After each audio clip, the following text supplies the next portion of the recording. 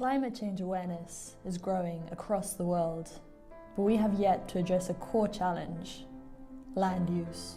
Agriculture is responsible for 23% of global greenhouse gas emissions, 70% of human water use, and covers 40% of European land surface alone. So, facing the impacts of climate change must begin in the field. This is the inspiration behind AGROMIX, an EU project that explores and promotes mixed farming and agroforestry. These land use systems integrate trees with crops and/or animals on the same land area, increasing production whilst creating biodiverse landscapes that store carbon, regenerate soil, and improve animal welfare.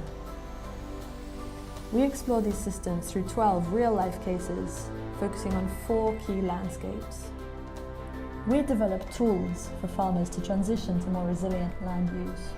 Diversifying production stabilises farmers' income and generates employment opportunities in rural areas. Applying these traditional approaches preserves cultural and natural legacies. We provide recommendations to decision makers, promoting the transition towards resilient land use.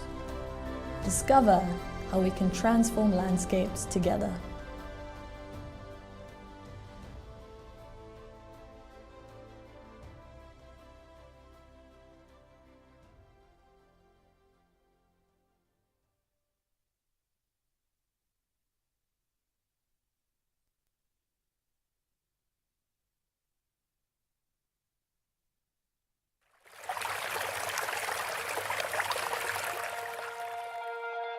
During this workshop we prepared people to do the design process with the stakeholders, and that's the fun of designing together. You may know the saying, when you go alone you can go fast, but in a design process you want to go with many and go far.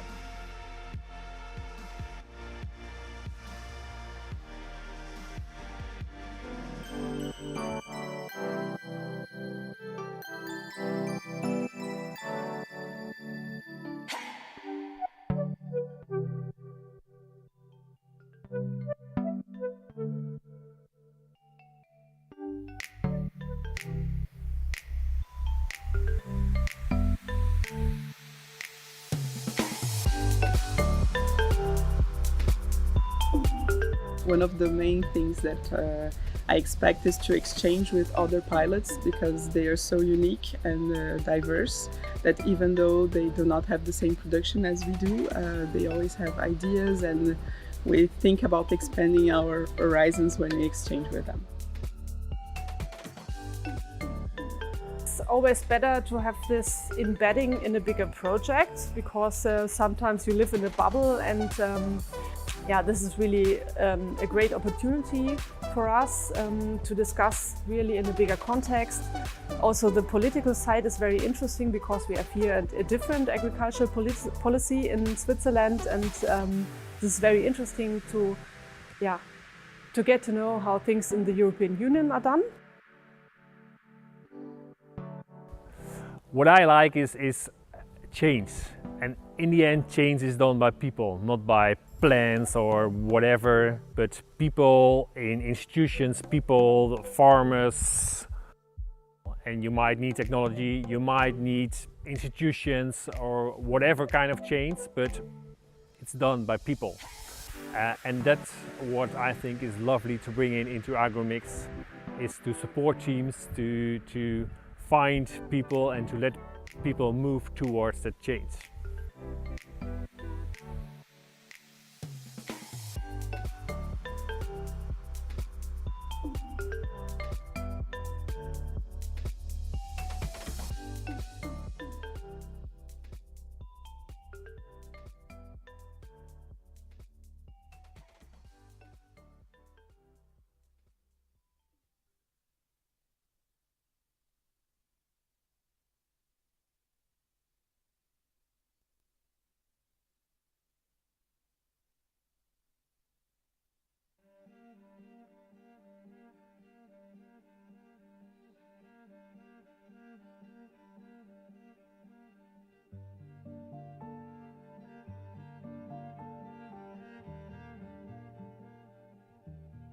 Mein Name ist Simon Küng. Ich komme aus dem Kanton Luzern, das ist mitten in der Schweiz. Ich habe einen Bauernhof, den ich seit 2008 hier führe. Unsere Hauptbetriebszweige sind Mutterkuhhaltung. Wir haben 50 Mutterkühe und 300 Mastschweine. Also wir sind eigentlich relativ hoch mit Fleisch. Eine hohe Fleischproduktion ist bei uns immer noch angesagt. Und daneben habe ich aber auch 180 Hochstammbäume übernommen, mit vielen Äpfelbäumen und auch ganz vielen anderen Sorten. Und ich habe in den letzten Jahren noch ein Agroforstsystem aufgebaut mit Nussbäumen. Ja, ich habe zwei Agroforstsysteme eigentlich. Eine ist Bäume und darunter sind Tiere, die weiden. Und andererseits habe ich ein System, wo ich die Bäume im Ackerbau in den Ackerflächen drin habe. In Switzerland we still have about 12% of the farmland which is used as agroforestry. So these are traditional agroforestry systems such as the fruit orchards which we see here behind us, more in the lowlands. Then we have wooded pastures in the mountains and chestnut selva in the south of the Alps. And these traditional systems are highly appreciated for their landscape and biodiversity values.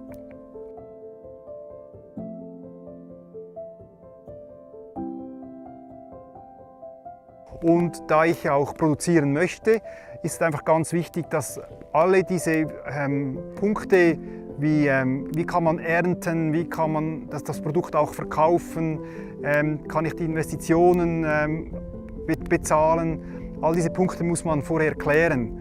Und es braucht dann ein bisschen wie ein Schritt oder ein bisschen Mut, das dann auch umzusetzen und in eine leere Ackerfläche, in eine schöne ebene Ackerfläche da Bäume hineinzustellen, braucht ein bisschen Überwindung. Aber irgendwie macht es dann auch sehr Freude, wenn man dann sieht, wie sich das entwickelt und auch die Vielfalt zunimmt.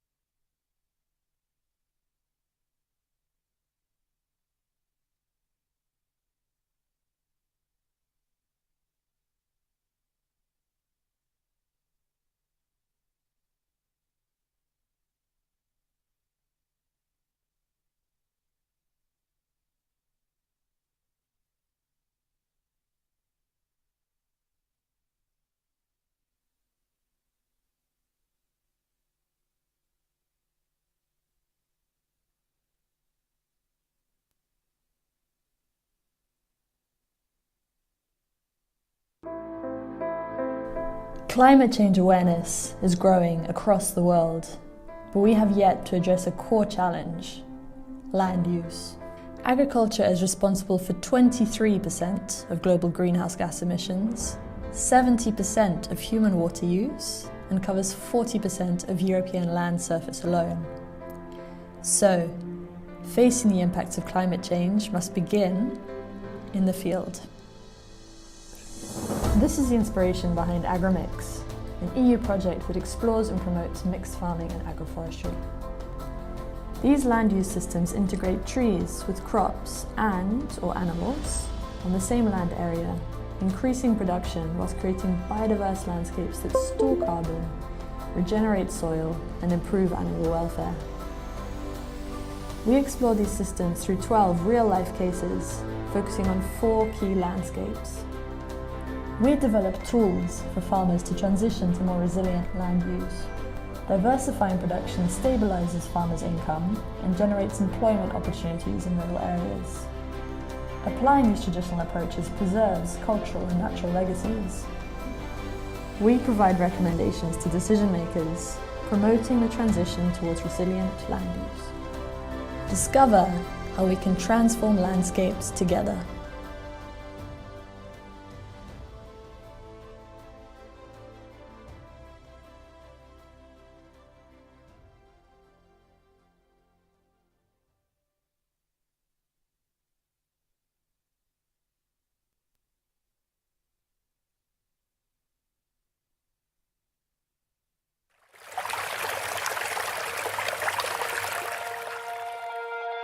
During this workshop we prepared people to do the design process with the stakeholders, and that's the fun of designing together. You may know the saying, when you go alone you can go fast, but in a design process you want to go with many and go far.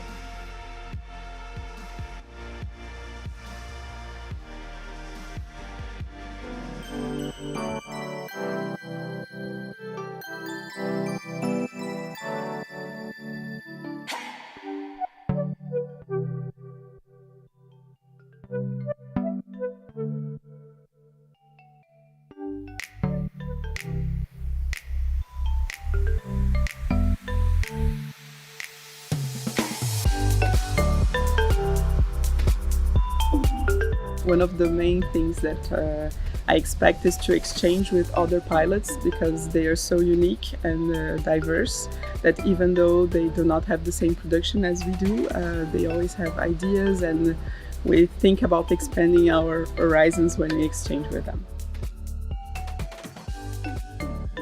It's always better to have this embedding in a bigger project, because sometimes you live in a bubble, and this is really a great opportunity for us to discuss really in a bigger context. Also, the political side is very interesting, because we have here a different agricultural policy in Switzerland, and this is very interesting to get to know how things in the European Union are done.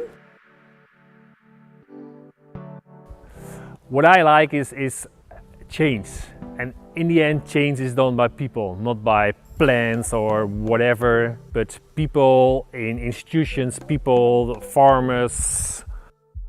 And you might need technology, you might need institutions or whatever kind of change, but it's done by people.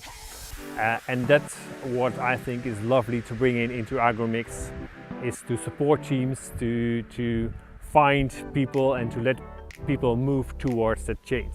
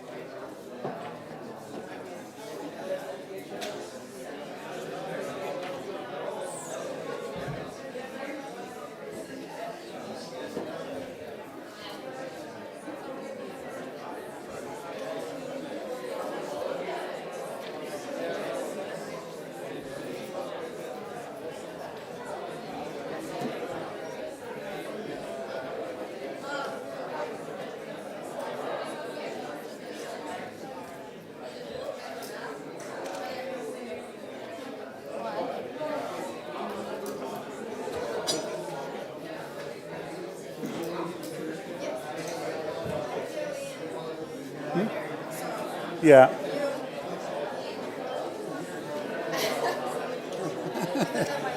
I have.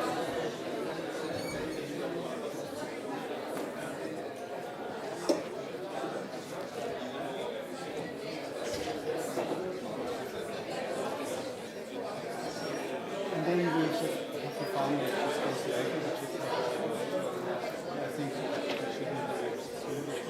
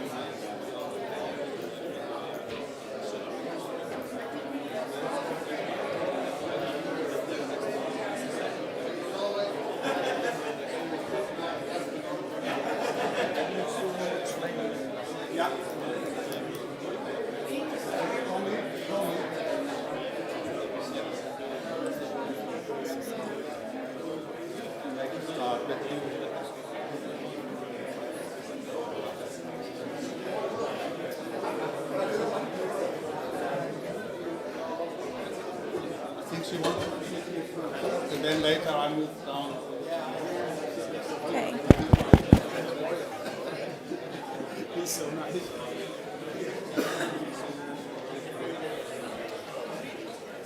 Good morning, everybody. Is this working?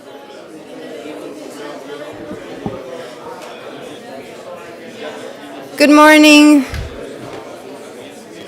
Good morning, everybody. Welcome to the AGROMIX Project Policy Summit, Agroforestry for the Future of European Agriculture. My name is Boglarka Bozsogi. I'm Communication and Policy Officer at Agroecology Europe, and I will be your host today. On behalf of the AGROMIX Project and Agroecology Europe, it is my honor to welcome you today here in the square with the best view in town. A couple of words on housekeeping, and then we will dive right in. So you see that the agenda is packed with esteemed speakers, diverse stakeholders of the European agricultural and food systems. However, your participation is of utmost value. There will be opportunities for questions and discussion, and a whole section of a participatory World Cafe where your inputs will be in focus. We aim to provide a safe space for a productive debate. Here's the password for the Wi-Fi, and the agenda you can access on the QR code on your badges and on the screen. And the event, the plenary, will be live streamed on YouTube, so you can also submit your questions online, commenting under the live stream. This is a public event, so I encourage to share your takeaways online on social media. Please note that the cloakroom is not guarded. We have security in the building, but please keep your valuables with you at all times. As Agroecology Europe, we are proud to organize events that embody sustainability not only in the content, but also in the organization. So everything you eat today is organic, locally grown, and the coffee and the tea are fair trade. And the Square partners with an initiative called Alpaca Solutions, who will come and pick up any leftovers and revalorize them. Your badges are plastic-free, made of recycled cotton, and with packaging that grows seeds. If you have water bottles, you can just fill them up at the water station to not use plastic as well. And we try to avoid printing as much as possible. So again, if you need the agenda, you can access it here or on your badge, and every other relevant material on the AGROMIX project website. Just like in farming, we want to prove that it's possible to do things differently. So we hope that you will leave at the end of the day full of inspiration and that you can integrate today's learnings into your work. To support collective reflection, active listening, and a shared overview, we have here graphic facilitator Fanny Didou, who will be visually harvesting the discussions and recording it as we go. You will see it on the screen, and at the end, Fanny will say a few words to share her reflections. We strive to stay in touch after the event to reach all of those who cannot make it here in person or online. So we will publish a press release at the end of the day, and we encourage you to share that also with your networks, with the policy recommendations, outcomes, and next steps from the event. And we will be in touch with the recording and any relevant publications from the project. So let's begin. It is my pleasure to introduce you to the first session to set the stage. Ulrich Schmutz is coordinator of the AGROMIX project and a professor at Coventry University in the United Kingdom. He will start with opening words. Ulrich is an agricultural and horticultural scientist and economist by training and has 35 years of experience in organic horticulture and fruit trees and food and farming system research. He is a co-founder of the university's research centers on agroecology, based at Wrighton Organic Gardens at Coventry University. Ulrich has been working in multi-actor EU projects as task and work package leader and coordinator. His family farm is in Bavaria. Ulrich will share the floor with Tommy Dalgaard, professor at the Department of Agroecology at Aarhus University in Denmark. Tommy is the coordinator of the EU Horizon 2020 SFS 19 Climate Smart and Resilient Farming Research and Innovation Action on Mixed Farming and Agroforestry Systems, also known as the Mixed Project. He coordinates the National Center for Research-Based Support on Green Transition, Biomass Production, Agricultural Reforms, and Provision of Public Green Goods of the Ministry of Environment and Food of Denmark. He is also Deputy Director of the Center for Sustainable Landscape under Global Change and lead country co-chair of the UNEC Task Force on Reactive Nitrogen. Also in the opening section, we'll speak Elise van Broekhoven on the importance of transforming the EU food system towards sustainability and resilience. Elise is a farmer working at Plukboerderij Grondig, which is a community-supported agriculture farm located near Ghent, which some of us had the fortune to visit yesterday. It was founded in 2020 by its 3 farmers, Koen, Benny, and Elisa. Its main source of income comes from annual subscriptions. Elise's mission as a farmer is to bridge the gap between agriculture and nature by creating a biodiverse and balanced system. At Plukboerderij Grondig, she oversees crop protection, biodiversity, soil health, internal collaboration, accounting, and communication. Welcome, Elise. Last, we will hear from Susana Gaona-Saez, Research Program Officer at the Directorate General of Agriculture and Rural Development of the European Commission, where she is responsible for the portfolio of agroecology and organic farming research and innovation. Previously, she worked for 10 years at the Food and Agriculture Organization of the United Nations in Rome and Brussels. Before that, for 3 years, she was director of the Brussels office of COAG, the main Spanish National Farmers Association. She started her career in Andalusia, Spain, supporting the regional government on the implementation of the CAP. Ulrich, please. So, welcome to everyone again. My name is Ulrich Schmutz. I'm the coordinator of the AGROMIX project and also been coordinating other projects before. So I welcome you all here. This is a very important event for us. It was organized by Agroecology for Europe, our partner here, and it's also an event of the work package on policy. So our aim is today really to discuss policies with you bottom up, and we'll have the first slide. Do I have to go through that myself? Okay, so that's just my name. We are from Coventry University, and I'll give you a very short introduction into our project, AGROMIX, and then Tommy will go for the Mix project afterwards. But since this is mainly an AGROMIX event, I make it very short, and then you will see many other partners as well, which are in the room. I also wanted to say that we have other projects here, Under Trees, Reforest, so there's a couple more, but those 2 projects were funded together. That's why they are here. So let's get into the topic. All across Europe, we have climate extremes, and I'll show you two pictures next. From Iceland, which is basically nearly in America, to Malta, which is basically nearly in Africa. Is the answer for all this AGROMIX, or agroforestry and mixed farming?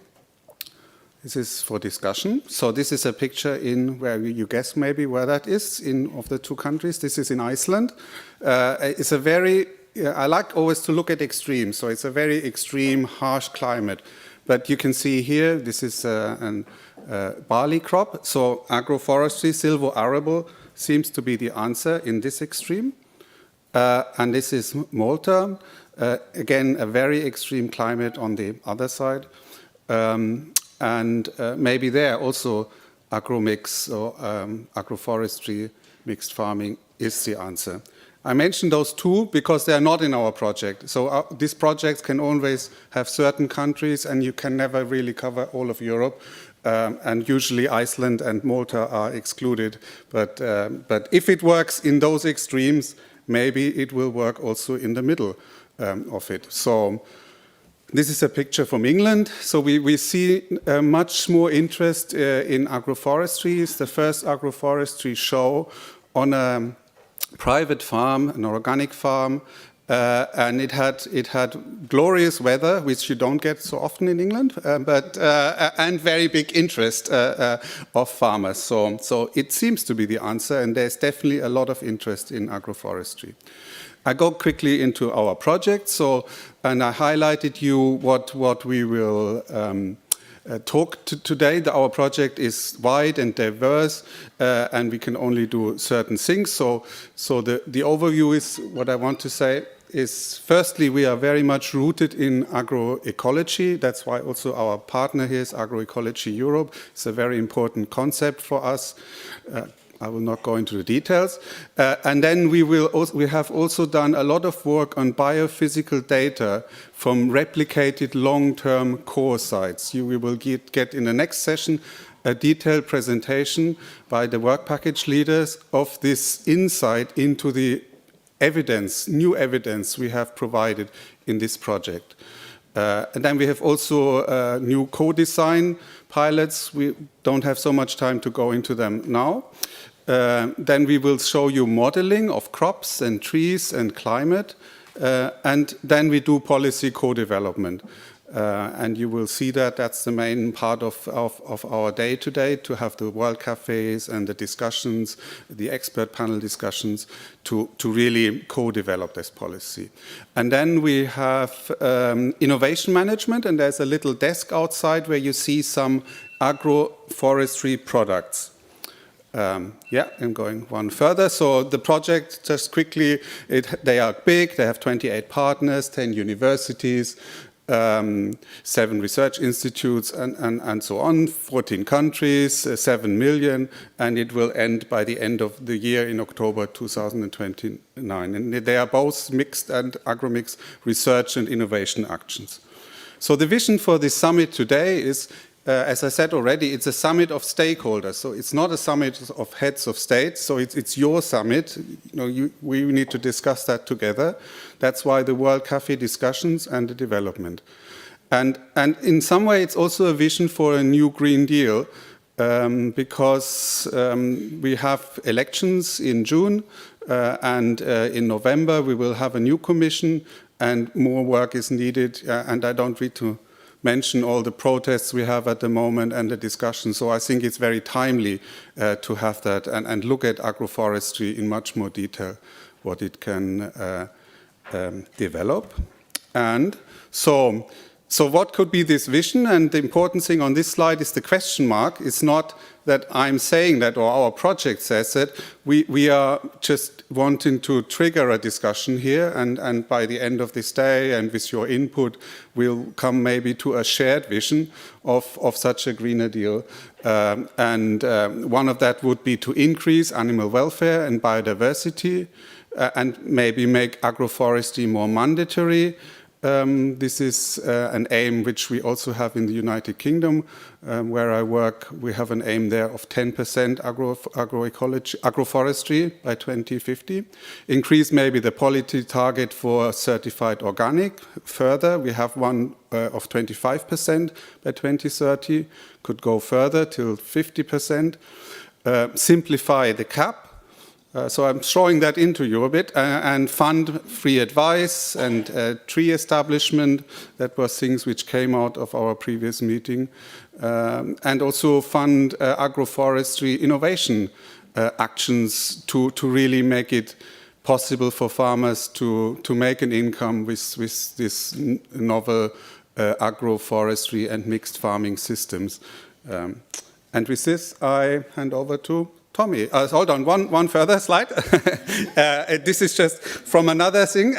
So again, I think what I try to do in this meeting, you see this picture from our colleagues in Ireland. They're very low content of tree cover, like Malta and Iceland, only 11%. So the question really is this gap between forestry and agriculture, can we bridge that gap, and how we can fill that so that everyone understands what AGROMIX and agroforestry are, and establish that as a new farming system almost, because we never had it like that. We were always in this gap, and that's the thank you. Okay.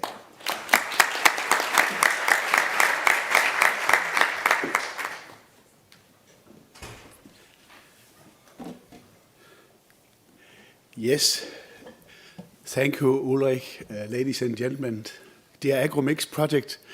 Thank you very much for inviting us here from the Mix project, the sister project we have been developing together over the last 3-4 years. And today I brought my good colleague Holger here also from Germany, dealing with the policy dimensions of the project. But of course I'm here on behalf of the whole Mix project, and we work on similar studies, but we have a bit different weighting, and therefore I think we have a really good complementary system. But like the system you have there in the first slide, Ulrich, we also study these traditional systems integrating trees with livestock and also crop production, like this picture here from the Montado of Portugal, these traditional European cultural systems that we can learn so much from. And our vision has been from the beginning also to bring this on to other countries. I come from northern country, not Iceland, but Denmark, and we have very little agroforestry traditionally. We had 200 years ago, but today we have very little, and we would like to learn from these things to make our agriculture in our country, but both. Of course, we want efficiency, but we also want resiliency to change, to climate change, to shocks, and so on, and also provisioning of these public goods that we have there for environment and so on.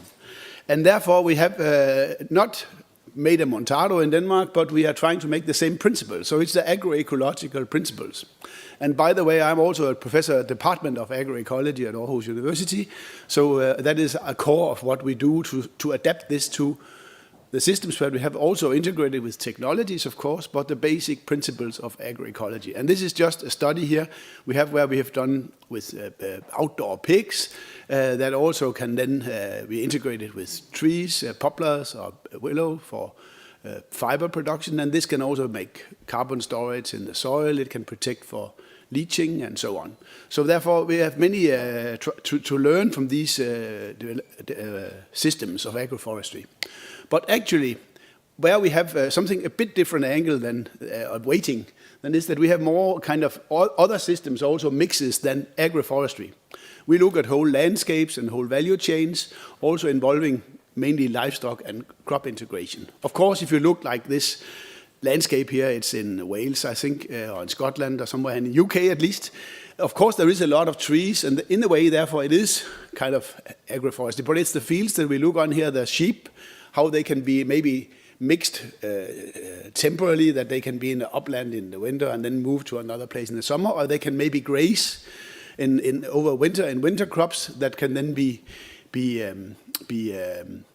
have an even higher yield than if it's not grazed, that shows. And this was something that these things has inspired, these networks we have inspired across countries. So, for instance, the farmers from around Toulouse in France have visited the Scottish farmers and seen this system, and all over in the airplane back home they were calling, now implement this system in my farm and so on, and we were seeing now how it's implemented in Toulouse. So this is across borders. But of course also we have these with the arable systems and mixing of different crops and systems and cereals and so on, just to say, and this is a picture from Denmark, by the way. So the project is that it's a multi-actor project, of course. We have until February next year, so we have a bit more time. So we will also have a policy workshop later on. So therefore this is really good step rocket here for Europe. And if we see, we have now my glasses is a bit, we are collaboration of networks. This is the country that we have in, and the stars there are the networks that we involve.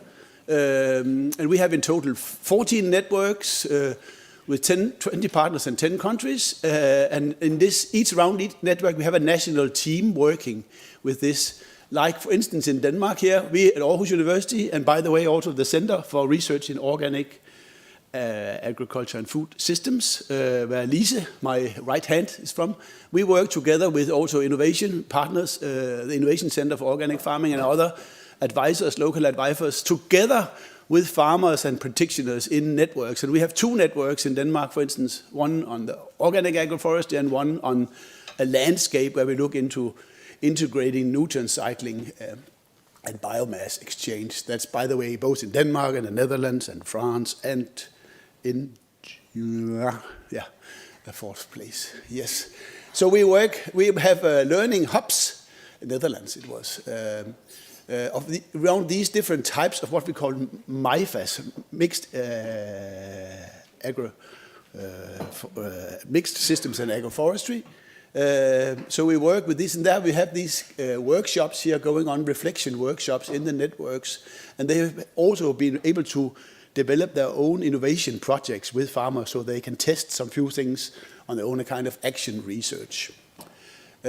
Yes, this is the organization of our project, and the special thing is, of course, we have the multi-actor part here, like you have, but the special thing is that we have research components with PhD students and so on, developing impact assessments, documented impact assessment tools and studies, both, of course, at the farming system, the farm scale, these 87 farms that we study, but also in these landscapes. I mentioned the 4 landscapes. We have more landscapes also where we're more broad speaking, like the Montado and Romania and Germany and so on, river valleys. And then also we have value chain studies linking it to LCA, so it's per product. And this is the whole value chain and companies. This is then the studies collected these cases in the countries here and the networks, but that is of course supplemented also by pan-European data, Farmer County Data Network and Eurostat and so on. And then the innovation cases and the landscape cases.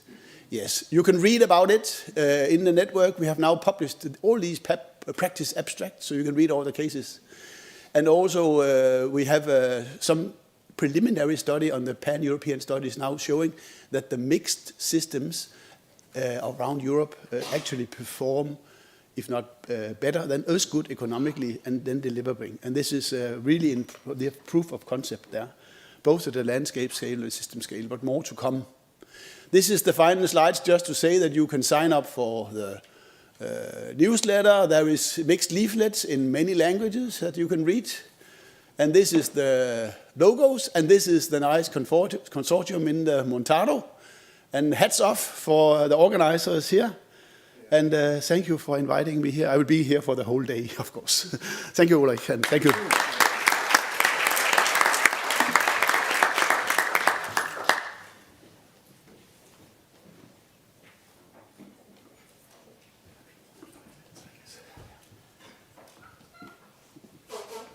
Hello, everyone. I am very happy to be here. I am a happy farmer as well, and I will be sharing some insights on mixed farming and agroforestry at our farm, Blikboerderij Grondig.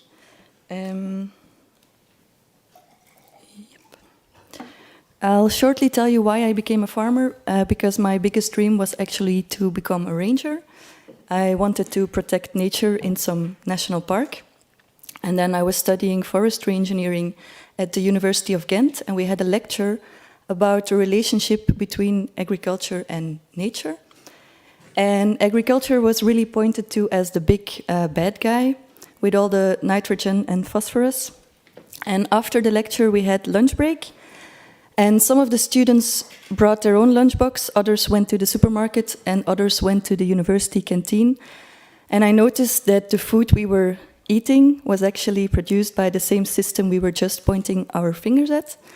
And that's when I first started wondering, maybe rather than becoming a ranger, I could do more for nature by becoming a farmer. I decided to take a practical course into organic farming, and then I really fell in love with agroecology. And 4 years ago, I started with 2 of my colleagues, Plukboerderij Grondig.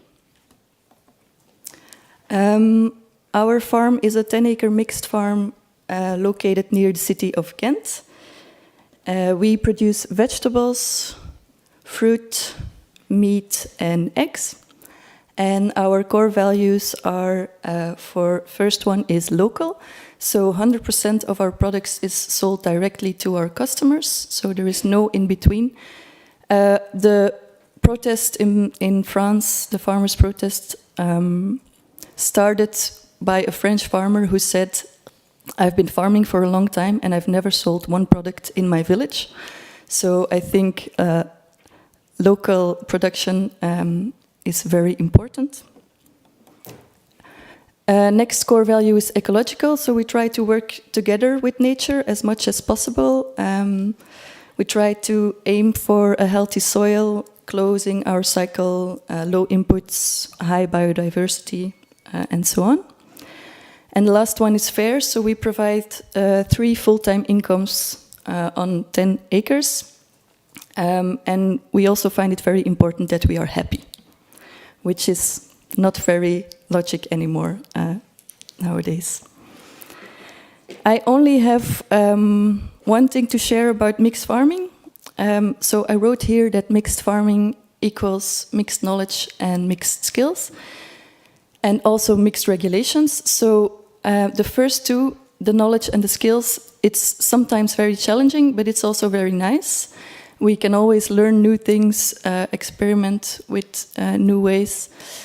We have to expand our skills, like public speaking. It's one of the reasons why I love my job so much. There is not one day that is the same as the day before. But as you can see, I put mixed regulations in red. Because we are such a diverse farm, we also have to apply to a very diverse set of rules. It doesn't matter if we have 5 pigs or 500. It also doesn't matter if we have 100 laying hens or 10,000, 5 cows or 100 cows. We have to apply to all the rules. It's really exhausting, and it's the least nice thing about the job. Okay, why did we implement agroforestry on our farm? There are many reasons to plant trees. Of course, we want to create a climate resilient system, as climate change is one of our biggest worries. We are even wondering if in 30 years we will still be able to be a farmer. So other reasons we plant trees, one that's very important in the short chain is the beauty of the landscape. So we really want to create a place where people are happy to be. We want to increase biodiversity. So before we started on our land, it was a cornfield. You can imagine biodiversity wasn't very high. And to create an ecological balance, we need all kinds of insects and birds, and trees help us with that. Wood chip production is very important for us because it increases our carbon content. The price of wood chips in the 4 years that I've been farming has really skyrocketed. So one of our dreams is to be self-sufficient in the wood chip supply. Of course, added value, if we can give our customers walnuts, chestnuts, hazelnuts, and so on. And also we planted apple trees to mix with our berries. The second value berries can be mixed into juice that we can sell to our customers. We also use trees for fencing, so these are willow branches. We put them in the ground in winter, and then we attach our wires on these willow barks, and we don't need any poles. And of course, almost too simple, but create shadow. We work a lot on our field, not only shadow for us, but also shadow for our animals. It can get really hot in the summer, and a bit of shadow is very comfortable. Yes, why don't we plant trees? Of course, if we have access to land is also a big worry, and if we have a short-term rent, we won't bother to plant trees because we don't know if we will be able to have them still next year. If we have a long-term rent, like the land on this picture, it's not so easy to for the owners to agree on planting trees because they fear that if the rent ends, they won't be able to take away the trees again. So we don't plant them because we're not allowed to. Another difficulty is getting a permit. We've been wanting to plant a little forest for wood chip production, but we are still waiting on our permit. It's the 4th year now that we didn't get one, so it's already 4 years of 0 trees instead of 4 years of trees, so that's a pity.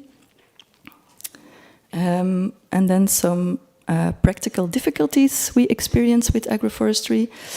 We have to order our trees, especially if it's fruit trees, way in advance, also for the quality of the trees.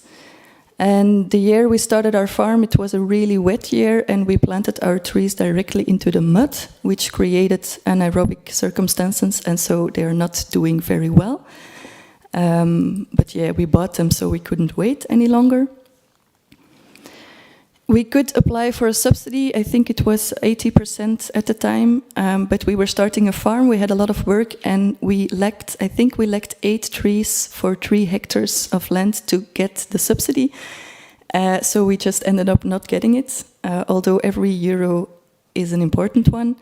We were intrinsically motivated to plant trees. The subsidy would have been nice, but even the idea of looking up the requirements to get a subsidy already makes me tired in advance, to give you an idea. Also, the management of the trees is not always the top of the list, so we have a lot of work in our vegetables and our fruits, and a lot of the trees end up at the end of the list. And if it's dry, they are located on different areas. It's not always easy to water them in time, especially the young trees. And also, we lost a lot of trees by rabbits, and here we planted the apple trees in the beetle banks, which are permanent grass strips, and the voles are eating the roots of our trees, which we didn't know when we planted them. We should have protected them. So that were some practical difficulties we experienced. I really like to keep things practical. I really hope for the future we can transform the European food system into a system that works together with nature. I think that would be really beautiful, and the idea really excites me. I will be here for the rest of the day. If you have any questions, please ask them. This is also my email address. You can always contact me there, or we can connect through LinkedIn. And I would like to thank AGROMIX and Agroecology Europe for inviting me. It's really an honor to be here and to share my experiences. Thanks a lot.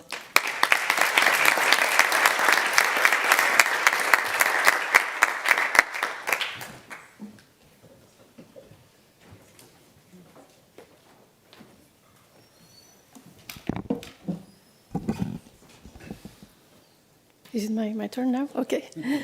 Thank you very much, and good morning, everybody. So I have already been introduced. I'm Susanna Gaunasais. I'm a research policy and program officer in DG Agri of the European Commission. And I have really the pleasure of being particularly the policy officer of both AGROMIX and MIX, so have the privilege of following as much as possible the work of the projects and really learning a lot and bringing the dialogue with the policy colleagues who, couple of them are here today as well. So it's going to be a nice opportunity also for you to have a direct link with them. So thank you very much, AGROMIX, particularly Ulrich and Paola, for inviting me to be here and to speak at the opening. I understand you wanted to hear why the European Union is supporting research and innovation in mixed farming and agroforestry. So I guess I would be the right person because I am indeed in charge of the portfolio on agroecology and organic farming research and innovation in our unit. So I think, well, some of the reasons, let's say the overall reasons why we are supporting, of course, with research and innovation, the policy ambitions have already been said. We know that we have at the European Union level very challenging and very ambitious objectives for climate change mitigation, adaptation, increasing resilience, and improving and preserving biodiversity. And for that, all sectors need to provide a contribution, including the farming sector. And there we have a particular challenge because there we have, on the front line, we have farmers who have, of course, have the demand of being adapting to climate change, but also contributing to climate change mitigation, to ensure resilience, to produce food, and to ensure the delivery of ecosystem services from farming, which is extremely demanding. But on the side of research and innovation, I think we are on the right track in the sense, in order to support, these ambitious challenges to be tackled. We are on the right track if we look, for instance, at the amount of funding that we are putting, in particular under Horizon Europe. You may be aware that under the cluster 6 of Horizon Europe, which is dealing with agriculture, environment, natural resources, the bioeconomy, we are devoting the double amount that we had in Horizon 2020 to research and innovation in this area. So this shows already the strategic importance that we attach at the European Union level to really support research in these areas.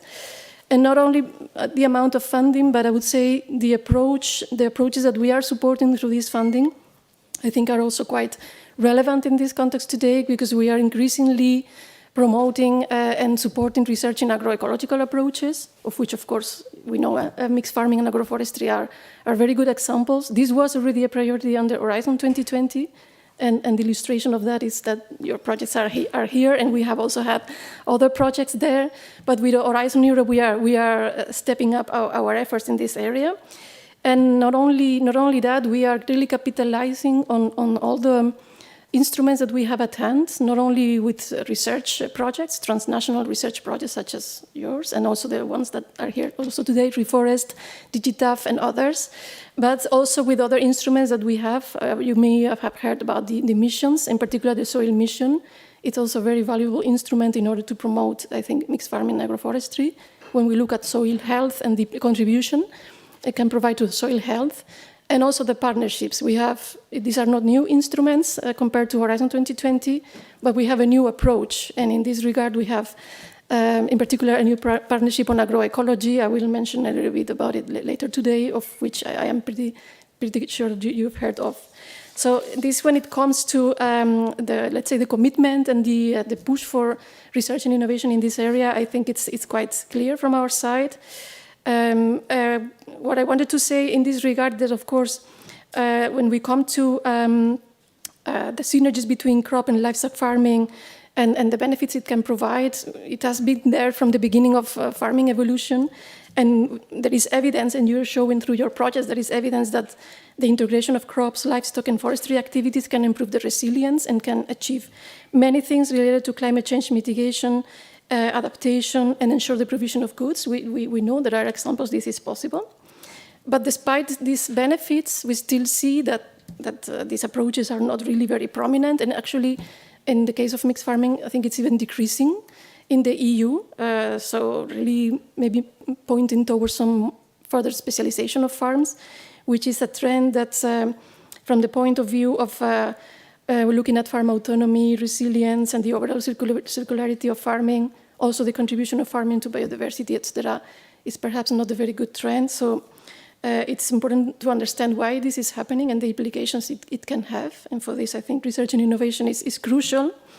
But maybe going back to the past a little bit, and in terms of how, from the policy side of things, we have benefited from research and innovation and the evidence provided by research, the research projects particularly that we fund at EU level.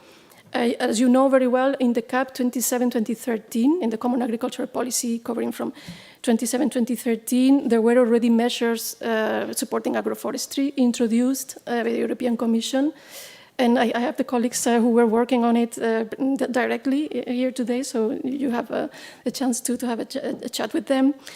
In that case, I think we can speak and we can say without hesitation that we had a very good science policy dialogue, and it is practically, I mean, we can say it's a success story in the sense that directly that moment it was very timely to have the evidence from research to be able to prepare those measures and to include them in the policy. So that's in the sense of a contribution of research to policy, I think it's a good example.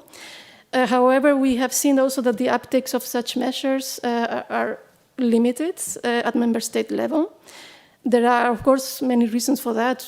I'm not going to enter into enumerating that. I think it's going to be also done later today. But among them, and maybe more related to research and innovation, or the way we see from research and innovation perspective, we can speak or we can see a lack of understanding, and this relates to some of the things that you mentioned earlier about the definition. So there are too many definitions. There is not an homogeneous understanding that allows really to really understand at the regional and national level what agroforestry means and mixed farming means. So it's difficult then for actors, for farmers to really uptake and really understand what are the benefits. So that's one element to consider there. There is also perhaps still not enough evidence, not only for farmers, but also for other actors that also need to be there in terms of the benefits. We know there is evidence, but perhaps we need to have this evidence more on a place-based cases. These are very, very context-specific approaches, so perhaps we still need to increase this evidence and really be able to convince the actors that need to be convinced about it. Also, in terms of the implementation, we have heard the farmer before that is more complex than just going through the conventional farming system. So there is also a need for understanding better the combination of practices, where things work, where they don't work, which actors have to be involved. So these are all things. We can continue with many other elements, but these are things where we see that particularly research and innovation can provide a very important contribution. And now I think, well, you know that the new CAP is being implemented a little bit more than 1 year now. And as we enter into that phase, we are already starting discussing, having some reflections about the future CAP. So it's really a good moment to have more ideas and to really identify what can work at the national level. You know, the CAP is, for the moment, is still very much in the hands of member states, so they have the possibility of defining their measures, and they are going to support based on their specific challenges. So from the European Union, let's say, level perspective, we would value very much from research to have this evidence of what is happening at the national level and at the regional level, where things are working, where are not working, and why, which actors are involved, and what are what is the evidence of the practices that are being implemented and supported at the national and regional levels. This is also very important. Also in terms of developing decision-making tools for farmers in particular, in order for them to be able to select the right combinations and things that work in their specific landscapes and situations. So these are just to enumerate a few things that we would expect from research and innovation. Of course, your policy recommendations are very important. In relation to advisory, also, I think research can also provide a lot of input there in order perhaps to structure a little bit better the landscape for advice and several other things. So, well, I mentioned earlier that with Horizon Europe, we are stepping up our support to research and innovation in agroecological approaches. And I mentioned also that we have several research projects that have been launched already in the first work program of Horizon Europe. Also, the ones from the second are also starting, many of them. But in terms of the instruments, we have the partnership on agroecology that I mentioned earlier, where we really have high hopes. We were really impressed by the co-creation process that we managed to put together with involving so many actors, so many member states in the process. Finally, the partnership is out there from the beginning of this year, already starting its activities, launching already a first call that is actually still open. So also for opportunities for mixed farming and agroforestry there. So this is an opportunity, again, for further research in these areas. We really have high hopes in the partnership in terms of underpinning the agroecology transition in Europe and also especially supporting mixed farming and agroforestry. I invite you to join the partnership activities and to have a look, and of course also to look at the future work programs of Horizon Europe. Actually, as we speak, we are preparing already the 25 work program. I'm not able to give, of course, any details about that, but stay tuned for future opportunities. And well, I'm looking forward to the discussions today. I'm also going to stay the entire day with all of you, so looking forward to learning from all of you. Thank you so much.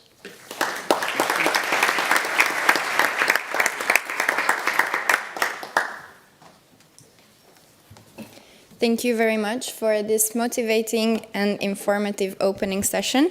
We will continue with our experts to put agroforestry in the European context. So I would like to ask Felix Herzog, Jerry Lawson, Paola Migliorini, and Rosemary Venn to come to the podium. Thank you so much to all of you. So first, Felix Herzog, together with Ulrich, will present the potential of agroforestry for the transformation of the European food system and some key results from the AGROMIX project. Felix Herzog, PhD, is an agronomist and landscape ecologist. He has worked in interdisciplinary research for 25 years on projects in Switzerland, Germany, Europe, and beyond. Since 2000, he has been a research group leader at Agroscope. His research interests are the interactions between agricultural practices and the environment, agricultural landscapes and biodiversity, the evaluation of ecosystem services, and novel production systems such as agroforestry. After the positive potential of agroforestry, we will turn to the challenges and barriers for the implementation of agroforestry in Europe. Jerry Lawson is Policy Officer for the European Agroforestry Federation, an umbrella body for farm forestry organizations in 22 EU member states. ERAF coordinates research, extension, and policy issues in Europe related to the use of trees on farms. Jerry is a forest scientist with 45 years of experience in temperate and tropical forestry, modeling, agroforestry, carbon farming, bioenergy, greenhouse gas emissions, and fire control. Last, Paola Migliorini and Rosemary Venn will close the session with an overview of the current policy environment of agroforestry in Europe. Paola is Associate Professor in Agronomy and Crop Production, an agroecology expert and activist. At the University of Gastronomic Sciences of Palenzo, Italy, she is the coordinator of the Master in Agroecology and Food Sovereignty, course leader in agroecology, sustainable and organic agriculture, and educational garden supervisor. Paola coordinates agroecology research group with 13 European, national, and regional projects. She is the founder and former president of Agroecology Europe, and a board member of IFOAM Agrobiomediterraneo. She is the author of 100 technical and scientific publications and scientific referent of the AGROMIX project. And Rosemary is a researcher at the Center for Agroecology, Water and Resilience at Coventry University. Her work focuses on the transformation and democratization of food systems through the application of agroecological practices. Her work on AGROMIX explores conducive policy environments for upscaling agroforestry and mixed farming systems in the European context. And after all of this, we break for a very short coffee break. Paola and Rosemary will explain the next section, which will be the participatory World Cafe. Please keep to 15 minutes each. Felix, the floor is yours. Thank you. There you go. This will be difficult. So my job is to summarize some of the biophysical results, the measurements and the modeling that we did in the AGROMIX project on agroforestry and mixed farming systems.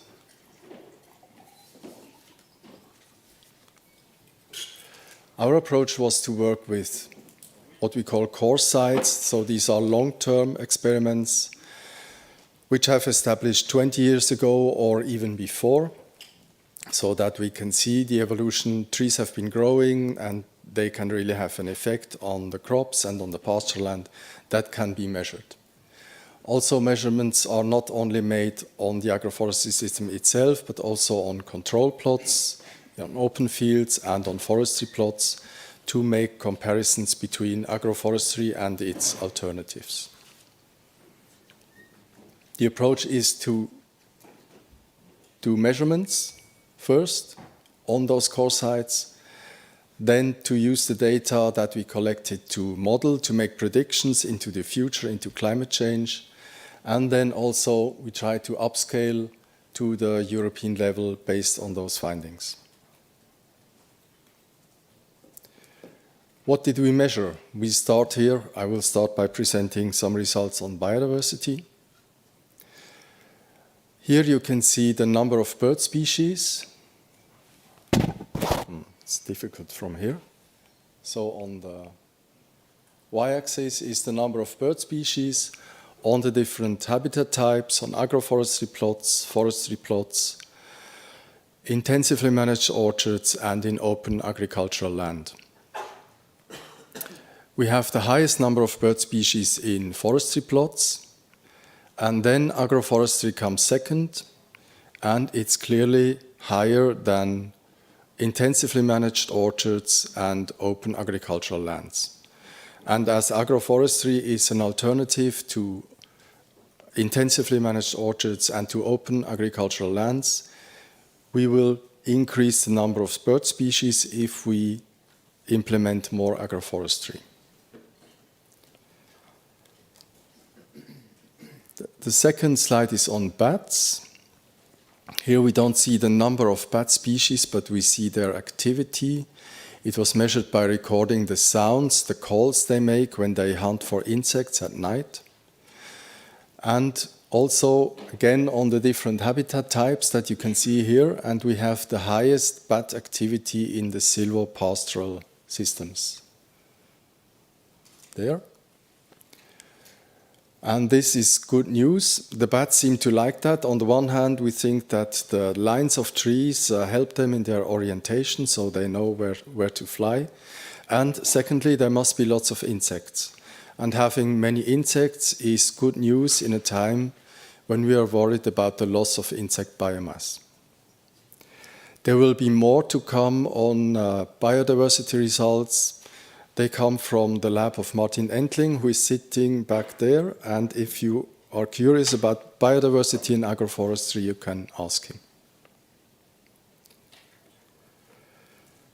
Then we also measured climate resilience effects in agroforestry and mixed farming. We did this in 4 of the core sites. I can present the results already for 3 of those. One indicator that was measured was the temperature humidity index, THI.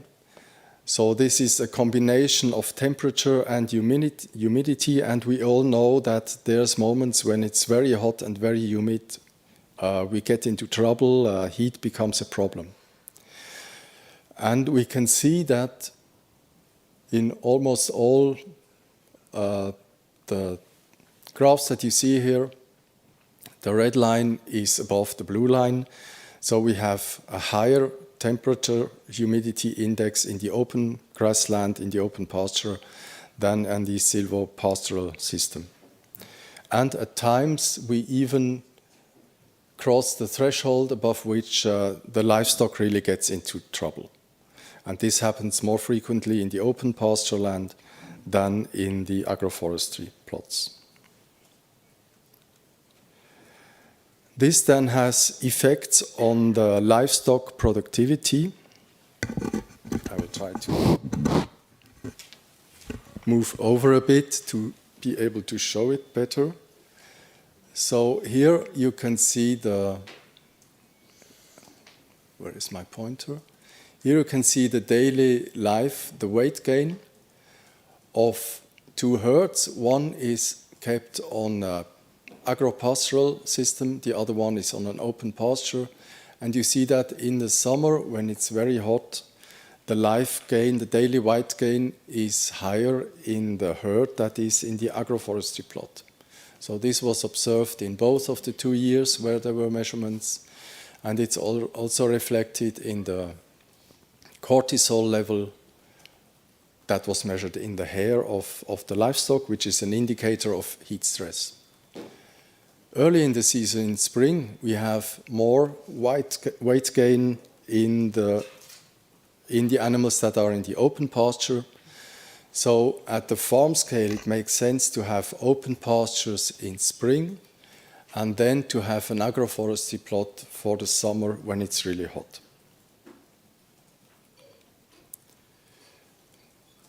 Now it gets a bit more complicated even. We come to the modeling. Here we looked at 2 climate scenarios. These are climate scenarios that are currently, we are thinking that may all be happening. We decided that we will use 2 climate scenarios to make predictions until 2100. The RCP 4.5, RCP stands for Representative Concentration Pathways. And here the CO2 concentration in the atmosphere will reach a level that will lead to a temperature increase of 1.27 to 3.2 degrees Celsius. And the more extreme scenario is this one, where climate change basically continues as it is progressing now. So we are currently still on this red pathway. The measures that are being taken are not yet visible in the data that is collected. And today I will show results from this red scenario, because this is the pathway we are on, and also because showing 2 scenarios makes everything even more complicated. So the approach was to use the measured data in those core sites here, the measured climate data, and to produce a time series of climate data until 2100, which is bias corrected and as accurate as possible for those exact locations. And to use also the data that was measured there on the crops, on the trees, also in monoculture and in combination, to calibrate the models that we are using. The yield safe and the high safe model were calibrated with the existing data in order to make them as accurate, if you like, as possible. I will now show 3 examples from the modeling work and start with the core site from Northern Ireland. Here we actually have 2 experiments that were established in the 1980s and 90s already. A silvopastoral experiment with ash trees, 400 trees per hectare on grassland, and a silvo-arable experiment with poplar trees, 142 trees in barley fields. And now this is typically a slide that I should not be showing, because you, the audience, you cannot comprehend all those figures. But I will try. I also show it to illustrate the complexity of the results we're getting, but also the possibilities and all the knowledge we can gain from there. So let me try to explain this. I will start with the silvopastoral experiment, so ash trees on grass. These are the climate scenarios with the baseline. This is basically the measured data. And then 2 time steps until 2060 and until 2100, so until the end of this century. We have 2 scenarios. One is 400 trees per hectare, and the other one is a lower tree density with only 300 trees per hectare. And the key indicator we are using is the land equivalent ratio. So this is a measure for the intensity of land use. It is computed from the combination of the grass and of the tree productivity. And if the LER is above 1, then it shows that the combination is more productive than the monocultures of those 2 components. Now here we have the LER of those 2 tree densities, 1.12 and 1.09. They are not very different, but here, if we want to have a maximum productivity, we would say 400 trees per hectare, as they established it 30 years ago, was probably a good choice. In the silvo-arable experiment, This is the same setup of the table with the scenarios. And the two tree densities, the 142 trees as they were planted, and an alternative of 50 trees per hectare. And here we have a higher LER with only 50 trees per hectare. So from this, based on this result, we would recommend for Northern Ireland, if somebody wants to establish a silvo-arable plot, you don't have to plant 140 trees per hectare, 50 trees will also do. Also, the barley yield, this is maybe also interesting, is reduced only by about 10% as compared to the barley only, the open barley field. And still you have a considerable amount of timber that can be harvested when the trees are ready. The second experiment is in England. It's an organic farm in Wakelins that was planted with agroforestry experiments 23 years ago. Here we look at the silvo-arable experiment with 44 walnut trees per hectare and the crop rotation over 6 years. So we have a different crop every year until it starts again after 6 years. Here we see the yields of winter wheat in those years when winter wheat was planted or will be occurring in the crop rotation along the century. The black bars are the monoculture yields of the open fields and the white bars are the agroforestry yields. And we can see three things here. The first one is that in the first part of the century, we still have higher yields in the open wheat fields.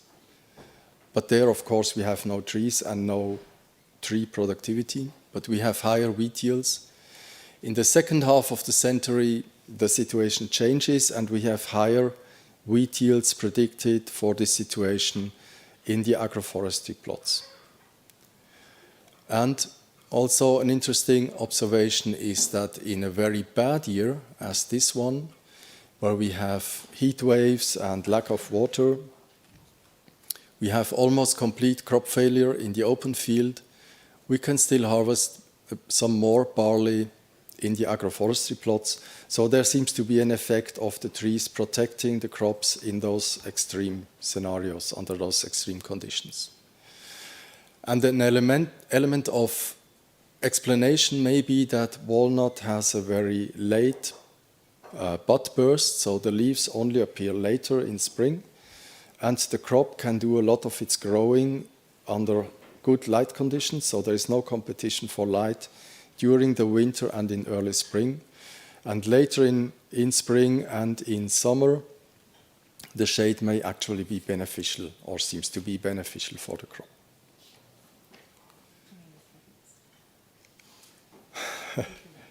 I won't manage 2 minutes, but I will speed up a bit. So this is basically the same for peas. And my third example is from the Dehesas, from these wonderful open oak ecosystems, where we also compared 3 tree densities and looked at the productivity, the yield stability of pastures and of trees. These are the 3 tree densities, low, medium, and high, so between 25 and 100 trees per hectare. These are the results. Here you see the tree densities, low, medium, and high, in 3 time steps until 2090. We see here for the pasture yield that it will decrease with time because of climate change, mostly, we think. The yield stability will also decrease, but it will be higher in the agroforestry plots, so there is less variability when there are trees than in the open pasture. And the tree biomass, of course, is higher when we have more trees, except at towards the end of the century, when the tree density gets so high that when the trees get so big that they start to compete among each other. So the conclusion from these results at this stage would be a medium tree density is advisable because we have high tree biomass, we have good stability, and we don't lose too much grass yield. Now, what can we learn from this for the European scale? The first thing we did is to wonder where do we need actually agroforestry in Europe? And the approach taken here is to look at regions where we have a lot of environmental difficulties, environmental deficits, and these are basically the red regions here, where at the same location we have environmental degradation, we have soil degradation, soil erosion, low biodiversity, nitrogen pollution, etc. And these are those locations here. And if only on 10% of these pressure areas agroforestry would be introduced, then we could mitigate up to 43% of the European greenhouse gas emissions from the agricultural sector. But to do that, we also need farmers who can do it and who are interested to do it. And on this map, you see the regions where we think those farmers can be found. So the green regions are those with farmers that are well-trained and that have a high share of organic farming. We take this as an indicator for farmers who are interested in innovation and curious to try out new things. And a nice example is the Po Valley here. So here we have the farmers we need, and it's actually one of the pressure regions. So there it should work out. But then which agroforestry system should it be? Which tree species, which densities, which combinations with crop, silvo-arable, silvo-pastoral, etc. We tried to give support to this with this website that just went online. João Palma built it. He is over there. So if you want to know more about the website, you can ask him. And there is information about all the regions in Europe. And with the last slide, I would like to mention work that is still coming. So we will try to find ways how to integrate trees outside forests into these famous LULUCF inventories of the European countries. And now Ulrich will summarize the conclusions for us. Yes. I will not, because we are a bit out of time, but I had the pleasure to listen to this fascinating presentation many times before, and it is very interesting to see, what are the take-home messages, and that's what we tried to do on this slide. But in the interest of our time, I'm not going through it in line by line, but you have it here. So we found, in summary, significant differences in terms of biodiversity, and they are from replicated trials. And we think that these are the best trials we have in Europe, because no one had trees planted 30 years ago, and no one has the comparison. So this is what we can bring into as evidence into the policy discussion. You've seen the effects, which are equally depressing in a way, of this modeling, this climate path we are on, and the benefits agroforestry can bring to improve the microclimate and especially animal welfare. And some of these things we can say significantly. So they are not just anecdotal evidence, and this is new evidence we have provided in that work. And we also, and the other third thing I wanted to highlight, agroforestry is not an extensification measure. It's not there to, extensify production. There are, in some cases, higher yields. It's more productive, especially long term.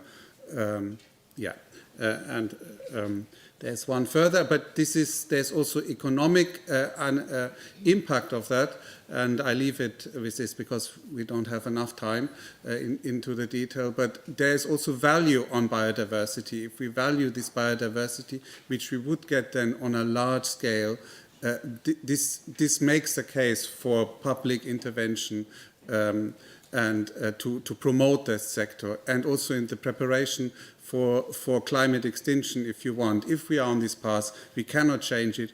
Agroforestry gives us some form of protection for that, and that is worth. Yeah, this is really shared, but I'll stop here.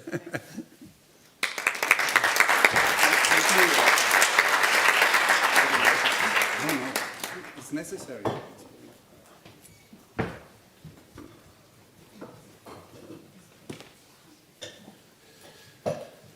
Great.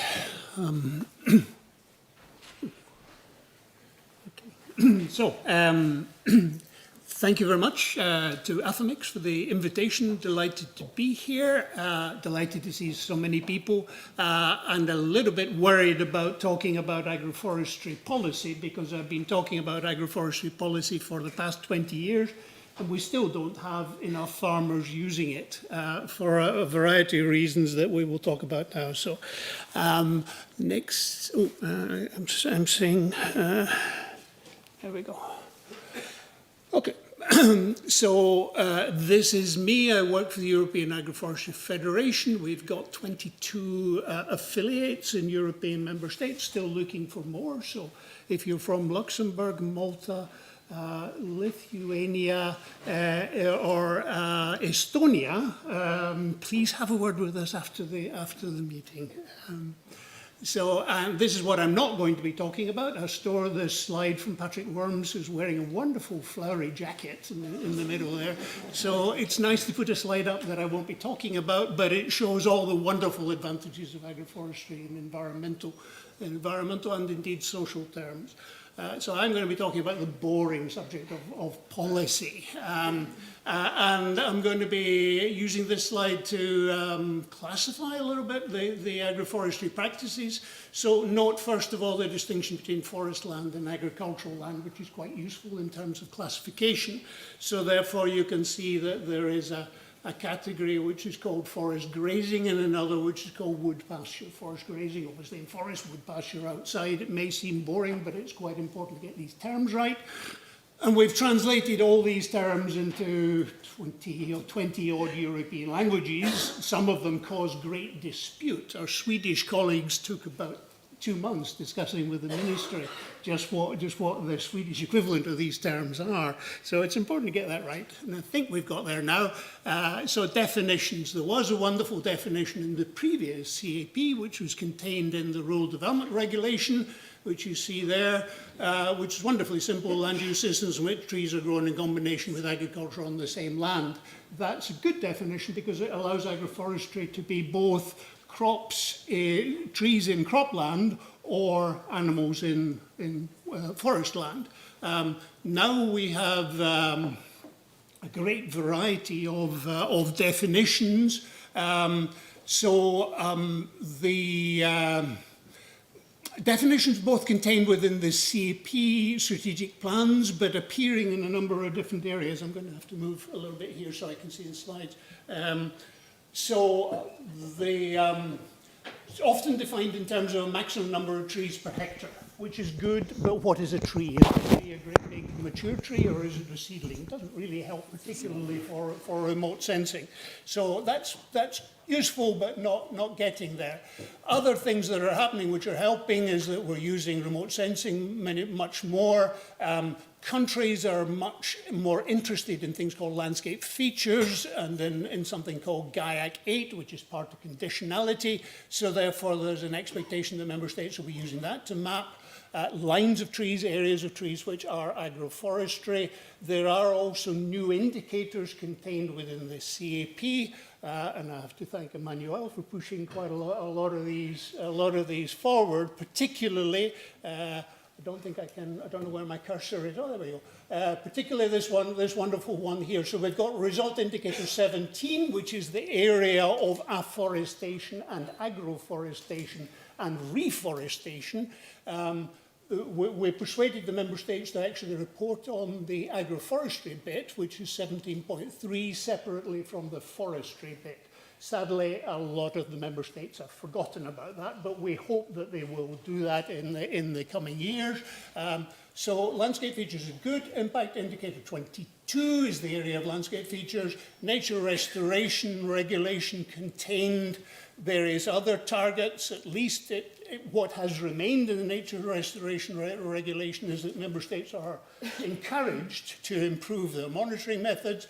And then the other exciting things coming through are the LULUCF, land use change and forestry regulation, which is increasingly important. Member states are recognizing, you see 3 good countries, I should add Spain as well to that, they're recognizing the need to quantify the areas of trees outside forests and quantify the carbon sequestration which those trees are doing. Sequestration, but also potentially a reduction in emissions. And another interesting change which has come in, originally in something called the Omnibus regulation, is the definition of permanent grassland. So there are some countries, for example Greece and Ireland, which have defined permanent grassland as being areas that can contain grazable shrubs and don't have to have any grassland at all. So that's quite flexible. So you can still get your full payment if you're in those countries which have flexibility. Talking of flexibility, this is a little bit one where we're potentially losing that flexibility.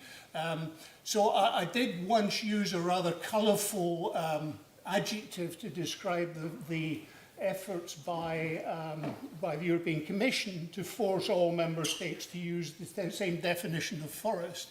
Patrick is making signs at me, so he doesn't want me to use that colourful adjective. So instead of that colourful adjective, I'll say that European Commission is being Procrustean in its implementation of a single definition of forest. Because Procrustes was this wonderful Greek son of Sidon, I think, yeah, who people who came to stay in his house, he put them in this bed. And during the night, if they didn't fit the bed, if they were too long, he cut off their legs, or if they were too short, he stretched them so that in the morning they all fitted wonderfully well into this bed. And I'm afraid in terms of definition of forests, that's sadly what appears to be happening in the forest monitoring regulation, because we're seeing Malta, Spain, Portugal, Hungary, Estonia, Belgium, Netherlands, whose definition of forest doesn't fit into the single definition. They're having their legs cut off to fit into this bed in the centre. And Greece, Slovakia, Cyprus, Slovenia, Romania, and so on are being stretched to fit into the definition. And why does this matter for agroforestry? It's that we want the definition that the member states use. We don't want an arbitrary definition which is bureaucratically convenient. And we also want the definition which, as you can see there, is used in the rest of the world, and most importantly is used for this measurement of LULUCF. So moving on quickly, Patrick, you'll be pleased to know. So support for agroforestry in the previous, I'm sorry if I'm blocking this, is it okay? Support this, you're seeing support, this is 2007 to 13, so you're seeing very wide and extensive support for afforestation there. At that time, agroforestry was implemented in those countries, or it was planned in those countries. Some of them didn't actually implement it, such as Northern Ireland. You see the situation improved, comparing that CAP, 2007 to 2013, it improved in terms of the implementation in the previous CAP, 2014 to 2020, extended to 22.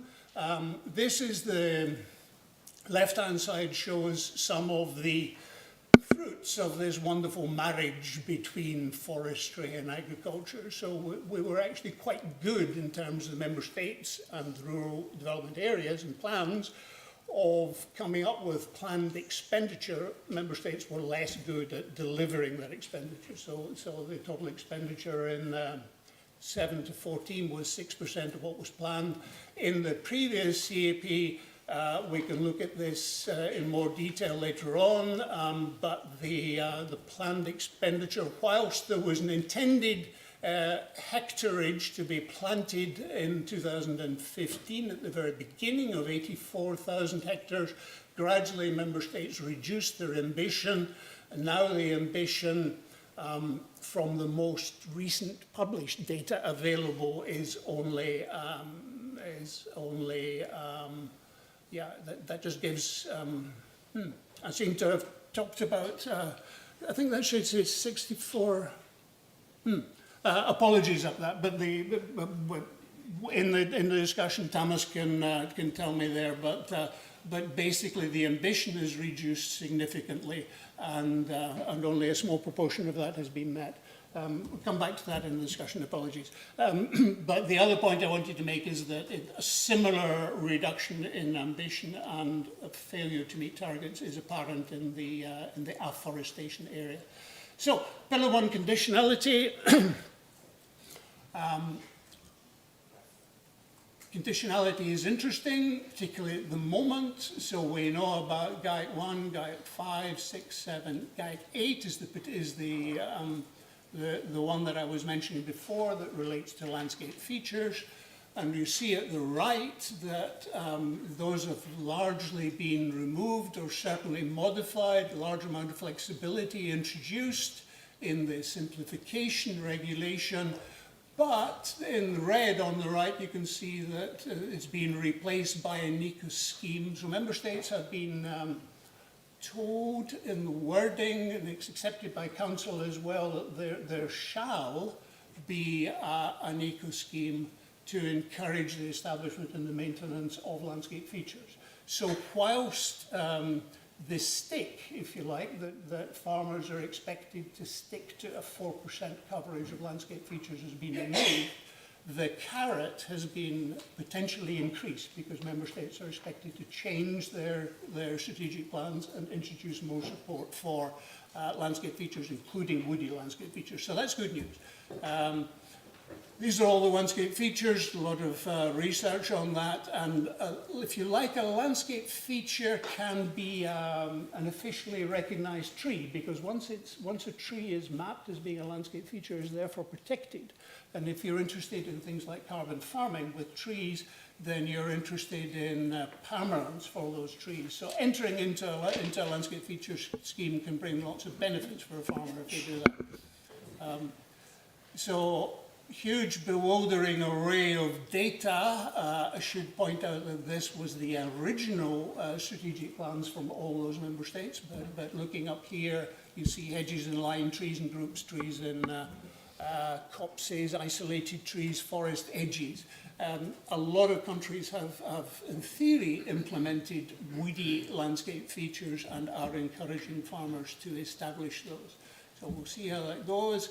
This is a slide emphasizing the need for great accuracy in the presentation of that data and the fact that we have that through this thing called the land parcel identification system, or as Irish farmers call it, the LPIS system, which every farmer in Ireland knows very well because it's crucial for them getting their money from the Department of Agriculture.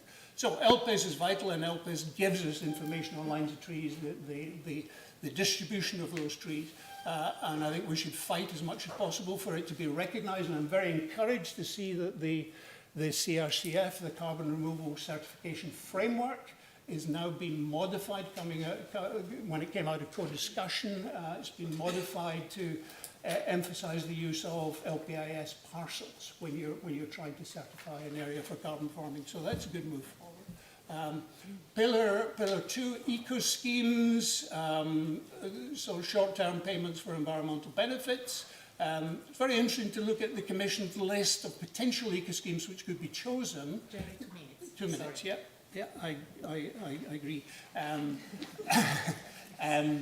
So agroforestry was one of the options. So you see the 3 types of landscape feature there, the 3 types of agroforestry, but it's important that 2 of those are mentioned in landscape features. So in the Commission's parlance, agroforestry is clearly identified with lines of trees as landscape features, which is good.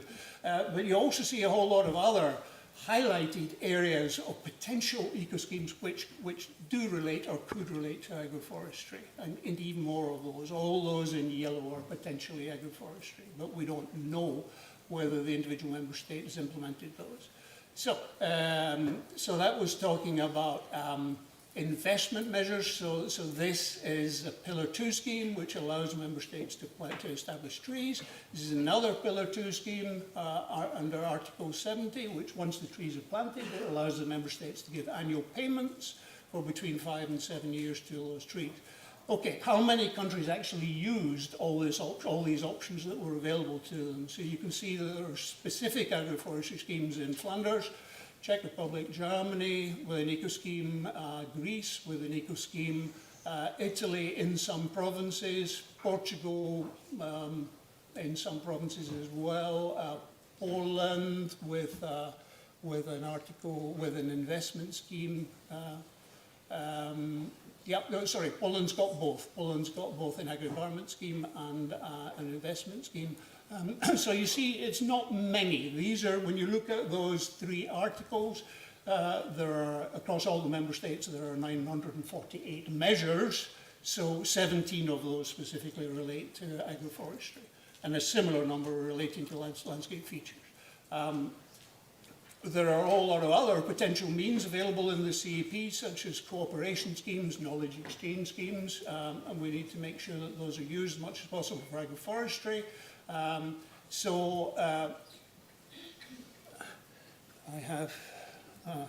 overrun. LULUCF is important. I just mentioned this, that the target of 310 million tonnes to be achieved by European member states by 2030 is going to be missed. That red line at the bottom is going to be missed. And one of the ways of achieving that is to plant more trees outside the forest. And I just want to show, so this is a map of the LPIS system that I was showing before, giving the level of detail that is available for planning and modelling. I want to show that sharing information about policies, I'm just going to stop in a second, Paula, sharing information between policies, including the projects represented here, is very important because it's quite difficult actually to find out what's going on at member state level. EURAF has published a number of individual policy briefings. This is one available for Spain, and the authors on that represent 8 different agroforestry related projects in Spain. So that's the only one that formally we published. There's one very close to being published from the Netherlands, and I think Anna Coben is here somewhere. So yeah, thanks Anna. So we worked together with the ministry and RVO in the Netherlands on that. Policy jungle is confusing, so we'll skip that. The final message, Paula, you'll be pleased to know, is that we need a new. We need to think about this. We need to look at what was demonstrated by Felix when he was looking at the priority areas for planting trees. If we're looking at the impact that trees have on carbon sequestration and on environmental impact, then we really should be focusing the planting of those trees into mineral soils and mineral soils which have environmental problems. And this is another way of looking at it, if you like. This is looking at careen indications of grassland and cropland across Europe, superimposed with Copernicus tree crown density. So all those red dots are hectares which have 0 trees. So there are vast areas in Europe which have 0 trees, and most of those are mineral soils, and that's where we need to be planting the trees, not on organic soils in the uplands where we already have trees. You can see more detailed information on a country-by-country basis. Those are the members of EURAF, and that's my last slide, which is a list of various policy briefings which are available on the EURAF website for people to have a look. But particularly, I repeat that we need to get the country-by-country policy briefings out.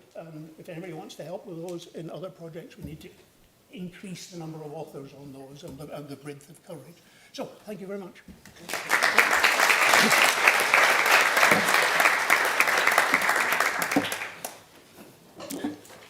Thank you, Jenny. Thank you. Otherwise, they don't.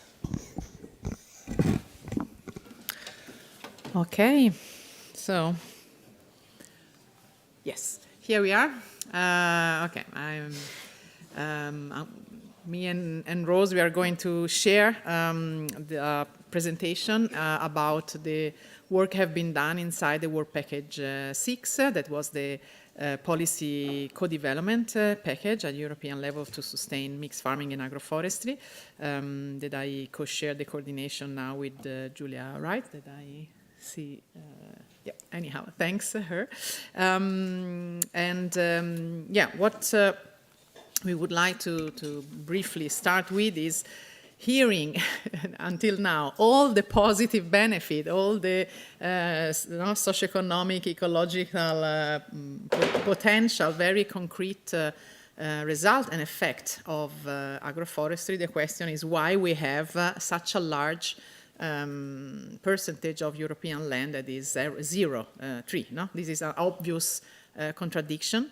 So there must be some problems around this issue that we need to overcome in order to make those information more available and easy, so that the farmers adopt agroforestry system in an easy way, no? To make those systems more attractive for both farmer and consumer. And so this is why probably we need to better communicate also, not only the specific policy measures, single activity at European, national and regional level, but also to improve really the communication, or what are the positive aspect of those. No? And on contrary, of course, now we are in a negative situation, because right now the Parliament have voted for a restriction to going back on the target, and of course for us this is very disappointing. So the reason we decided to develop this when the project was written, this summit, is to really have a very bottom-up approach effort in order to collect all good ideas and practical activity that we can together deliver in order to explain outside the other world, let's say, the people outside this room, so the co-development of good policy. We follow a three-step phases in this work package. So the first one was the first year. So we started to analyze the policy landscape at country level. So it was done a research based on papers, literature, also partners involved at country level within the project. So 23 countries, including 4 non-EU as a comparison. And we deliver in September 21 a very good policy landscape mapping report that you find on the website of 230, I think, pages, with 10 concluding recommendation and also a scientific paper. And for this work, I would like to also to thanks Jessica Donham, that was the research collaborator inside Agroecology Europe, that together with Rosemary and us as a group lead this task. Then the second step was the policy scenario development. So the second year in 6 regions, it was done a very detailed bottom-up approach, and also the results that are 8 policy fact sheets that are printed in the welcome desk, but again you can download it very easily from the website, so please do it, and 12 concluding recommendations. So it was a very important workshop activity involving 18 meetings in 6 regions. And the third step, the last one, so the third, basically it lasts in November 23, a multi-stakeholder policy co-design in 7 regions with also a huge amount of work. Also this deliverable is something like 300 pages with 6 concluding recommendations that we would like also to improve and discuss together in the work cafe. So those activity, again, our focus was for us it was very important, to have a bottom-up approach, and we engage in total 218 stakeholder, a multi-stakeholder approach, so farmer, policymaker, landowner, consumer, researcher, and so on and so forth. So what we wanted to really achieve is a discussion on the ground on what's going on, what are the barriers, so in particular to identify the barrier. This is the result of as I just said, of the first phases, so the publish journal and the outcome, so both at national and European level.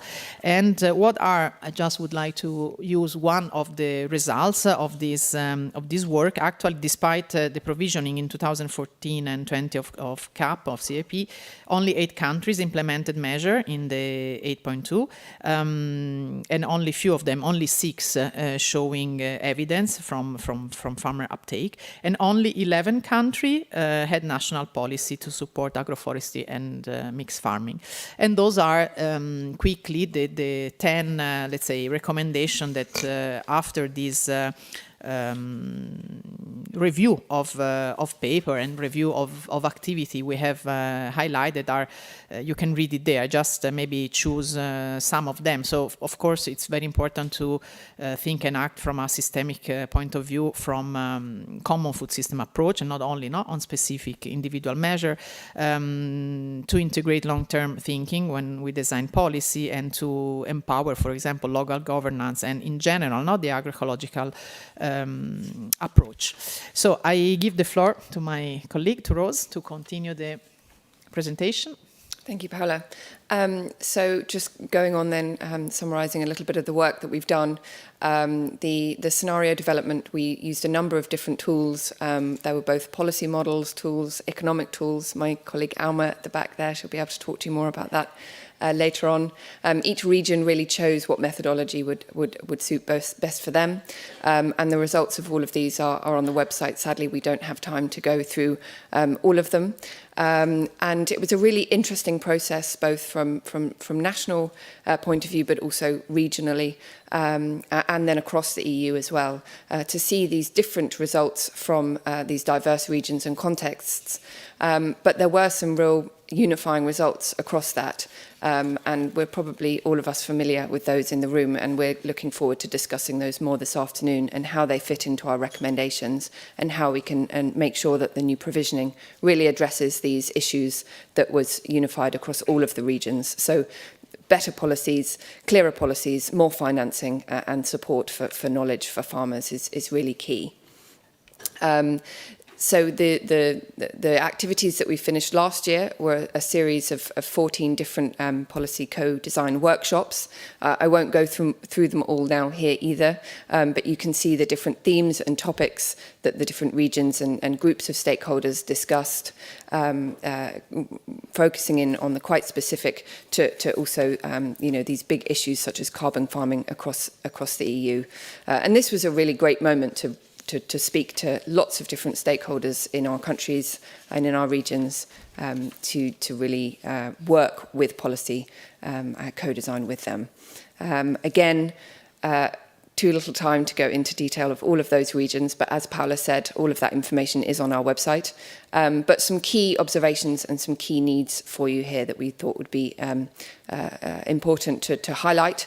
As we've already heard from Jerry, the different definitions of agroforestry exist and they contradict, and this causes great confusion, both for farmers and land management stakeholders.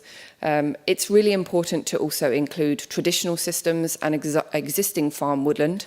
There is a lot of woodland that is just ignored, not really counted at all, and that can really, we can see that can be retrofitted, as it were, with agroforestry practices.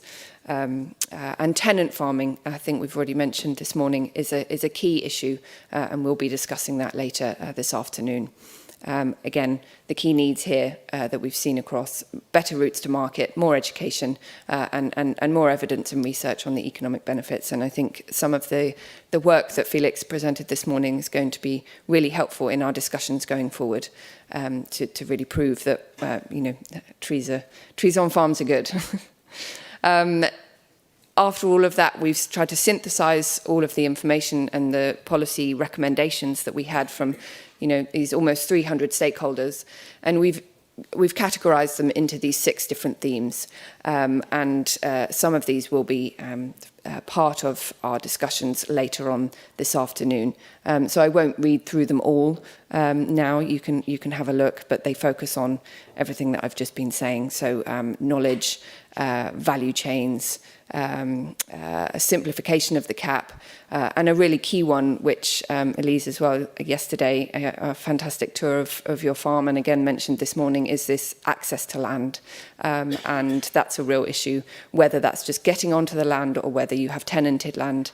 That's something that we really do need to consider as agroforestry proponents. And I think that is all for me. So I'm going to hand back over to Paula, who is going to introduce our next session on the World Cafe. Thank you. Okay, we are trying to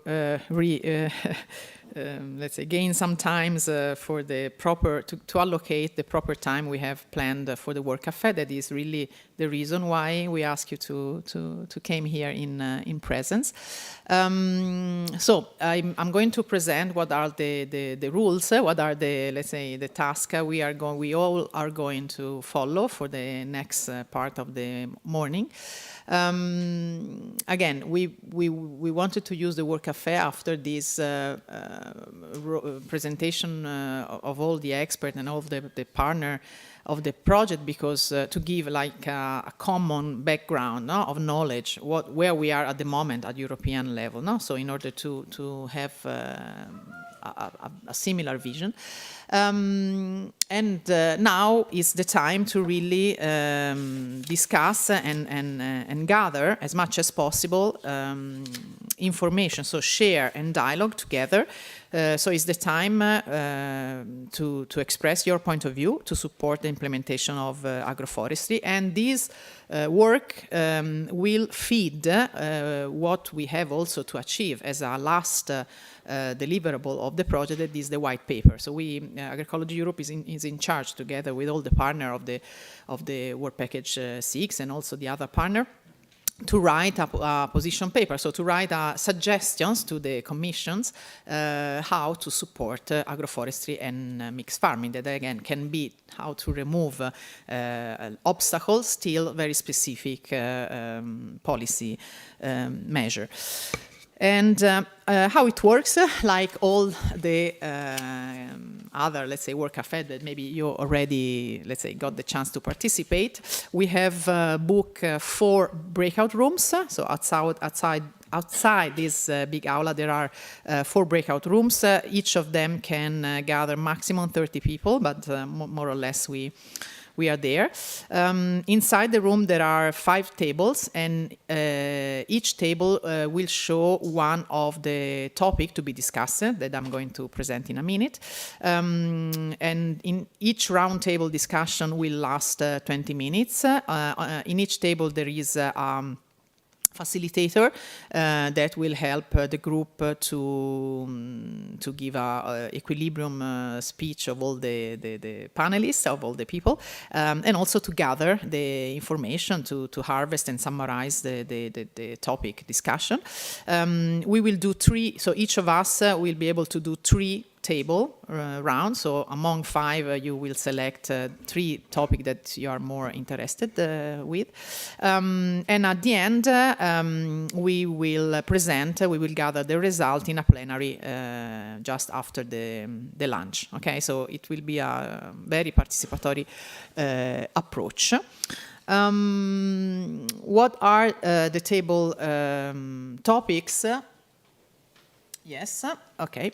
So there was also given to you a printed list, and when there was the registration. So there are those are policy that we would like to how can I say? Those are points that we would like to develop policy to support. No? So, for example, the first one is to improve and condense many definitions, statistics, and tools that have been used, no? In order to create maybe not a unique definition, but for sure something that do not create any misunderstanding or occasion to create problems and obstacles in the development, as well as statistical tools to really proper gather a clear picture and a clear information. The second topic is about develop training resource, improve education, and also, of course, research funds or access to research in order to spread and to foster what are the best practice in agroforestry and mixed farming.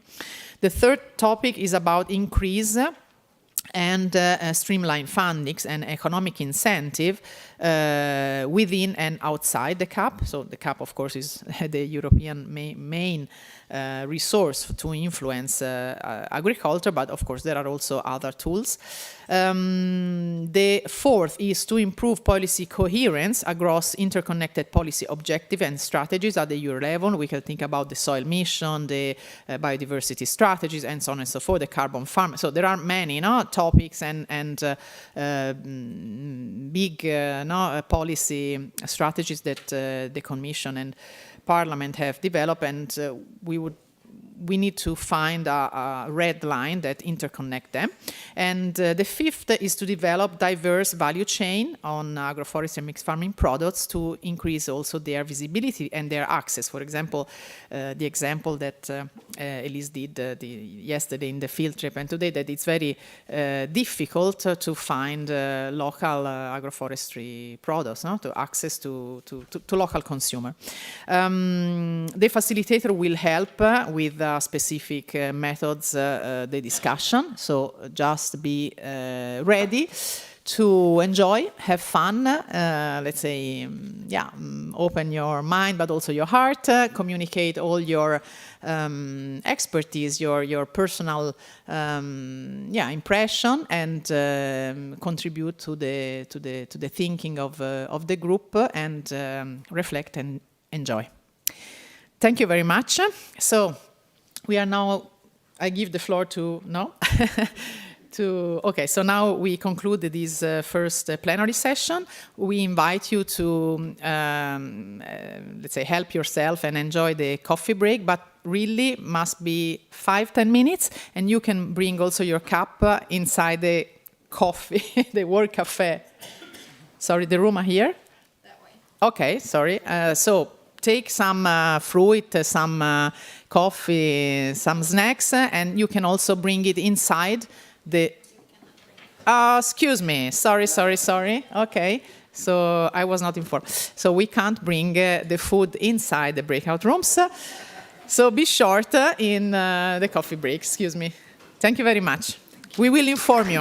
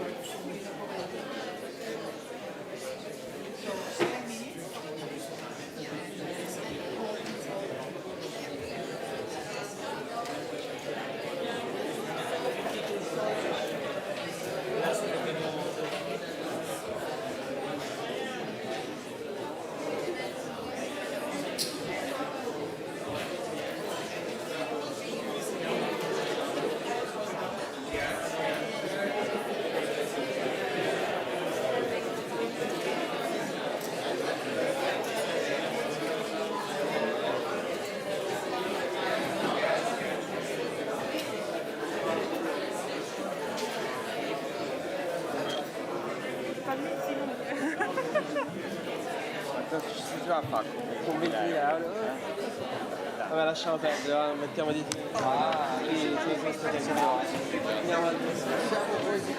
Anyways, I'm a bit cold.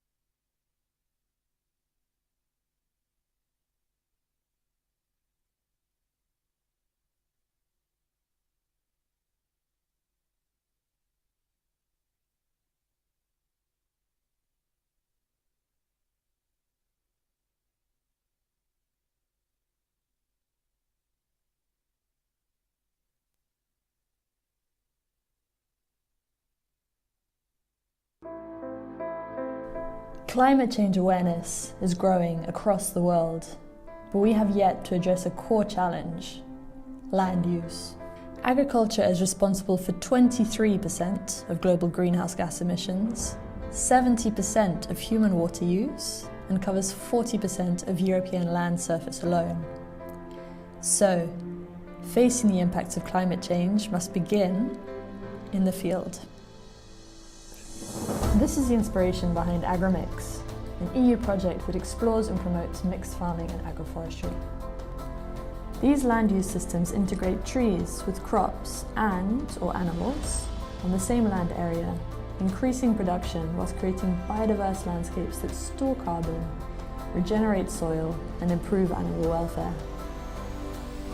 We explore these systems through 12 real-life cases, focusing on 4 key landscapes. We develop tools for farmers to transition to more resilient land use. Diversifying production stabilises farmers' income and generates employment opportunities in rural areas. Applying these traditional approaches preserves cultural and natural legacies. We provide recommendations to decision makers, promoting the transition towards resilient land use. Discover how we can transform landscapes together.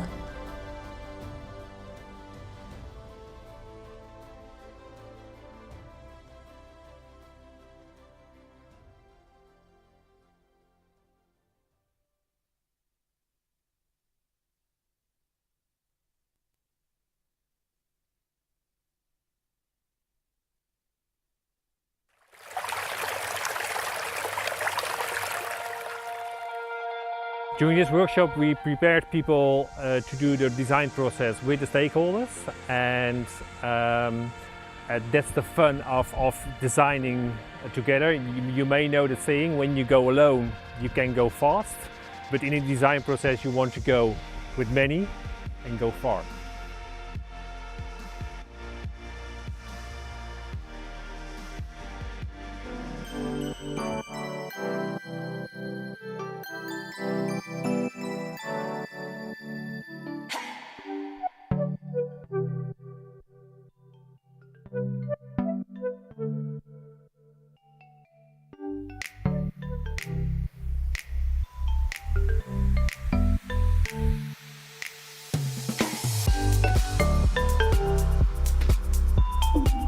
One of the main things that I expect is to exchange with other pilots, because they are so unique and diverse that even though they do not have the same production as we do, they always have ideas, and we think about expanding our horizons when we exchange with them. It's always better to have this embedding in a bigger project, because sometimes you live in a bubble, and yeah, this is really a great opportunity for us to discuss really in a bigger context. Also, the political side is very interesting, because we have here a different agricultural policy in Switzerland, and this is very interesting to get to know how things in the European Union are done. What I like is change, and in the end change is done by people, not by plans or whatever, but people in institutions, people, farmers. And you might need technology, you might need institutions or whatever kind of change, but it's done by people. And that's what I think is lovely to bring into AGROMIX, is to support teams, to find people and to let people move towards that change.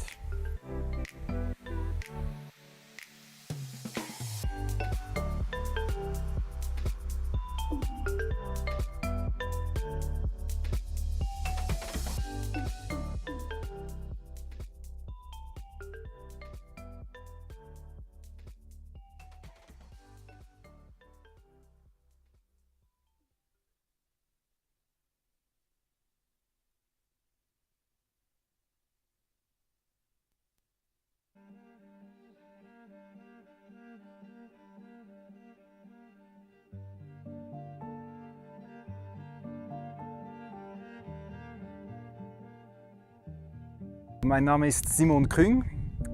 Ich komme aus dem Kanton Luzern, das ist mitten in der Schweiz. Ich habe einen Bauernhof, den ich seit 2008 hier führe. Unsere Hauptbetriebszweige sind Mutterkuhhaltung. Wir haben 50 Mutterkühe und 300 Mastschweine. Also wir sind eigentlich relativ hoch mit Fleisch. Eine hohe Fleischproduktion ist bei uns immer noch angesagt. Und daneben habe ich aber auch 180 Hochstammbäume übernommen, mit vielen Äpfelbäumen und auch ganz vielen anderen Sorten. Und ich habe in den letzten Jahren noch ein Agroforstsystem aufgebaut mit Nussbäumen. Ja, ich habe zwei Agroforstsysteme eigentlich. Eine ist Bäume und darunter sind Tiere, die weiden.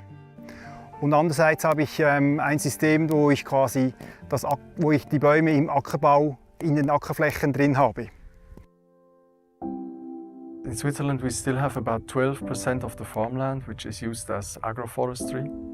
So these are traditional agroforestry systems such as the fruit orchards which we see here behind us, more in the lowlands. Then we have wooded pastures in the mountains and chestnut selva in the south of the Alps. And these traditional systems are highly appreciated for their landscape and biodiversity values.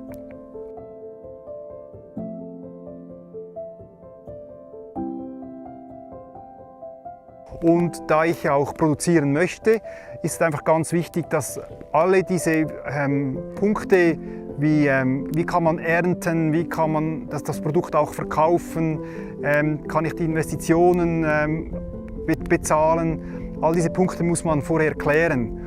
Und es braucht dann ein bisschen wie ein Schritt oder ein bisschen Mut, das dann auch umzusetzen und in eine leere Ackerfläche, in eine schöne ebene Ackerfläche da Bäume hineinzustellen, braucht ein bisschen Überwindung. Aber irgendwie macht es dann auch sehr Freude, wenn man dann sieht, wie sich das entwickelt und auch die Vielfalt zunimmt.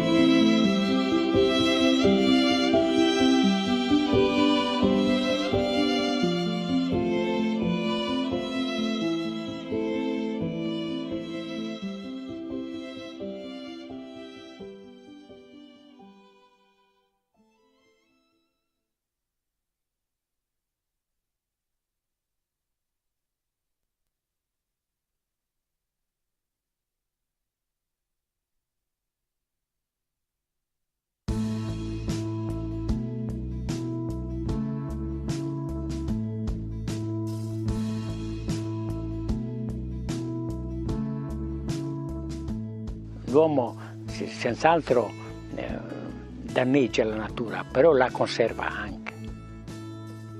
Sono Nanni Carazzo, con la mia famiglia gestisco questa azienda inserita nel massiccio del Monteferro, siamo a Santo Lussurgiu. Abbiamo questa azienda ereditata da mio padre, l'azienda comprende circa 120 ettari, di cui la maggior parte sono boschi. Poi abbiamo una ventina di ettari che coltiviamo per il foraggio. In Sardinia, the area that is occupied by agroforestry system is still uncertain. So there are several estimates. Let's say it can range from less than 1 million hectares to 1.5 million hectares, more or less, or even more. Some estimates are saying even 2 million hectares in Sardinia. At the beginning, the island was really a forest. And since there was a start of very important pastoral activity, especially based on dairy sheep, the owners started to cut the trees. So there was a thinning, let's say, there was a tree thinning, and in this way the landscape was transformed from a woodland to really a silvopastoral system, so where there is this strong combination between grassland, grazing animals and trees. Purtroppo siamo rimasti pochissimi a gestire in questo modo queste aziende agro-silvopastorali, perché la maggior parte pensano che sia più remunerativo operare in collina o in pianura. Però facendo così abbiamo abbandonato completamente le montagne e i risultati si sono visti nel luglio dell'anno scorso, che è stato il disastroso incendio.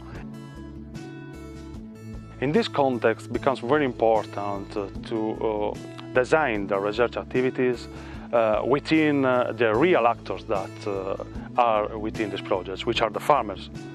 For this reason, it's important to have a participatory approach with farmers to design research activities within common objectives that are focused on the improvement on the economic profitability and on the enhancement of the ecosystem services associated to these agroecosystems.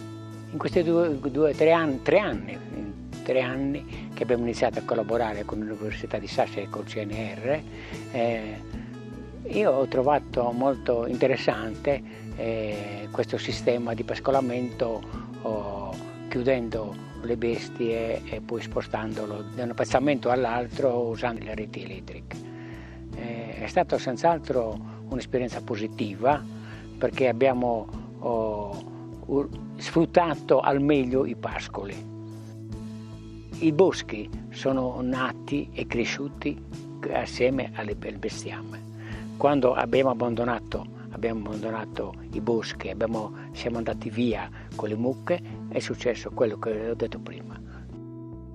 Penso che specialmente chi ama la natura si tenga a conservarla in modo più ottimale.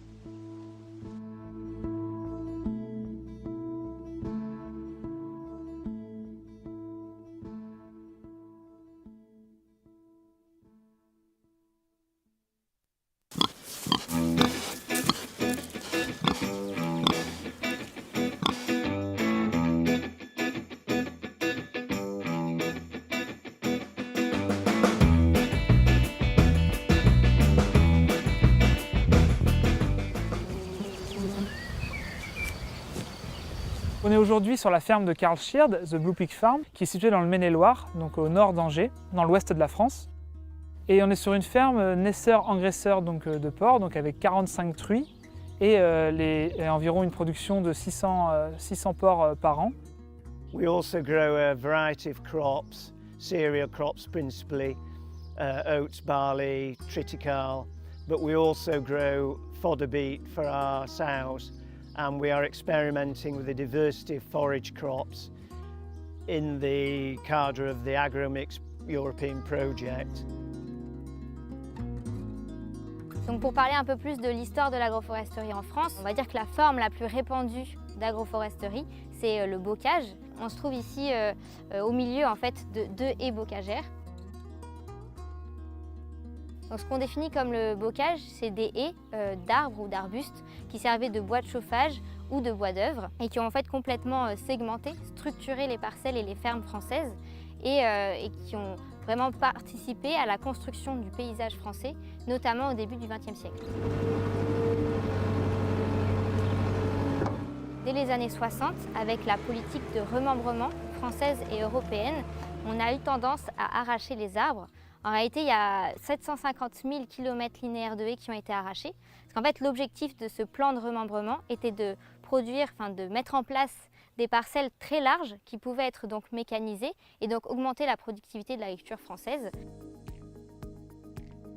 Mais de nos jours, le plan d'orientation agricole a quand même bien changé. On ne considère plus l'arbre comme un obstacle, comme une contrainte, mais on a cerné tous ses avantages, tant d'un point de vue écologique, de conservation de la biodiversité ou encore économique. Et donc la politique a plutôt impulsé l'idée de remettre des arbres dans les cultures. La mise en place du pâturage a été mis en place sur la ferme de Karl Schirr dans le but d'autonomie. La ferme fonctionne avec la partie naissage, donc des truies. Les truies mettent bas en plein air dans un système de cabane, puis les porcs font la phase de post-sevrage en plein air avant de rentrer en bâtiment pour la phase de finition. Et c'est sur cette phase de finition que se concentrent nos travaux de recherche avec la mise au pâturage de ces porcs en finition avec un accès du bâtiment vers une parcelle en agroforesterie. We've put in half the farm down to agroforestry, and we're not necessarily finished, with a mix of local trees and the soil type. So we have oak, chestnut, birch, cherry, and latterly we've planted mulberry trees, which we understand are very good for fattening pigs with. These are intended as a food source, but also to provide shelter, to help maintain soil moisture and provide a level of fertilisation through the leaves.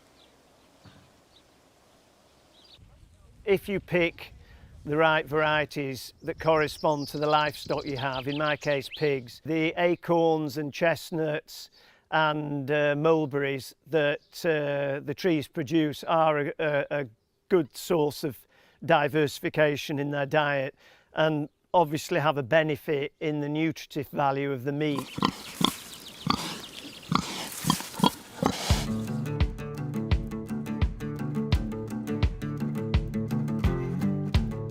L'objectif est de fournir environ 10% de l'alimentation des porcs via le pâturage.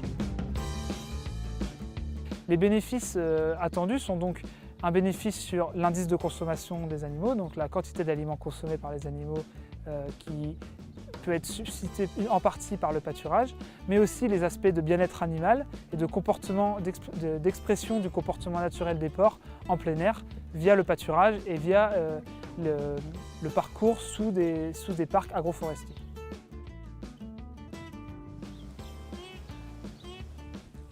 We're experimenting with forage mixes which include clovers, lucerne, chicory and plantain, with the hope of improving the animal welfare and the nutritive quality of the meat, and at the same time making economies in the concentrate feed bill and shelter obviously for the pigs that are being fattened in between the trees.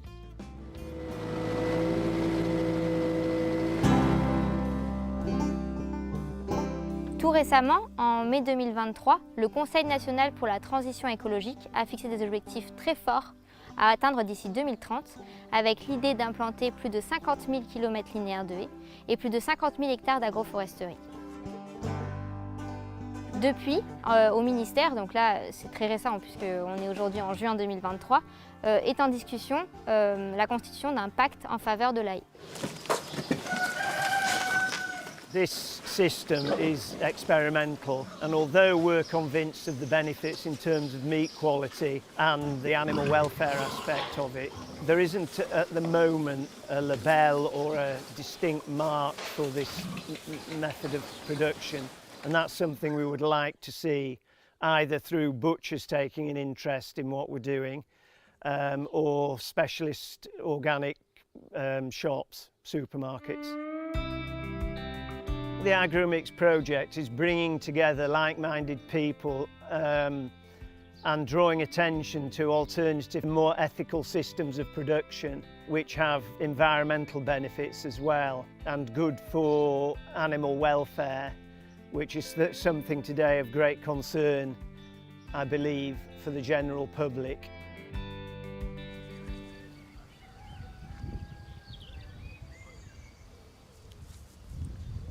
I think the best advice for anyone who's interested in doing something similar is to come and talk to us.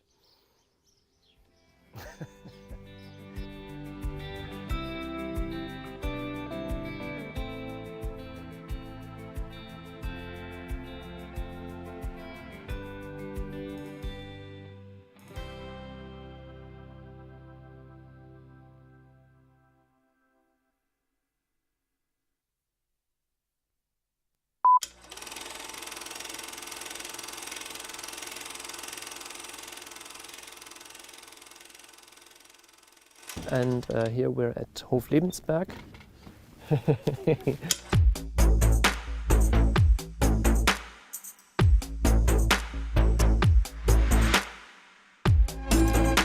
My name is Jörg Böhmer. I work for IFAS and we are part of the AGROMIX consortium. We're coordinating quite some different activities in Germany. Amongst these is also in work package 6 regarding the policy rules and the circumstances for agroforestry. And today we're on an excursion on 3 farms in Rhineland-Palatinate in the federal state where we're working. And these are 3 pioneer farms for agroforestry here in the region, doing very different approaches in agroforestry. Mein Name ist Axel Schönbeck. Ich wohne auf dem Ingweider Hof bei Reipoldskirchen. Das ist in Rheinland-Pfalz, ganz in der Nähe von Kaiserslautern. Ich betreibe seit 30 Jahren, 40 Jahren Landwirtschaft, jetzt mittlerweile. Ganz genau, und die hat sich derzeit sehr stark gewandelt und verändert. Also wir haben mit Agroforstsystemen gestartet, in dem Fall konkret mit Kurzumtriebsplantagen, um den Wärmebedarf für unsere 4000 Quadratmeter Wohnfläche zu decken. Daraus hat sich dann entwickelt, dass man sehr gut mit solchen Agrarforstsystemen auch noch Umweltleistungen erbringen kann. In unserem Fall haben wir ganz speziell einen Retentionsraum begründet, ein Überlaufbecken, der gleichzeitig landwirtschaftlich genutzt werden kann und noch zusätzlich eine Ausgleichsmaßnahme für ein Bauwerk darstellt. I'm Janine Rabe. We're here at the Hoflebensberg. We're working with regenerative agroforestry and in total also with different methods of regenerative agriculture. And we're here since 3 years. In the first winter we planted 30,000 trees and shrubs.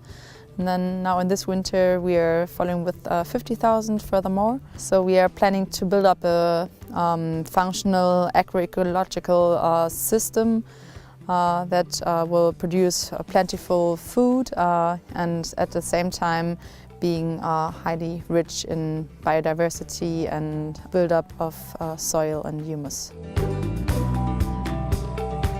For us, next to the farm is also really the aim that we get all the trillions and trillions of trees back onto the land that's needed for climate reasons, for environmental reasons. And for this we also have our tree nursery, Ackerbaum, and with that we have a genetic rich source of highly productive and climate adaptive species and varieties that we see have high potential for agroforestry systems and forest gardens and so on. We have different ways of financing the whole project. For us, we definitely also want to have an impact on politics and on the way that the whole public awareness is on this topic. So we have the aim that we are an inspirational model case farm where you can see all the different methods of regenerative agriculture.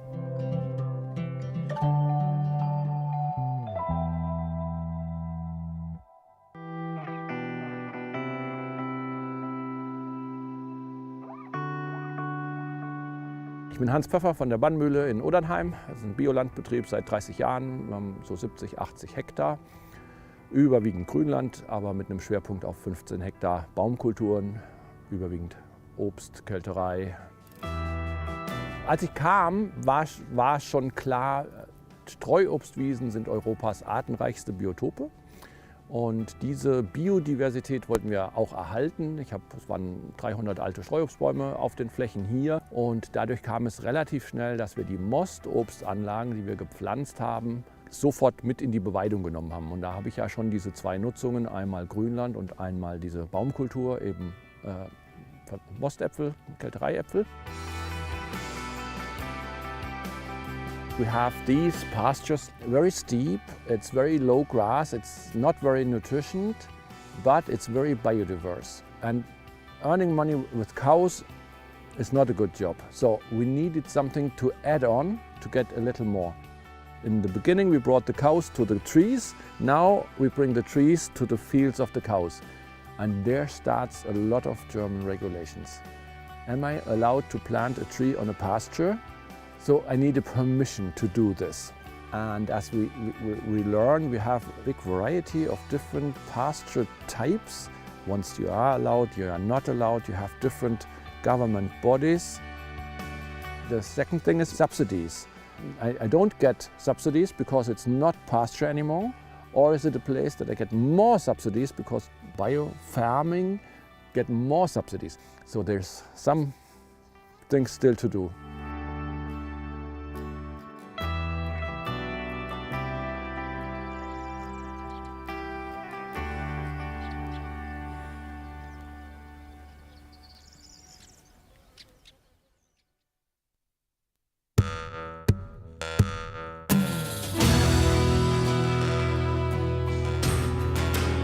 I believe that farmers do an important job in the landscape producing our food, and we want them to produce it sustainably. They're doing a lot of things that we call today ecosystem services. So if they're doing these services, they're planting these trees, they're planting up wildflower meadows, shouldn't they be rewarded for this? There is a dire need to increase timber production in the UK. There is also a need to maintain food productivity. Particularly environmentally sustainable way of doing this is through agroforestry. So I believe agroforestry has a big part to play in woodland creation in the UK. We want to combat climate change and plant more trees in the farming landscape, but we also want to grow enough food. And to do this, we need properly designed agroforestry systems.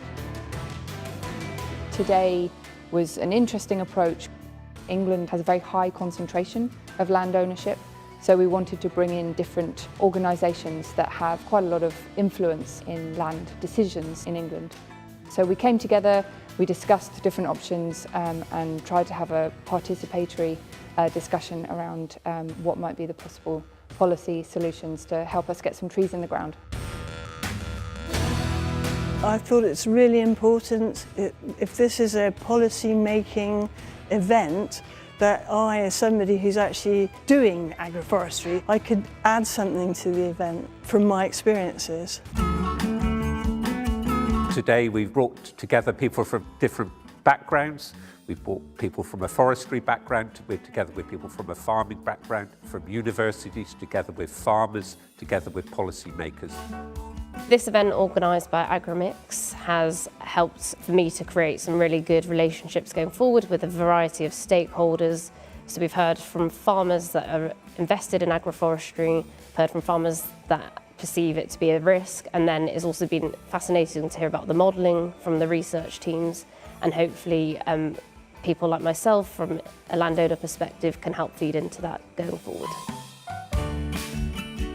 I'm here at this event because I want to input from farmers in the field. There's a range of perspectives here today, so we've been great to have some farmers in the room, and then we've got people from organisations like my own and also one or two private sector organisations. Some partners have expertise in modelling, such as here at Cranfield University.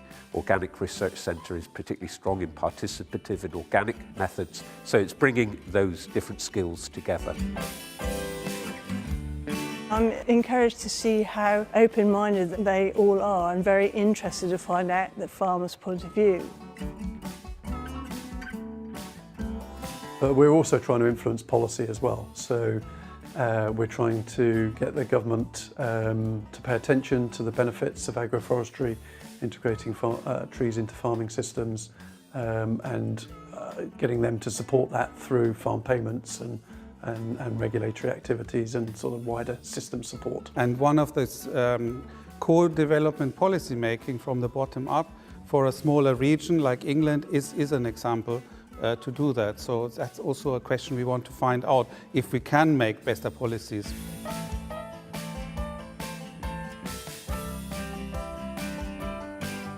There are a lot of farmers who cannot yet see how good agroforestry can actually be and how you can use it and still actually farm your land and still make a profit.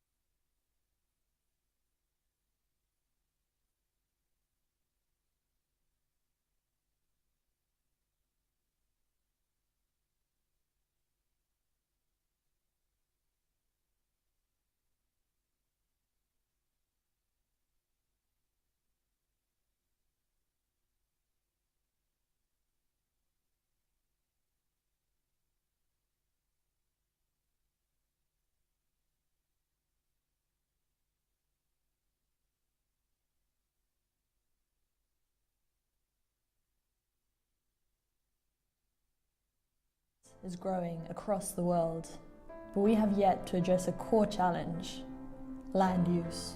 Agriculture is responsible for 23% of global greenhouse gas emissions, 70% of human water use, and covers 40% of European land surface alone. So, facing the impacts of climate change must begin in the field. This is the inspiration behind AGROMIX, an EU project that explores and promotes mixed farming and agroforestry. These land use systems integrate trees with crops and/or animals on the same land area, increasing production whilst creating biodiverse landscapes that store carbon, regenerate soil, and improve animal welfare. We explore these systems through 12 real-life cases, focusing on 4 key landscapes. We develop tools for farmers to transition to more resilient land use. Diversifying production stabilises farmers' income and generates employment opportunities in rural areas. Applying these traditional approaches preserves cultural and natural legacies. We provide recommendations to decision makers, promoting the transition towards resilient land use. Discover how we can transform landscapes together.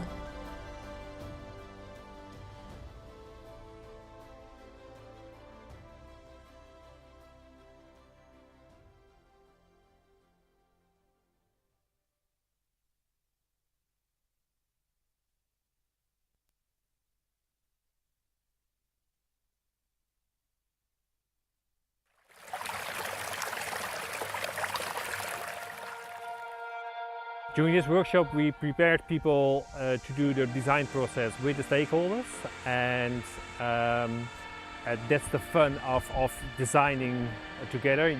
You may know the saying, when you go alone you can go fast, but in a design process you want to go with many and go far.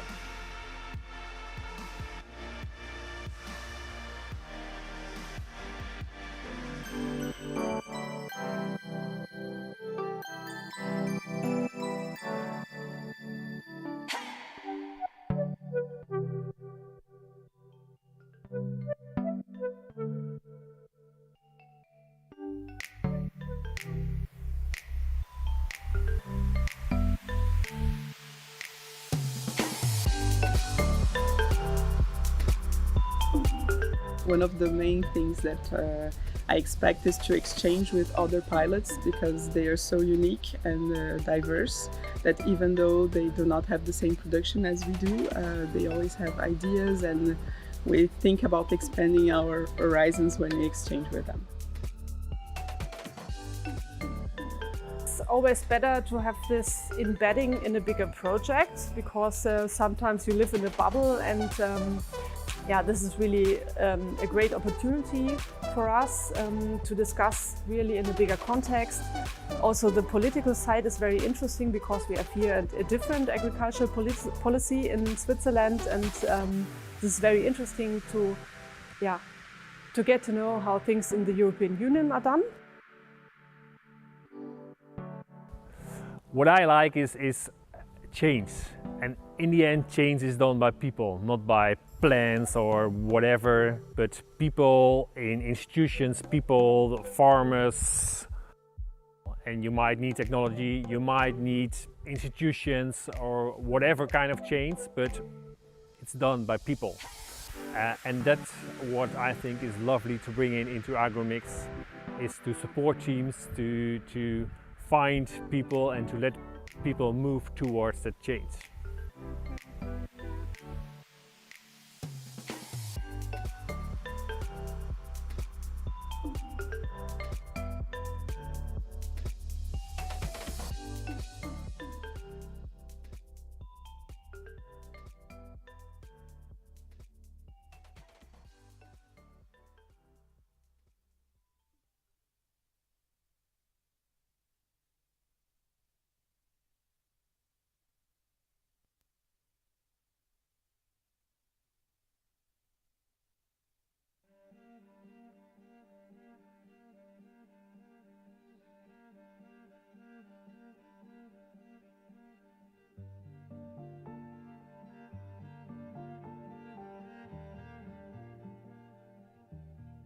Mein Name ist Simon Küng. Ich komme aus dem Kanton Luzern, das ist mitten in der Schweiz. Ich habe einen Bauernhof, den ich seit 2008 hier führe. Unsere Hauptbetriebszweige sind Mutterkuhhaltung. Wir haben 50 Mutterkühe und 300 Mastschweine. Also wir sind eigentlich relativ hoch mit Fleisch. Eine hohe Fleischproduktion ist bei uns immer noch angesagt. Und daneben habe ich aber auch 180 Hochstammbäume übernommen, mit vielen Äpfelbäumen und auch ganz vielen anderen Sorten. Und ich habe in den letzten Jahren noch ein Agroforstsystem aufgebaut mit Nussbäumen. Ja, ich habe zwei Agroforstsysteme eigentlich. Eine ist Bäume und darunter sind Tiere, die weiden. Und andererseits habe ich ein System, wo ich die Bäume im Ackerbau in den Ackerflächen drin habe. In Switzerland we still have about 12% of the farmland which is used as agroforestry. So these are traditional agroforestry systems such as the fruit orchards which we see here behind us, more in the lowlands. Then we have wooded pastures in the mountains and chestnut selva in the south of the Alps. And these traditional systems are highly appreciated for their landscape and biodiversity values.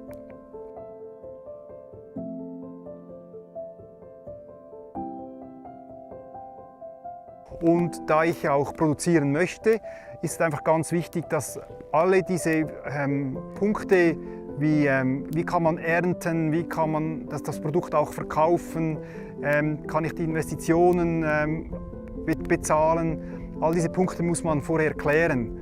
Und es braucht dann ein bisschen wie ein Schritt oder ein bisschen Mut, das dann auch umzusetzen und in eine leere Ackerfläche, in eine schöne ebene Ackerfläche da Bäume hineinzustellen, braucht ein bisschen Überwindung. Aber irgendwie macht es dann auch sehr Freude, wenn man dann sieht, wie sich das entwickelt und auch die Vielfalt zunimmt.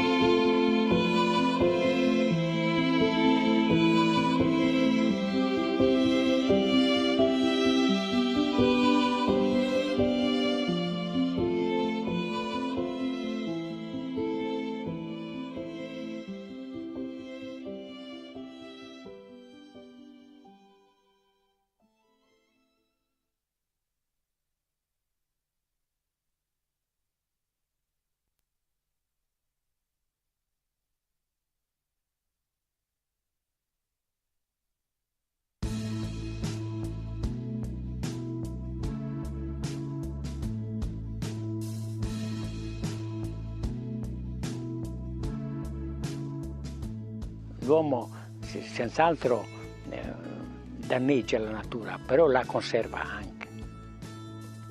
Sono Nanni Carazzo, con la mia famiglia gestisco questa azienda inserita nel massiccio del Monteferro, siamo a Santo Lussurgiu. Abbiamo questa azienda ereditata da mio padre, l'azienda comprende circa 120 ettari, di cui la maggior parte sono boschi. Poi abbiamo una ventina di ettari che coltiviamo per il foraggio. In Sardinia, the area that is occupied by agroforestry system is still uncertain. So there are several estimates. Let's say it can range from less than 1 million hectares to 1.5 million hectares, more or less, or even more. Some estimates are saying even 2 million hectares in Sardinia. At the beginning, the island was really a forest. And since there was a start of very important pastoral activity, especially based on dairy sheep, the owners started to cut the trees. So there was a thinning, let's say. There was a tree thinning, And in this way, the landscape was transformed from a woodland to really a silvopastoral system. So where there is this strong combination between grassland, grazing animals and trees. Purtroppo siamo rimasti pochissimi a gestire in questo modo queste aziende agro-silvopastorali, perché la maggior parte pensano che sia più remunerativo operare in collina o in pianura. Però facendo così abbiamo abbandonato completamente le montagne e i risultati si sono visti nel luglio dell'anno scorso, che è stato il disastroso incendio. In this context, it becomes very important to design the research activities within the real actors that are within these projects, which are the farmers. For this reason, it's important to have a participatory approach with farmers to design research activities within common objectives that are focused on the improvement on the economic profitability and on the enhancement of the ecosystem services associated to these agroecosystems. In questi tre anni che abbiamo iniziato a collaborare con l'Università di Sassi e col CNR, io ho trovato molto interessante questo sistema di pascolamento, chiudendo le bestie e poi spostandolo da un pezzamento all'altro usando le reti elettriche.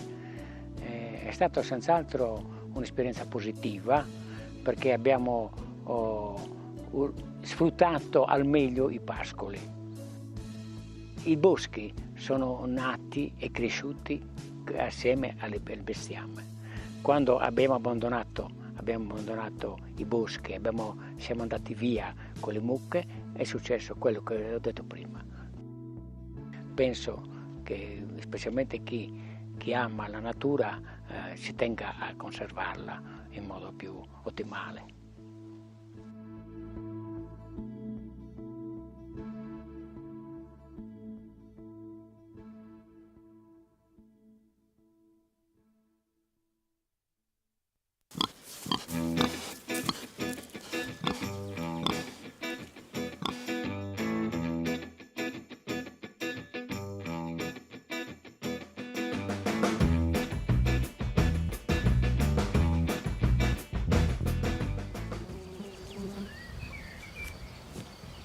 On est aujourd'hui sur la ferme de Karl Schird, The Blue Pig Farm, qui est située dans le Maine-et-Loire, donc au nord d'Angers, dans l'ouest de la France. Et on est sur une ferme naisseur-engraisseur de porcs, donc avec 45 truies et environ une production de 600 porcs par an. We also grow a variety of crops, cereal crops principally, oats, barley, triticale, but we also grow fodder beet for our sows. And we are experimenting with a diversity of forage crops in the cadre of the AGROMIX European project. Donc pour parler un peu plus de l'histoire de l'agroforesterie en France, on va dire que la forme la plus répandue d'agroforesterie, c'est le bocage. On se trouve ici au milieu en fait de deux haies bocagères. Donc ce qu'on définit comme le bocage, c'est des haies d'arbres ou d'arbustes qui servaient de bois de chauffage ou de bois d'œuvre et qui ont en fait complètement segmenté, structuré les parcelles et les fermes françaises et qui ont vraiment participé à la construction du paysage français, notamment au début du XXe siècle. Dès les années 60, avec la politique de remembrement française et européenne, on a eu tendance à arracher les arbres. En réalité, il y a 750 000 km linéaires de haies qui ont été arrachés. Parce qu'en fait, l'objectif de ce plan de remembrement était de de mettre en place des parcelles très larges qui pouvaient être donc mécanisées et donc augmenter la productivité de l'agriculture française.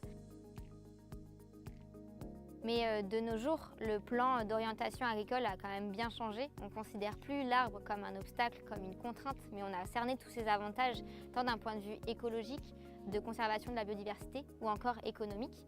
Et donc la politique a plutôt impulsé l'idée de remettre des arbres dans les cultures.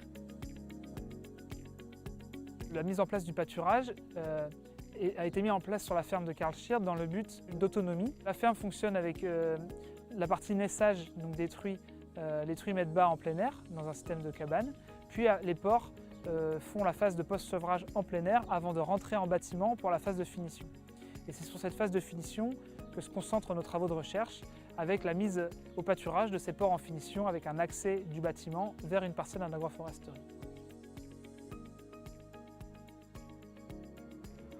We've put in half the farm down to agroforestry, and we're not necessarily finished, with a mix of local trees and the soil type. So we have oak, chestnut, birch, cherry, and latterly we've planted mulberry trees, which we understand are very good for fattening pigs with. These are intended as a food source, but also to provide shelter, to help maintain soil moisture and provide a level of fertilisation through the leaves. If you pick the right varieties that correspond to the livestock you have, in my case pigs, the acorns and chestnuts and mulberries that the trees produce are a good source of diversification in their diet and obviously have a benefit in the nutritive value of the meat.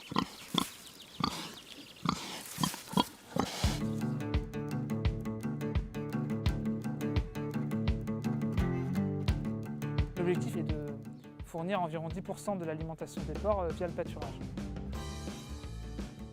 Les bénéfices attendus sont donc un bénéfice sur l'indice de consommation des animaux, donc la quantité d'aliments consommés par les animaux qui peut être suscité en partie par le pâturage, mais aussi les aspects de bien-être animal et de comportement, d'expression du comportement naturel des porcs en plein air via le pâturage et via le parcours sous des parcs agroforestiers.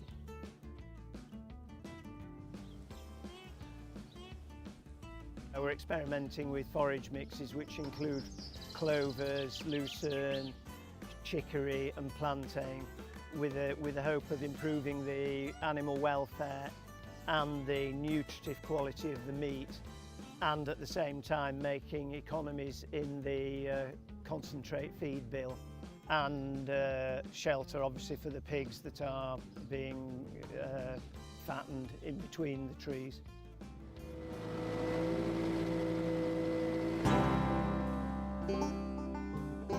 Tout récemment, en mai 2023, le Conseil national pour la transition écologique a fixé des objectifs très forts à atteindre d'ici 2030, avec l'idée d'implanter plus de 50 000 km linéaires de haies et plus de 50 000 hectares d'agroforesterie. Depuis, au ministère, donc là c'est très récent puisqu'on est aujourd'hui en juin 2023, est en discussion la constitution d'un pacte en faveur de la haie. This system is experimental, and although we're convinced of the benefits in terms of meat quality and the animal welfare aspect of it, there isn't at the moment a label or a distinct mark for this method of production, and that's something we would like to see either through butchers taking an interest in what we're doing or specialist organic shops, supermarkets.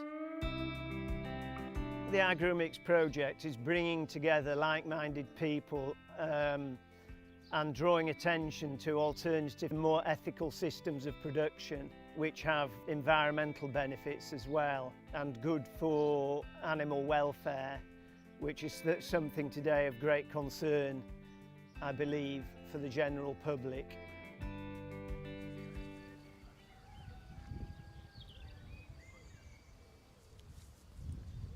I think the best advice for anyone who's interested in doing something similar is to come and talk to us.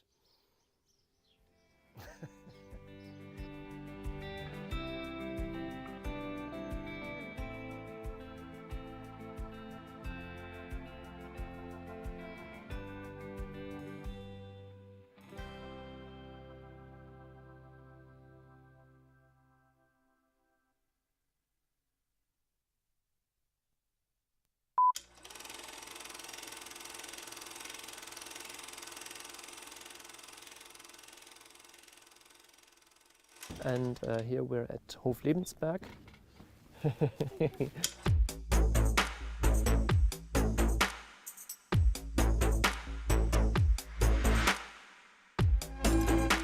My name is Jörg Böhmer. I work for IFAS and we are part of the AGROMIX consortium. We're coordinating quite some different activities in Germany. Amongst these is also in Work Package 6 regarding the policy rules and the circumstances for agroforestry. And today we're on an excursion on 3 farms in Rhineland-Palatinate in the federal state where we're working. And these are 3 pioneer farms for agroforestry here in the region, doing very different approaches in agroforestry. Mein Name ist Axel Schönbeck. Ich wohne auf dem Ingweider Hof bei Reipertskirchen, das ist in Rheinland-Pfalz, ganz in der Nähe von Kaiserslautern. Ich betreibe seit 30 Jahren, 40 Jahren Landwirtschaft, jetzt mittlerweile. Ganz genau, und die hat sich derzeit sehr stark gewandelt und verändert. Also wir haben mit Agroforstsystemen gestartet, in dem Fall konkret mit Kurzumfangsplantagen, um den Wärmebedarf für unsere 4000 Quadratmeter Wohnfläche zu decken. Daraus hat sich dann entwickelt, dass man sehr gut mit solchen Agrarforstsystemen auch noch Umweltleistungen erbringen kann. In unserem Fall haben wir ganz speziell einen Retentionsraum begründet, ein Überlaufbecken, der gleichzeitig landwirtschaftlich genutzt werden kann und noch zusätzlich eine Ausgleichsmaßnahme für ein Bauwerk darstellt. I'm Janine Rabe. We're here at the Hoflebensberg. We're working with regenerative agroforestry and in total also with different methods of regenerative agriculture. And we're here since 3 years. In the first winter we planted 30,000 trees and shrubs. And then now in this winter we are following with 50,000 furthermore. So we are planning to build up a functional agroecological system that will produce plentiful food and at the same time being highly rich in biodiversity and build-up of soil and humus. For us, next to the farm is also really the aim that we get all the trillions and trillions of trees back onto the land that's needed for climate reasons, for environmental reasons. And for this we also have our tree nursery, Ackerbaum, and with that we have a genetic rich source of highly productive and climate adaptive species and varieties that we see have high potential for agroforestry systems and forest gardens and so on. We have different ways of financing the whole project. And for us, we definitely also want to have an impact on politics and on the way that the whole public awareness is on this topic. So we have the aim that we are an inspirational model case farm where you can see all the different methods of regenerative agriculture.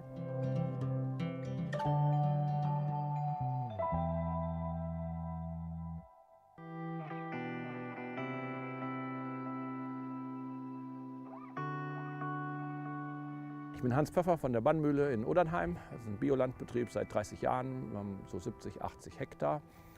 Überwiegend Grünland, aber mit einem Schwerpunkt auf 15 Hektar Baumkulturen, überwiegend Obst, Kälterei. Als ich kam, war schon klar, Streuobstwiesen sind Europas artenreichste Biotope. Und diese Biodiversität wollten wir auch erhalten. Es waren 300 alte Streuobstbäume auf den Flächen hier. Und dadurch kam es relativ schnell, dass wir die Mostobstanlagen, die wir gepflanzt haben, sofort mit in die Beweidung genommen haben. Und da habe ich ja schon diese 2 Nutzungen, einmal Grünland und einmal diese Baumkultur, eben Mostäpfel, Kältereiäpfel. We have these pastures very steep, it's very low grass, it's not very nutritious, but it's very biodiverse. And earning money with cows is not a good job. So we needed something to add on to get a little more. In the beginning we brought the cows to the trees, now we bring the trees to the fields of the cows. And there starts a lot of German regulations. Am I allowed to plant a tree on a pasture? So I need a permission to do this. And as we learn, we have a big variety of different pasture types. Once you are allowed, you are not allowed, you have different government bodies. The second thing is subsidies. I don't get subsidies because it's not pasture anymore, or is it a place that I get more subsidies because bio-farming get more subsidies? So there's some things still to do.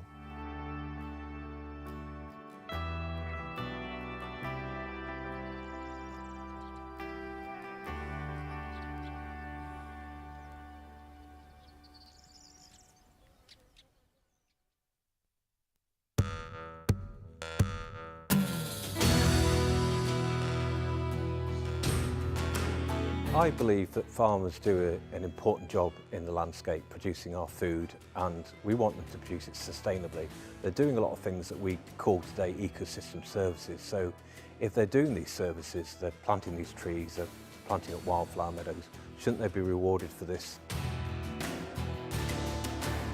There is a dire need to increase timber production in the UK. There is also a need to maintain food productivity. Particularly environmentally sustainable way of doing this is through agroforestry. So I believe agroforestry has a big part to play in woodland creation in the UK. We want to combat climate change and plant more trees in the farming landscape, but we also want to grow enough food. And to do this, we need properly designed agroforestry systems. Today was an interesting approach. England has a very high concentration of land ownership. So we wanted to bring in different organisations that have quite a lot of influence in land decisions in England. So we came together, we discussed different options and tried to have a participatory discussion around what might be the possible policy solutions to help us get some trees in the ground. I thought it's really important, if this is a policy-making event, that I, as somebody who's actually doing agroforestry, I could add something to the event from my experiences. Today we've brought together people from different backgrounds. We've brought people from a forestry background together with people from a farming background, from universities together with farmers, together with policymakers. This event organised by AGROMIX has helped for me to create some really good relationships going forward with a variety of stakeholders. So we've heard from farmers that are invested in agroforestry, heard from farmers that perceive it to be a risk, and then it's also been fascinating to hear about the modelling from the research teams, and hopefully people like myself from a landowner perspective can help feed into that going forward. I'm here at this event because I want to input from farmers in the field. There's a range of perspectives here today, so we've been great to have some farmers in the room, and then we've got people from organisations like my own and also one or two private sector organisations. Some partners have expertise in modelling, such as here at Cranfield University. Organic Research Centre is particularly strong in participative and organic methods, so it's bringing those different skills together. I'm encouraged to see how open-minded they all are and very interested to find out the farmer's point of view.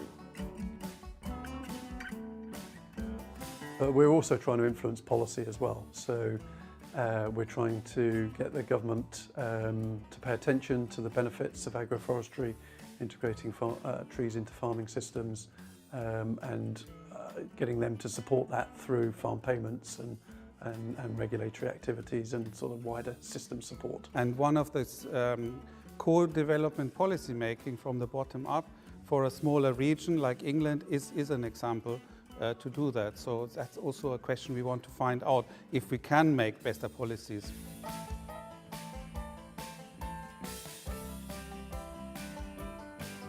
There are a lot of farmers who cannot yet see how good agroforestry can actually be and how you can use it and still actually farm your land and still make a profit.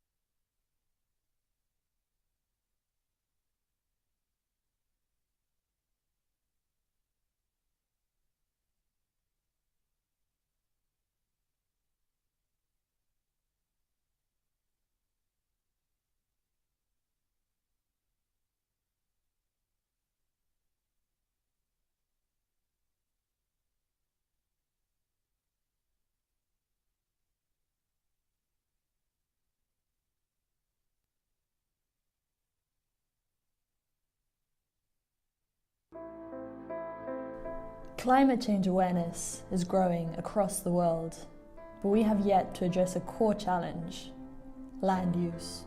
Agriculture is responsible for 23% of global greenhouse gas emissions, 70% of human water use, and covers 40% of European land surface alone.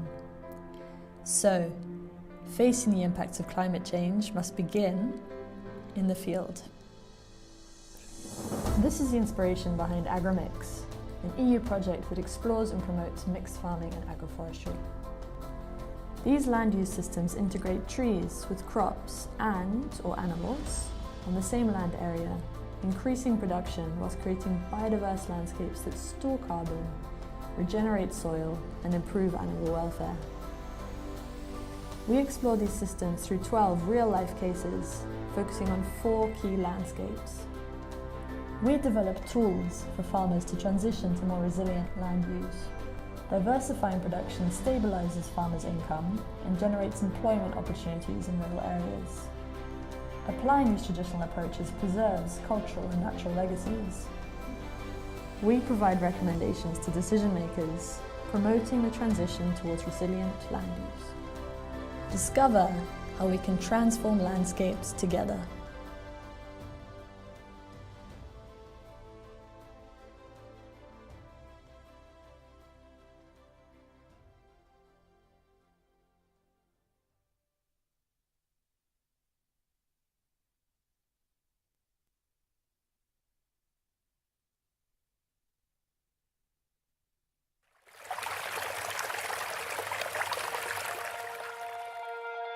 During this workshop we prepared people to do the design process with the stakeholders, and that's the fun of designing together. You may know the saying, when you go alone you can go fast, but in a design process you want to go with many and go far.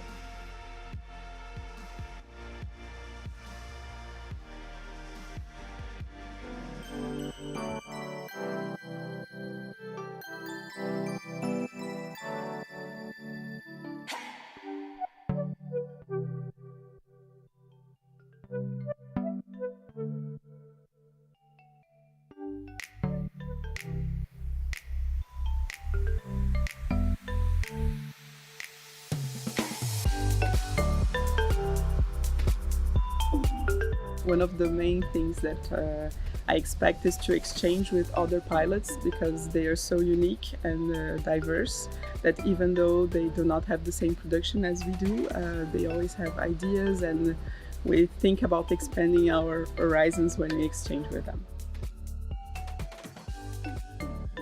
It's always better to have this embedding in a bigger project, because sometimes you live in a bubble, and yeah, this is really a great opportunity for us to discuss really in a bigger context. Also, the political side is very interesting, because we have here a different agricultural policy in Switzerland, and this is very interesting to get to know how things in the European Union are done. What I like is change, and in the end change is done by people, not by plans or whatever, but people in institutions, people, farmers. And you might need technology, you might need institutions or whatever kind of change, but it's done by people. And that's what I think is lovely to bring into AGROMIX, is to support teams, to find people and to let people move towards that change.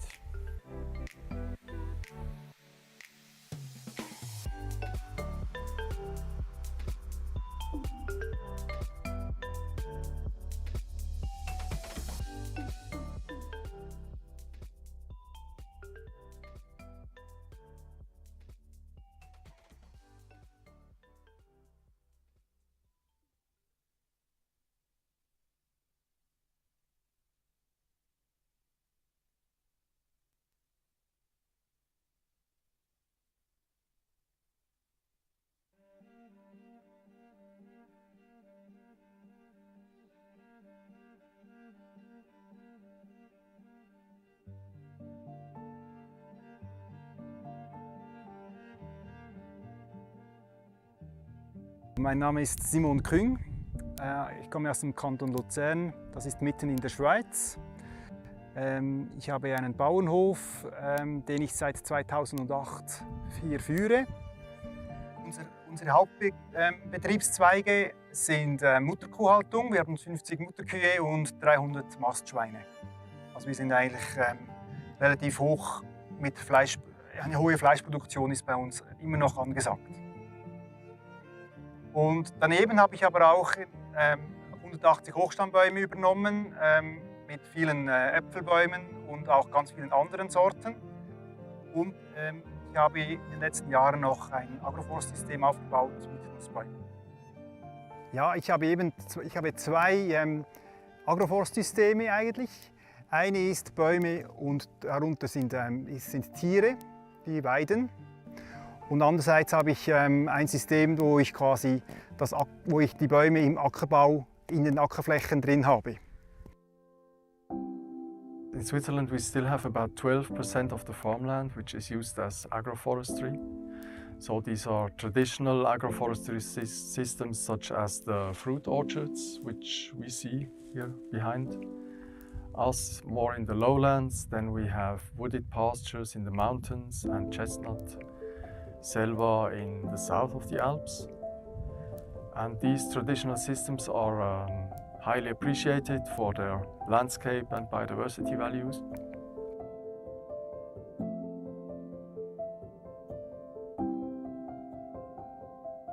Und da ich auch produzieren möchte, ist einfach ganz wichtig, dass alle diese Punkte, wie kann man ernten, wie kann man das Produkt auch verkaufen, kann ich die Investitionen bezahlen, all diese Punkte muss man vorher klären. Und es braucht dann ein bisschen wie ein Schritt oder ein bisschen Mut, das dann auch umzusetzen und in eine leere Ackerfläche, in eine schöne ebene Ackerfläche da Bäume hineinzustellen, braucht ein bisschen Überwindung. Aber irgendwie macht es dann auch sehr Freude, wenn man dann sieht, wie sich das entwickelt und auch die Vielfalt zunimmt.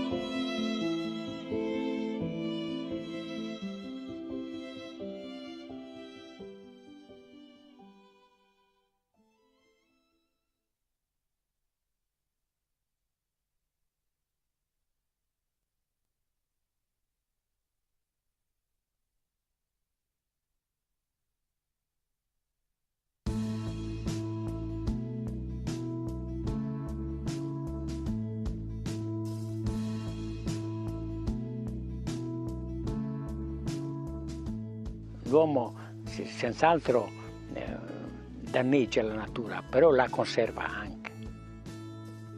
Sono Nanni Carazzo, con la mia famiglia gestisco questa azienda inserita nel massiccio del Monteferro, siamo a Santo Lussurgiu. Abbiamo questa azienda ereditata da mio padre, l'azienda comprende circa 120 ettari, di cui la maggior parte sono boschi. Poi abbiamo una ventina di ettari che coltiviamo per il foraggio. In Sardinia, the area that is occupied by agroforestry system is still uncertain. So there are several estimates. Let's say it can range from less than 1 million hectares to 1.5 million hectares, more or less, or even more. Some estimates are saying even 2 million hectares in Sardinia. At the beginning, the island was really a forest. And since there was a start of very important pastoral activity, especially based on dairy sheep, the owners started to cut the trees.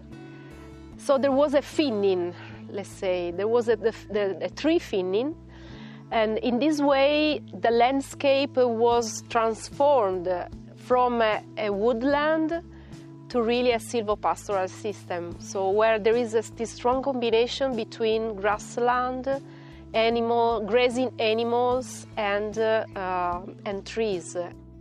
Purtroppo siamo rimasti pochissimi a gestire in questo modo queste aziende agro-silvopastorali, perché la maggior parte pensano che sia più remunerativo operare in collina o in pianura. Però facendo così abbiamo abbandonato completamente le montagne e i risultati si sono visti nel luglio dell'anno scorso, che è stato il disastroso incendio. In this context, it becomes very important to design the research activities within the real actors that are within these projects, which are the farmers. For this reason, it's important to have a participatory approach with farmers to design research activities within common objectives that are focused on the improvement on the economic profitability and on the enhancement of the ecosystem services associated to these agroecosystems. In questi tre anni che abbiamo iniziato a collaborare con l'Università di Sassari e col CNR, io ho trovato molto interessante questo sistema di pascolamento chiudendo le bestie e poi spostandolo da un piazzamento all'altro usando le reti elettriche. È stata senz'altro un'esperienza positiva perché abbiamo sfruttato al meglio i pascoli. I boschi sono nati e cresciuti assieme al bestiame. Quando abbiamo abbandonato i boschi, siamo andati via con le mucche, è successo quello che ho detto prima. Penso che specialmente chi ama la natura si tenga a conservarla in modo più ottimale.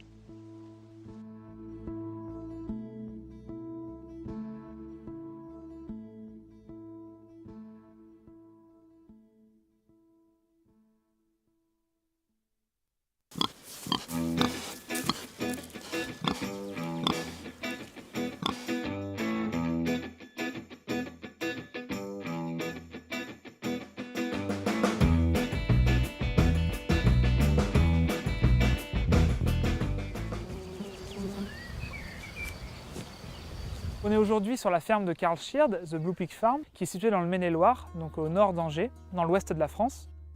Et on est sur une ferme naisseur-engraisseur de porcs, donc avec 45 truies et environ une production de 600 porcs par an. We also grow a variety of crops, cereal crops principally, oats, barley, triticale, but we also grow fodder beet for our sows. And we are experimenting with a diversity of forage crops in the cadre of the AGROMIX European project.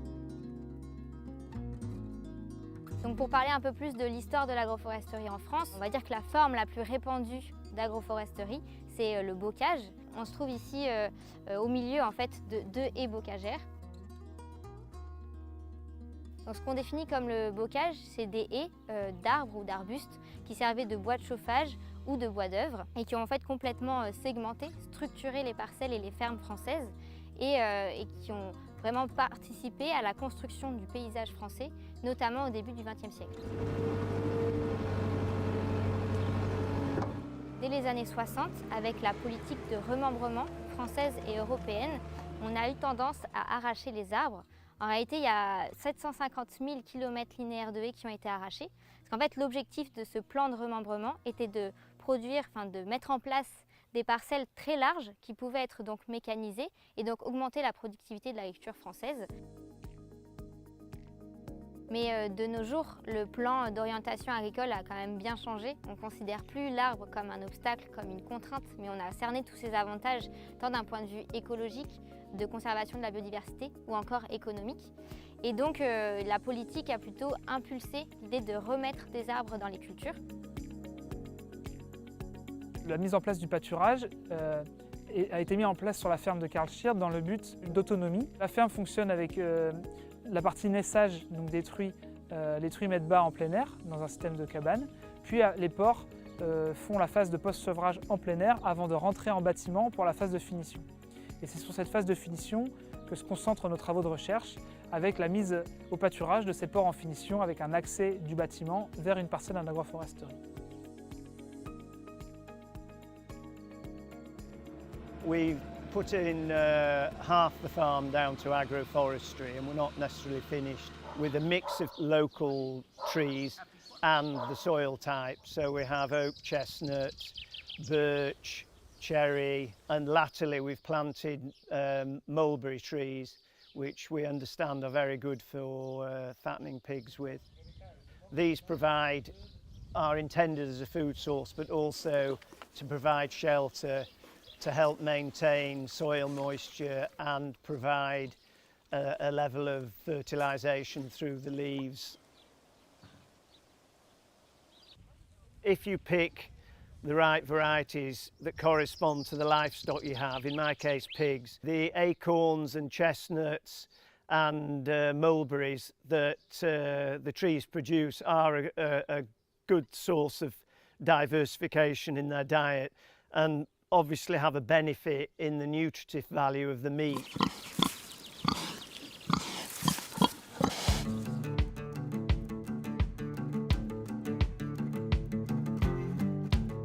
L'objectif est de fournir environ 10% de l'alimentation des porcs via le pâturage. Les bénéfices attendus sont donc un bénéfice sur l'indice de consommation des animaux, donc la quantité d'aliments consommés par les animaux qui peut être suscité en partie par le pâturage, mais aussi les aspects de bien-être animal et de comportement, d'expression du comportement naturel des porcs en plein air via le pâturage et via le parcours sous des parcs agroforestiers.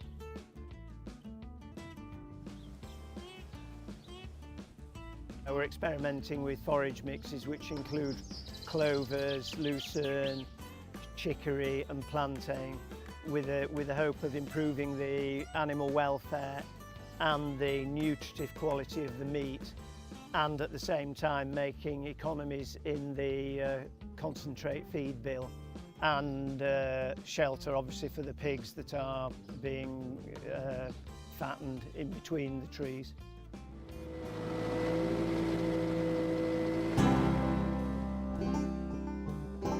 Tout récemment, en mai 2023, le Conseil national pour la transition écologique a fixé des objectifs très forts à atteindre d'ici 2030, avec l'idée d'implanter plus de 50 000 km linéaires de haies et plus de 50 000 hectares d'agroforesterie. Depuis, au ministère, donc là c'est très récent puisqu'on est aujourd'hui en juin 2023, est en discussion la constitution d'un pacte en faveur de la haie.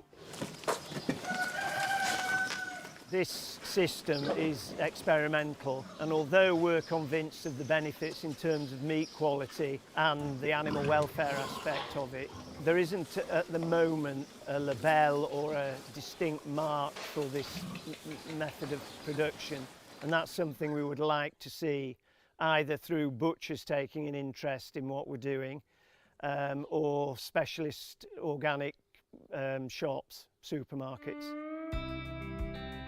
The AGROMIX project is bringing together like-minded people and drawing attention to alternative, more ethical systems of production which have environmental benefits as well and good for animal welfare, which is something today of great concern, I believe, for the general public.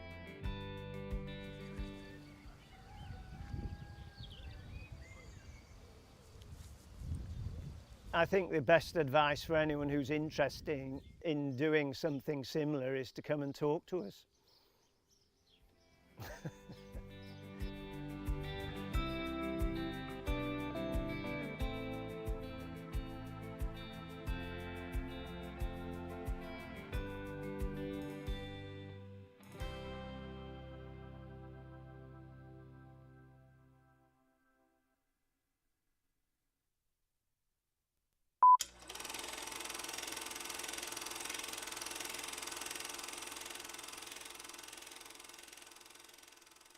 and here we're at Hoflebensberg.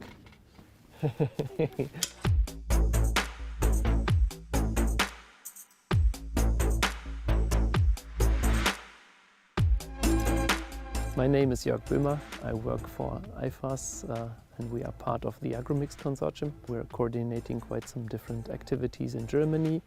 Amongst these is also in work package 6 regarding the policy rules and the circumstances for agroforestry. And today we're on an excursion on 3 farms in Rhineland-Palatinate in the federal state where we're working. And these are 3 pioneer farms for agroforestry here in the region, doing very different approaches in agroforestry. Mein Name ist Axel Schönbeck. Ich wohne auf dem Ingweider Hof bei Reipoltskirchen. Das ist in Rheinland-Pfalz, ganz in der Nähe von Kaiserslautern. Ich betreibe seit 30 Jahren, 40 Jahren Landwirtschaft, jetzt mittlerweile.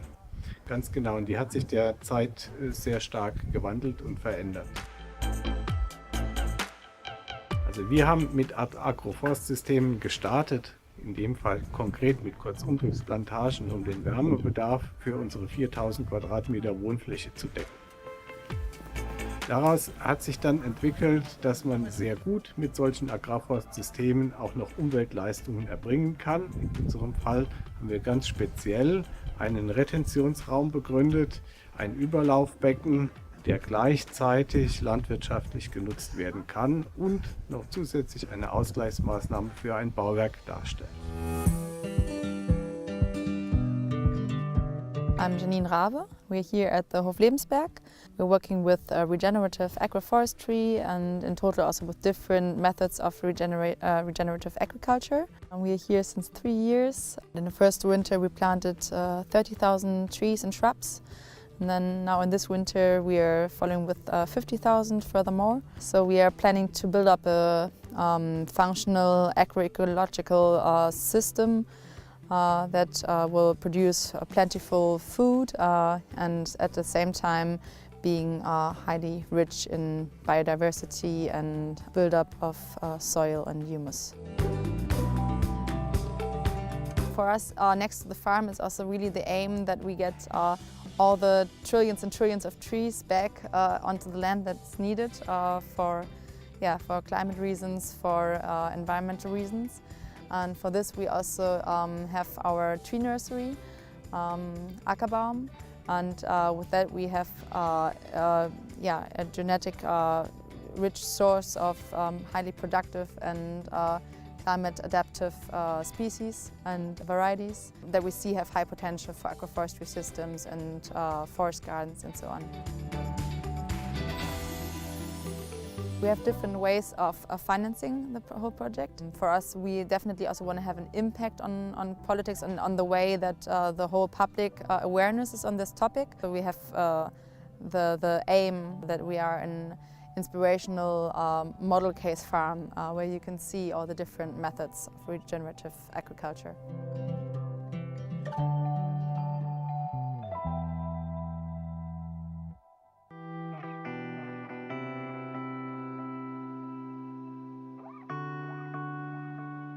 Ich bin Hans Pfeffer von der Bannmühle in Odernheim. Das ist ein Biolandbetrieb seit 30 Jahren. Wir haben so 70, 80 Hektar. Überwiegend Grünland, aber mit einem Schwerpunkt auf 15 Hektar Baumkulturen, überwiegend Obst, Kälterei. Als ich kam, war schon klar, Streuobstwiesen sind Europas artenreichste Biotope. Und diese Biodiversität wollten wir auch erhalten. Es waren 300 alte Streuobstbäume auf den Flächen hier. Und dadurch kam es relativ schnell, dass wir die Mostobstanlagen, die wir gepflanzt haben, sofort mit in die Beweidung genommen haben. Und da habe ich ja schon diese 2 Nutzungen, einmal Grünland und einmal diese Baumkultur, eben Mostäpfel, Kältereiäpfel. We have these pastures very steep, it's very low grass, it's not very nutrient, but it's very biodiverse. And earning money with cows is not a good job. So we needed something to add on to get a little more. In the beginning we brought the cows to the trees, now we bring the trees to the fields of the cows. And there starts a lot of German regulations. Am I allowed to plant a tree on a pasture? So I need a permission to do this. And as we learn, we have a big variety of different pasture types. Once you are allowed, you are not allowed, you have different government bodies. The second thing is subsidies. I don't get subsidies because it's not pasture anymore, or is it a place that I get more subsidies because bio-farming get more subsidies? So there's some things still to do.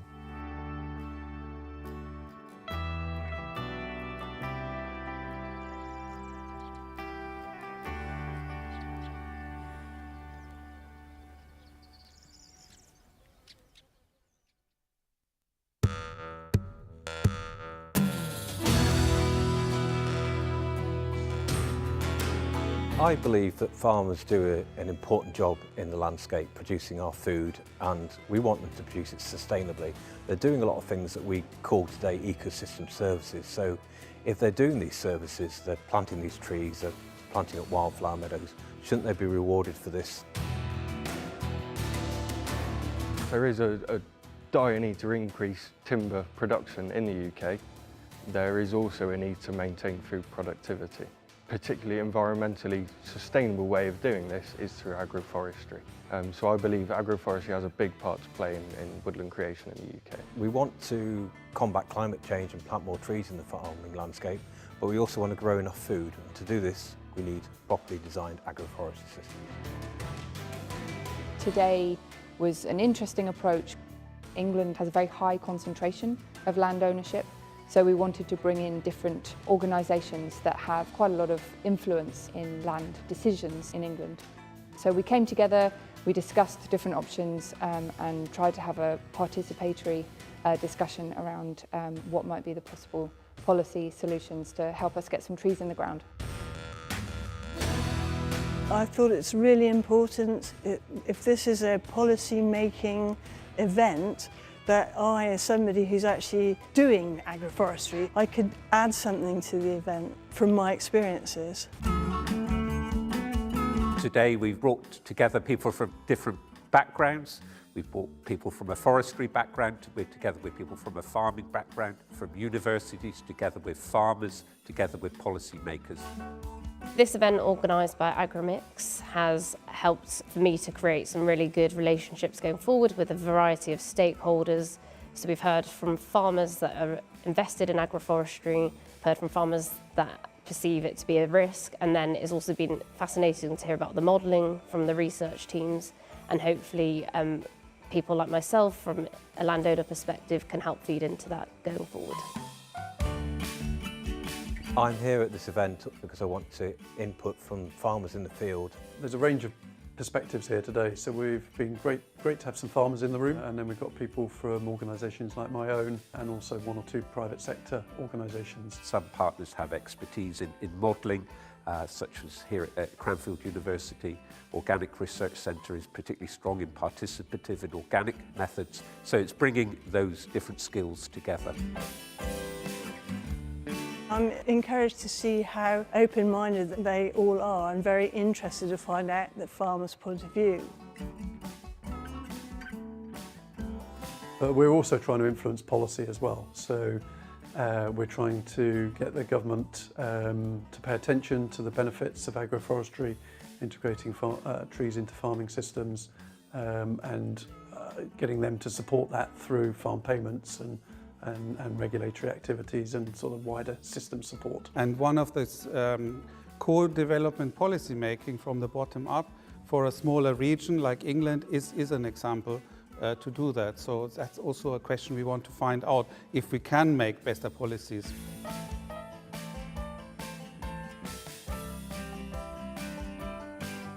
There are a lot of farmers who cannot yet see how good agroforestry can actually be and how you can use it and still actually farm your land and still make a profit.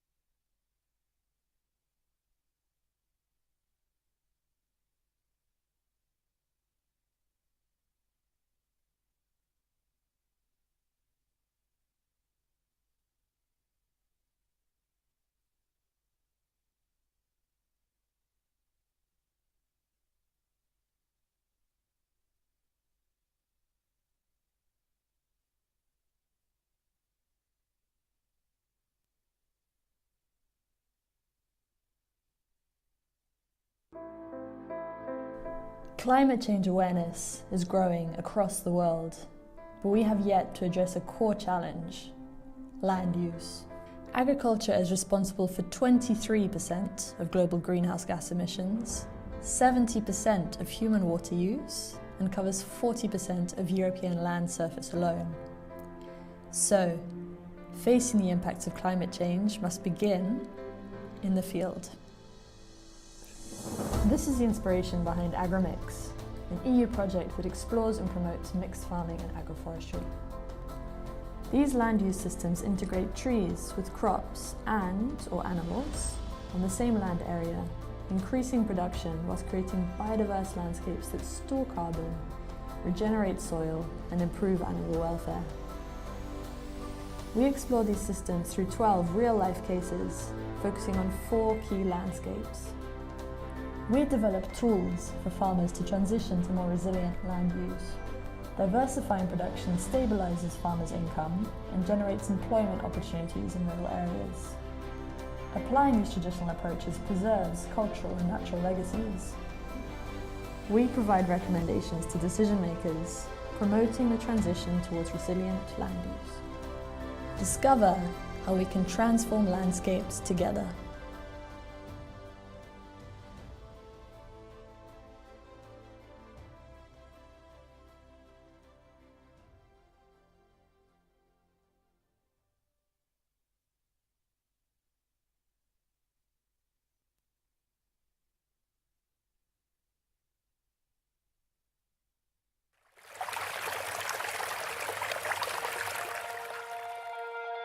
During this workshop we prepared people to do the design process with the stakeholders, and that's the fun of designing together.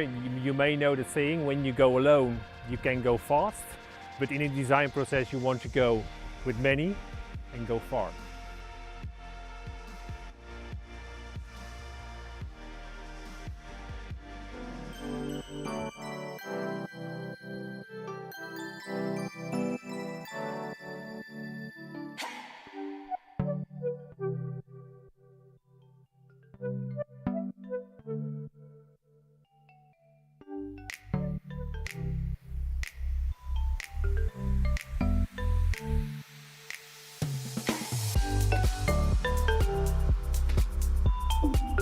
One of the main things that I expect is to exchange with other pilots, because they are so unique and diverse that even though they do not have the same production as we do, they always have ideas, and we think about expanding our horizons when we exchange with them.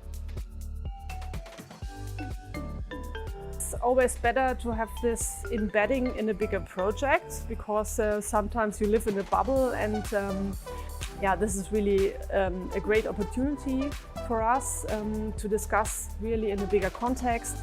Also, the political side is very interesting, because we have here a different agricultural policy in Switzerland, and this is very interesting to get to know how things in the European Union are done.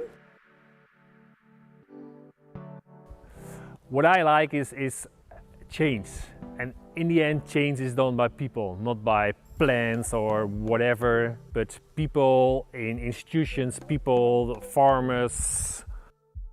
And you might need technology, you might need institutions or whatever kind of change, but it's done by people. And that's what I think is lovely to bring into AGROMIX, is to support teams, to find people and to let people move towards that change.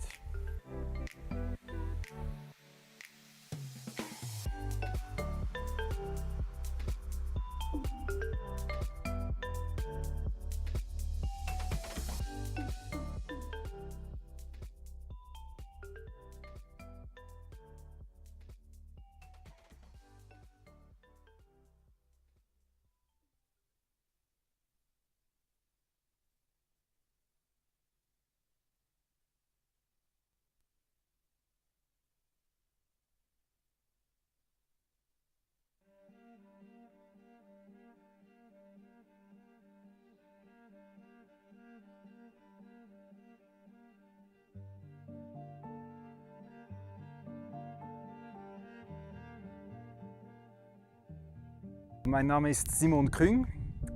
Ich komme aus dem Kanton Luzern, das ist mitten in der Schweiz. Ich habe einen Bauernhof, den ich seit 2008 hier führe. Unsere Hauptbetriebszweige sind Mutterkuhhaltung. Wir haben 50 Mutterkühe und 300 Mastschweine. Also wir sind eigentlich relativ hoch mit Fleisch. Eine hohe Fleischproduktion ist bei uns immer noch angesagt. Und daneben habe ich aber auch 180 Hochstammbäume übernommen, mit vielen Äpfelbäumen und auch ganz vielen anderen Sorten. Und ich habe in den letzten Jahren noch ein Agroforstsystem aufgebaut mit Nussbäumen. Ja, ich habe zwei Agroforstsysteme eigentlich. Eine ist Bäume und darunter sind Tiere, die weiden.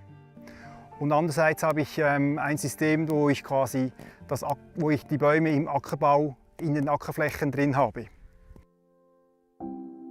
In Switzerland we still have about 12% of the farmland which is used as agroforestry. So these are traditional agroforestry systems such as the fruit orchards which we see here behind us, more in the lowlands. Then we have wooded pastures in the mountains and chestnut selva in the south of the Alps. And these traditional systems are highly appreciated for their landscape and biodiversity values.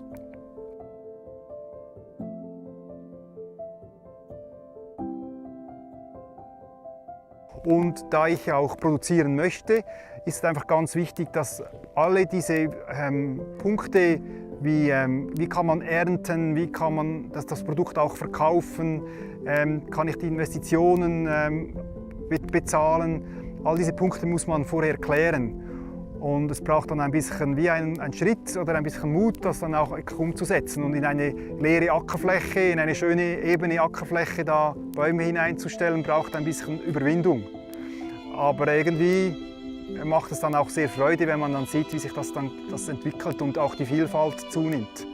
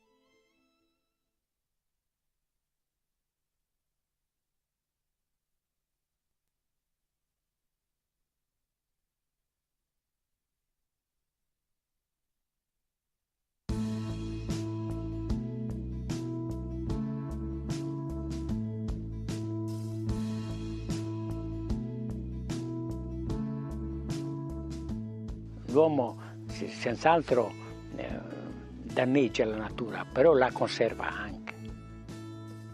Sono Nanni Carazzo, con la mia famiglia gestisco questa azienda inserita nel massiccio del Monteferro, siamo a Santo Lussurgiu. Abbiamo questa azienda ereditata da mio padre, l'azienda comprende circa 120 ettari, di cui la maggior parte sono boschi. Poi abbiamo una ventina di ettari che coltiviamo per il foraggio. In Sardinia, the area that is occupied by agroforestry system is still uncertain. So there are several estimates. Let's say it can range from less than 1 million hectares to 1.5 million hectares, more or less, or even more. Some estimates are saying even 2 million hectares in Sardinia. At the beginning, the island was really a forest. And since there was a start of very important pastoral activity, especially based on dairy sheep, the owners started to cut the trees. So there was a thinning, let's say. There was a tree thinning, And in this way, the landscape was transformed from a woodland to really a silvopastoral system. So where there is this strong combination between grassland, grazing animals and trees. Purtroppo siamo rimasti pochissimi a gestire in questo modo queste aziende agro-silvopastorali, perché la maggior parte pensano che sia più remunerativo operare in collina o in pianura.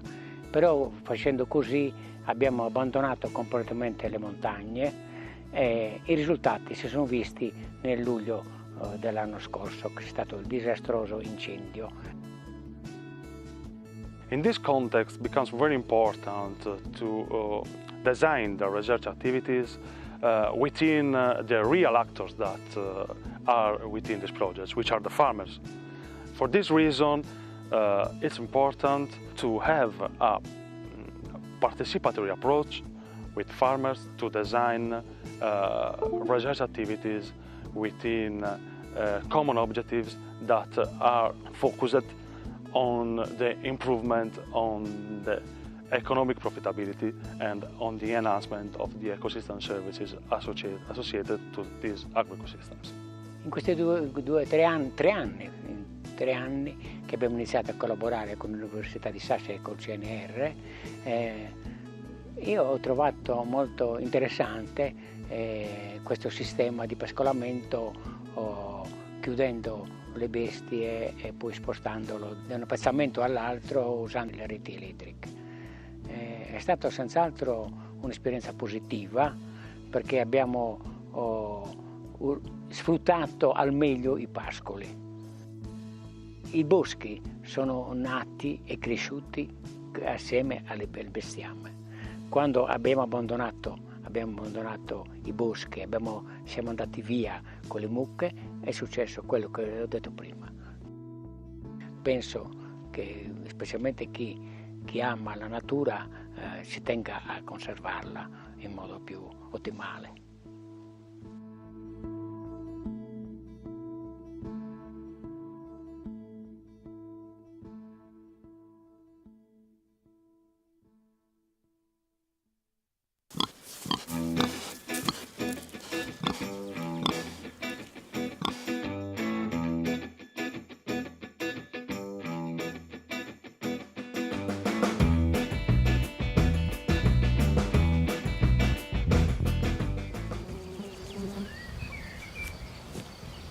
On est aujourd'hui sur la ferme de Karl Schird, The Blue Pig Farm, qui est située dans le Maine-et-Loire, donc au nord d'Angers, dans l'ouest de la France.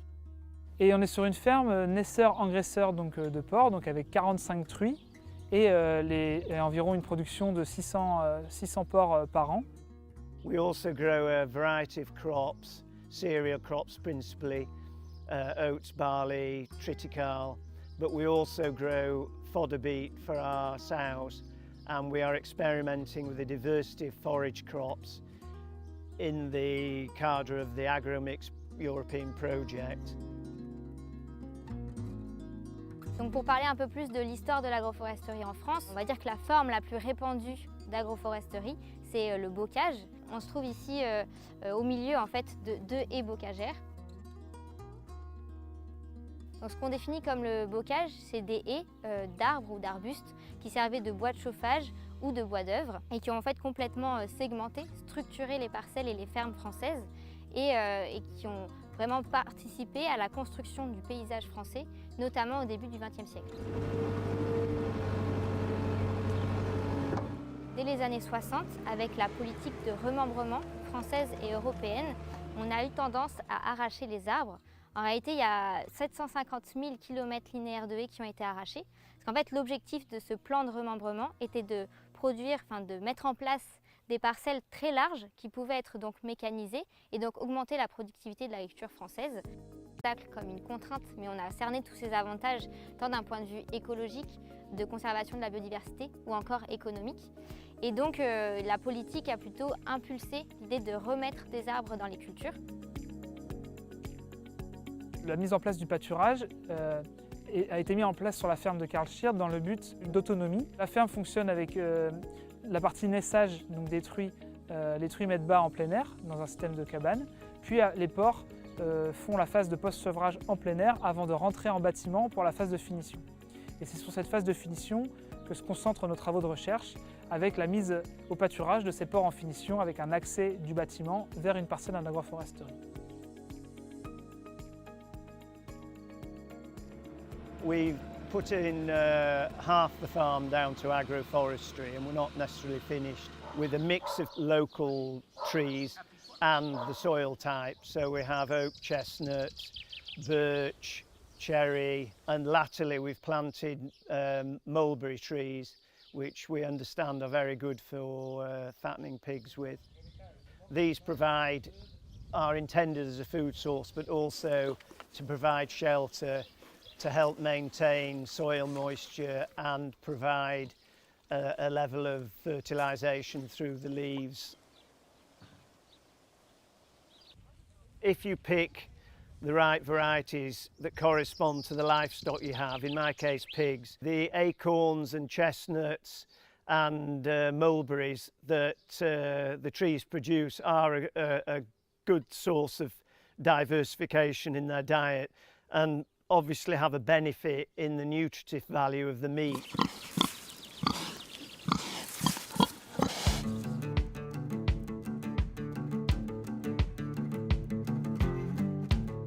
L'objectif est de fournir environ 10% de l'alimentation des porcs via le pâturage.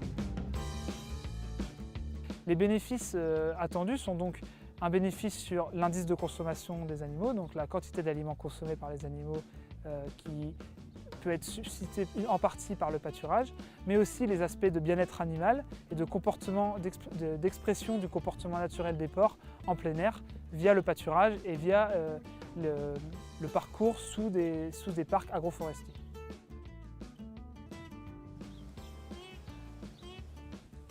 We're experimenting with forage mixes which include clovers, lucerne, chicory and plantain with a hope of improving the animal welfare and the nutritive quality of the meat, and at the same time making economies in the concentrate feed bill and shelter obviously for the pigs that are being fattened in between the trees.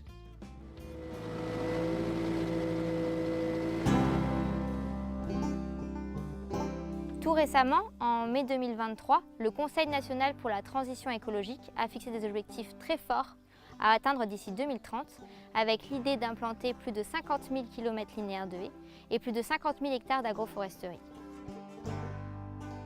Depuis, au ministère, donc là c'est très récent puisqu'on est aujourd'hui en juin 2023, est en discussion la constitution d'un pacte en faveur de la haie. This system is experimental, and although we're convinced of the benefits in terms of meat quality and the animal welfare aspect of it, there isn't at the moment a label or a distinct mark for this method of production, and that's something we would like to see either through butchers taking an interest in what we're doing or specialist organic shops, supermarkets. The AGROMIX project is bringing together like-minded people and drawing attention to alternative, more ethical systems of production which have environmental benefits as well and good for animal welfare, which is something today of great concern, I believe, for the general public.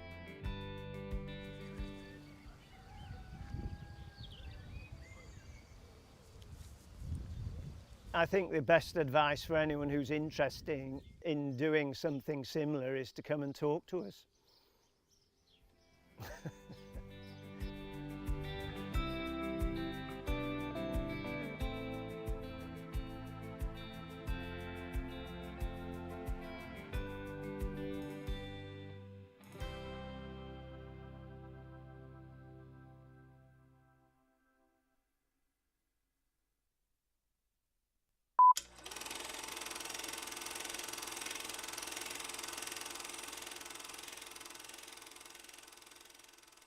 and here we're at Hoflebensberg.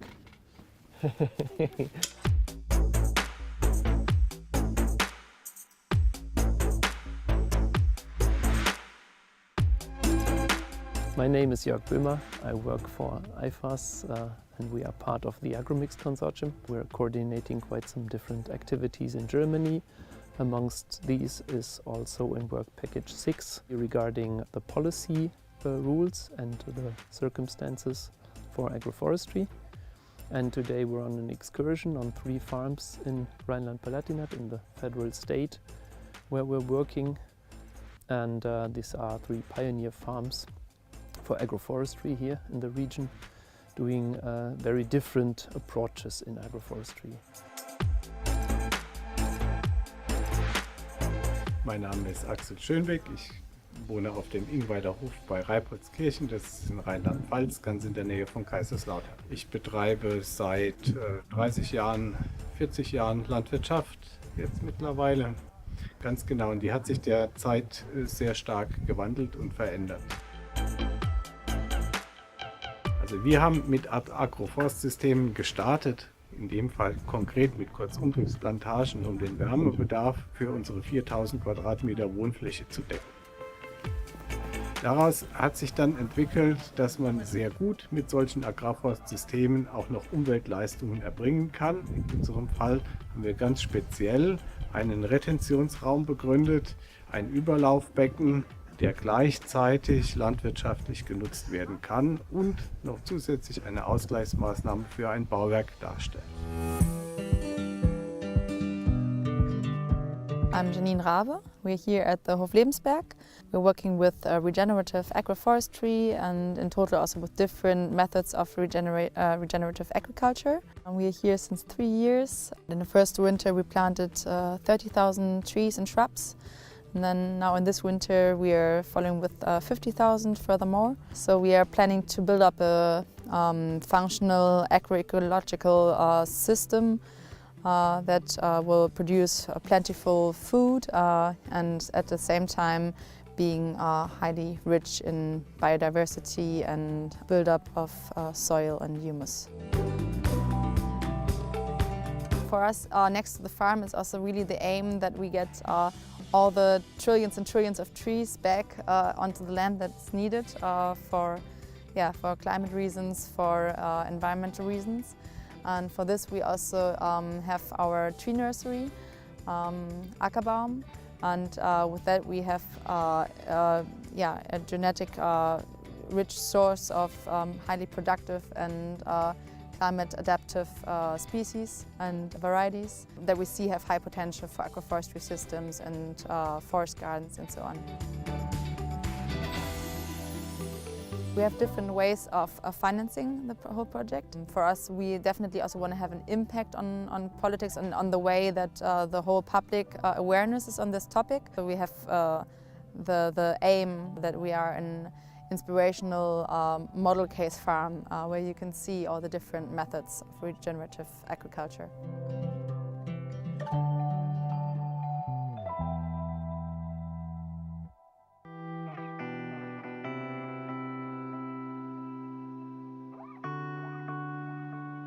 Ich bin Hans Pfeffer von der Bannmühle in Odernheim. Das ist ein Biolandbetrieb seit 30 Jahren. Wir haben so 70, 80 Hektar.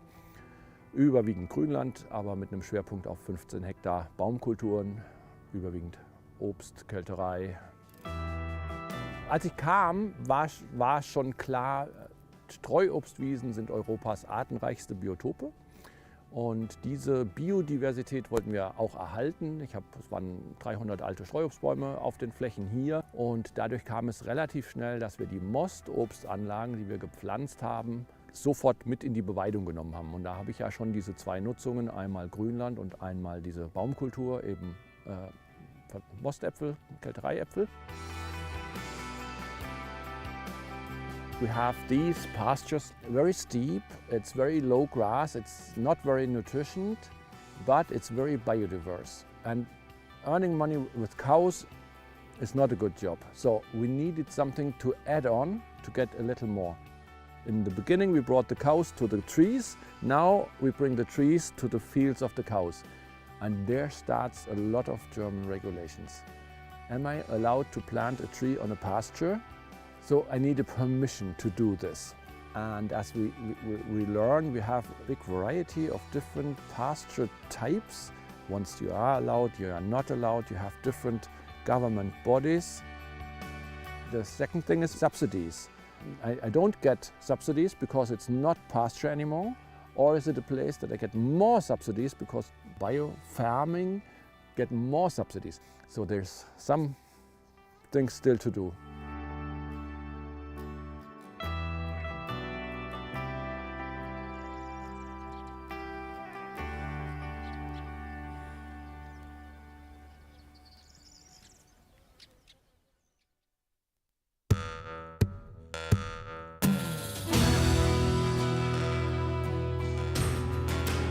I believe that farmers do an important job in the landscape producing our food, and we want them to produce it sustainably.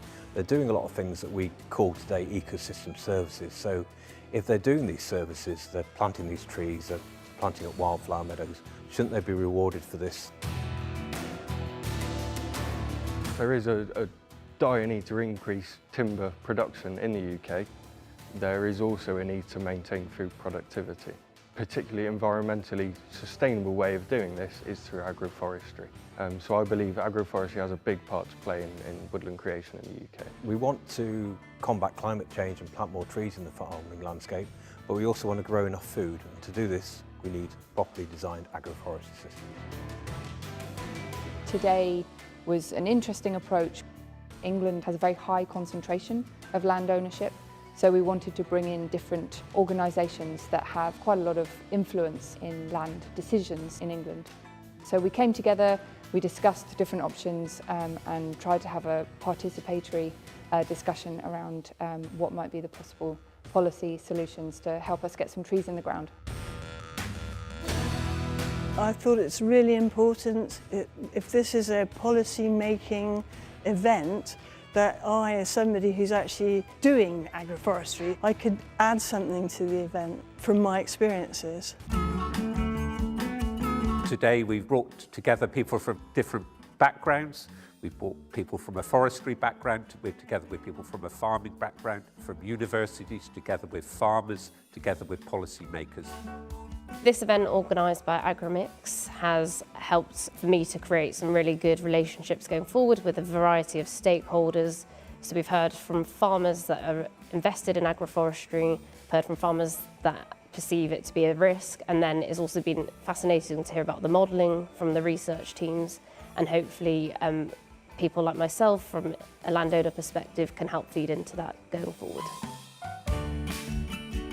I'm here at this event because I want to input from farmers in the field. There's a range of perspectives here today, so we've been great to have some farmers in the room, and then we've got people from organisations like my own and also one or two private sector organisations. Some partners have expertise in modelling, such as here at Cranfield University. Organic Research Centre is particularly strong in participative and organic methods, so it's bringing those different skills together. I'm encouraged to see how open-minded they all are and very interested to find out the farmers' point of view.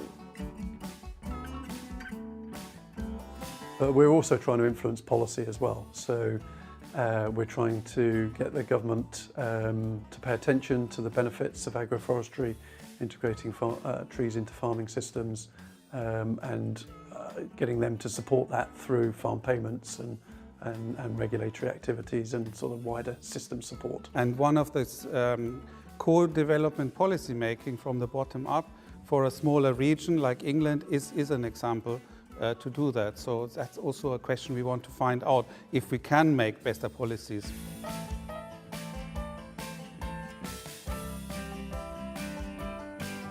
There are a lot of farmers who cannot yet see how good agroforestry can actually be and how you can use it and still actually farm your land and still make a profit.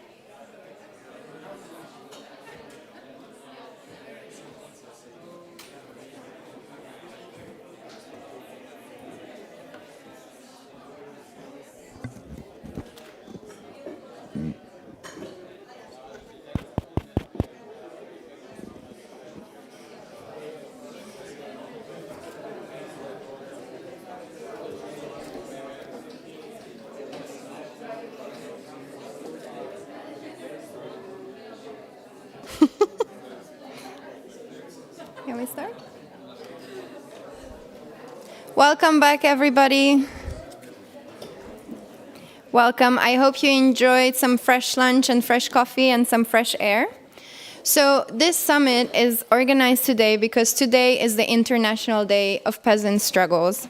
So we're very happy to welcome here with us Thijs Boelens to talk about the importance of peasant farming and agroecology in the transformation of the EU food system.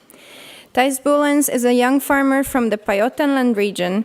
Together with two colleagues, Tone and Sander, he runs a cooperative vegetable and arable farm called De Groentelaar.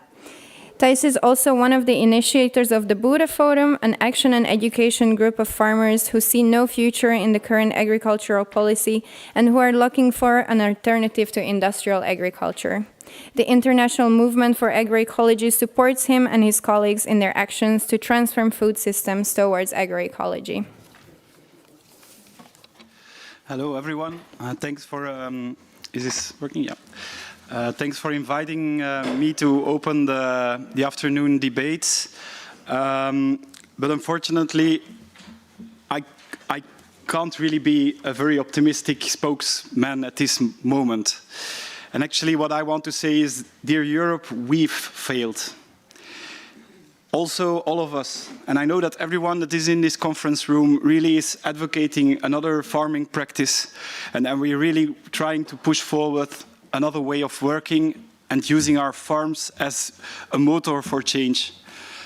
But this European Union didn't give it to us. And the reason why I'm saying it is because recently a farmer in my region quoted to me, "It's us or the trees." I was pinned to the ground. This farmer is a woman that is investing all of her life in a farm that is very close to its consumers and that is trying to bring about another economic model, selling her meat but also the produce of other farmers from her region to her clients. Yet she feels that it's her and her farm are the trees. So what failed? What went wrong? I think that actually nature policies are threatening her, not only in the way how she perceives it, but also in the effect of these nature policies on her farm. The carbon credits and the nature organizations that don't feel how the farmer culture functions, that not listen to the heartbeat of women and men that are working all day long on the fields, are just failing in their attempt to reconcile nature and farming. And the evidence of it was in the streets of Brussels the last 2 or 3 months. And yes, I was a part of them. I was a part of these autonomous groups of farmers, young men and women, that took their tractor and that drove into the European community buildings to show our anger, to show our fear, and to show all of our tears that we normally shed behind our walls, sitting all alone in our tractors. For 2 or 3 months, we've showed them on the streets, and we showed how angry we were. And what did the European Union understood? Actually, very few of it. My big organization in Europe, European Coordination of La Via Campesina, advocated for another economic strategy. But apparently, this blue banner of the European Union cannot take another form, nor another color.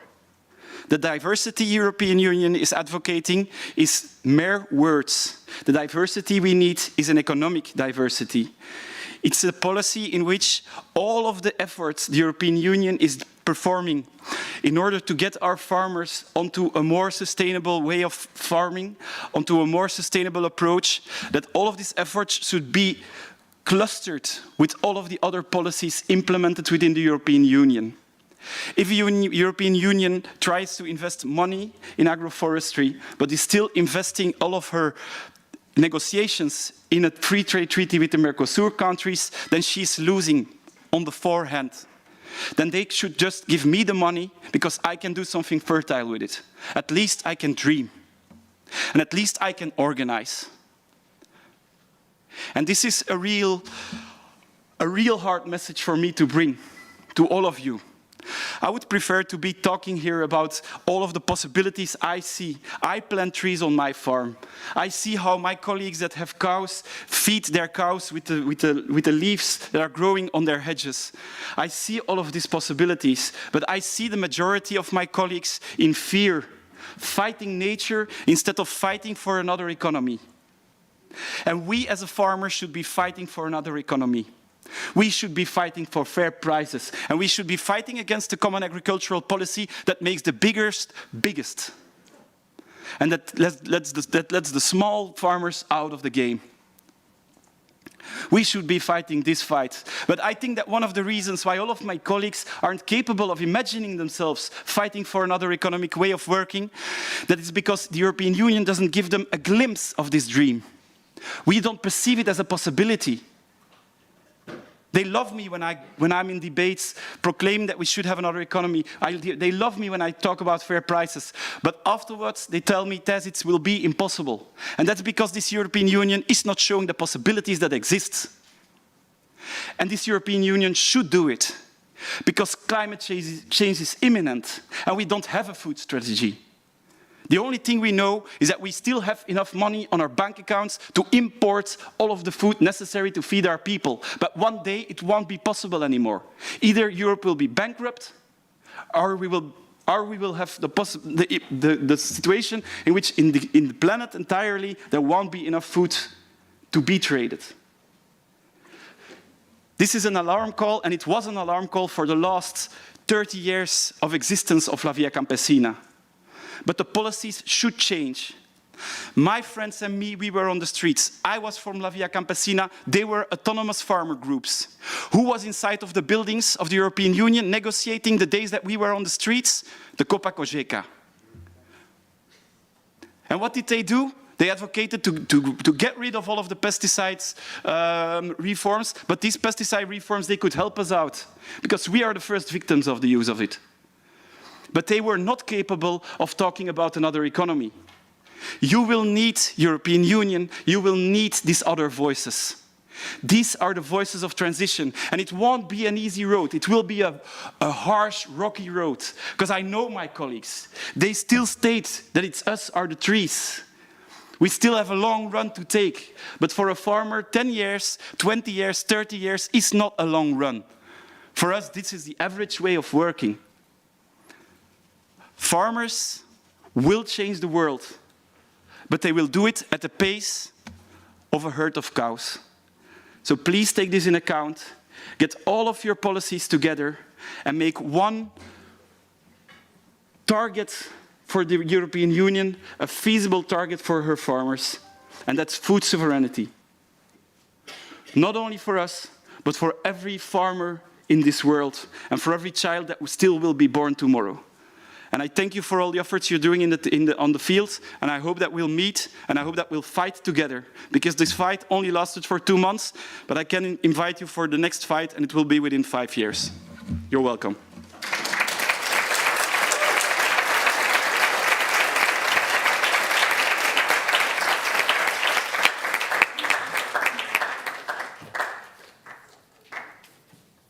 I sometimes get feedback that I'm too negative. To me, it's hard to be this person. And it annoys me that in a lot of these congresses, there is always good news. And I know that on the technical level of agroforestry, there is a lot of good news.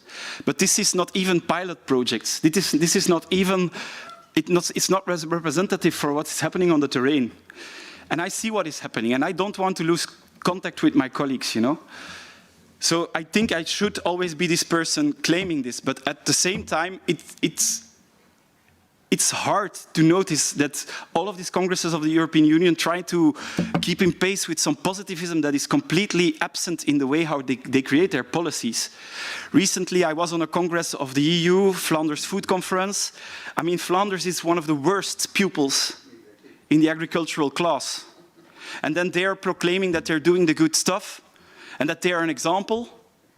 We should stop lying to ourselves, because these lies, they will explode in our face, and that will be the next elections we're facing. So, sorry for being negative.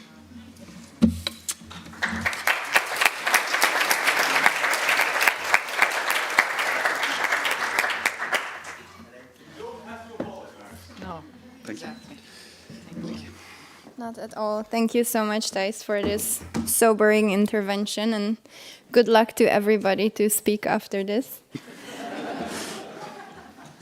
We'll try to continue this energy of turning words into action, and I'd like to invite the rapporteurs of the World Café to look back at what we discussed and come and summarize each of the themes that we were all talking about at the tables.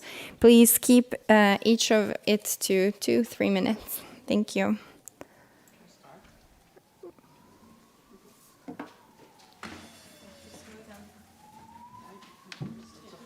Oh, we can go. Oh, sorry.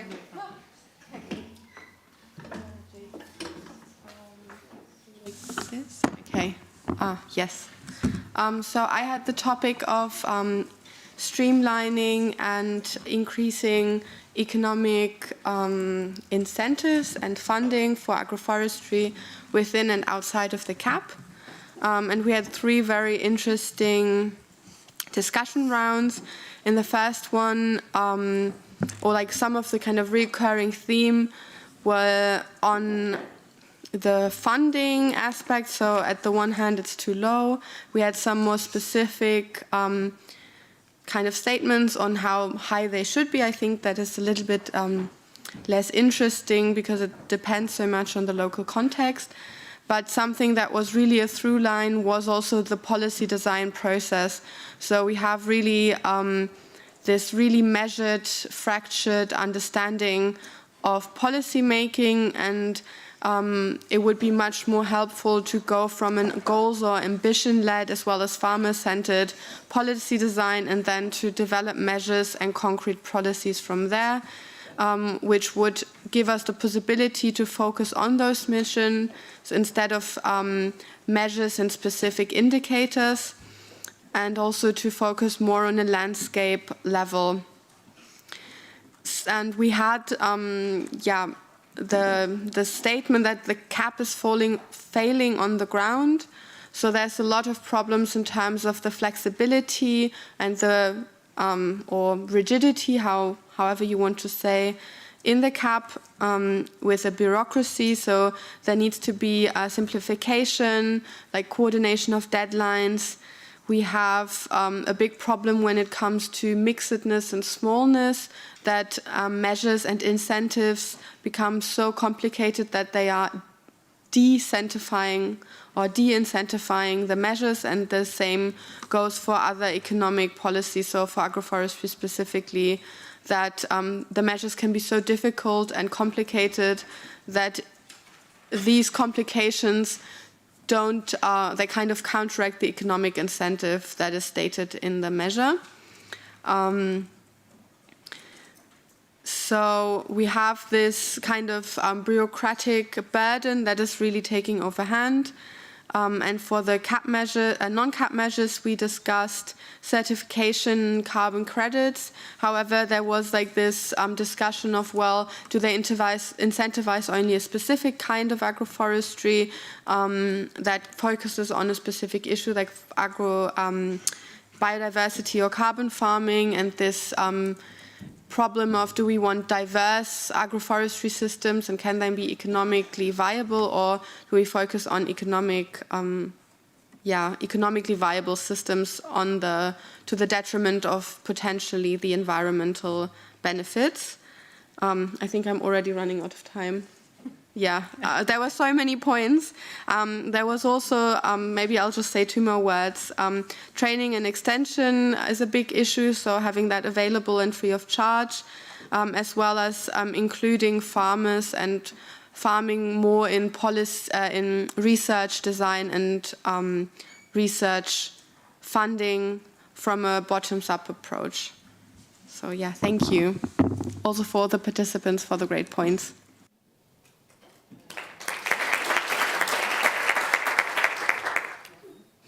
Yeah, do you hear me? Yes. Okay, I continue because the 2 points actually belongs to to our topic, that was the develop of training resource, improve education and access to research. We tried to gather 4 tables. The facilitator was Felix, Vincent, me, and Alberto, and I thank them for their collaboration and cooperation. The target, we talk about target, so we divided among, of course, farmers, policymaker, consumer, advisor, extension service, but also landowners, as well as youth, the future generation, and the consumer. Of course, yeah, consumer already said. In general, from the policy point of view, and for anyhow regional in particular, also funds, there are a scarce interest, and so they don't find. Sometimes there was a lack of awareness at the country level, and what we can do is to focus maybe also from one side on to decrease the barriers that are many, and sometimes also to have a upstream and downstream approach. No? So also, for example, look at consumer, for example, as you said, as an entry point. How? There are already several means that have been developed by European Union, for example, the AGRIS, so the Agricultural Knowledge Information System around agriculture, as well the European Innovation Partnership. Those are good examples. On the other hand, there are still a lot to do about permanent farmer schools that have a farmer-to-farmer approach, exchange of knowledge, co-development of knowledge, together traditional knowledge of farm, because also in Europe, the traditional farm are where mixed farming and agroforestry farm, but of course, the CAP incentive have highlighted and strongly founded standardization, monoculture, and yeah, big corporations. So, and also there is almost no course so specific, high school or university master, or anyhow very under lack of course and access to information, in particular for agroforestry.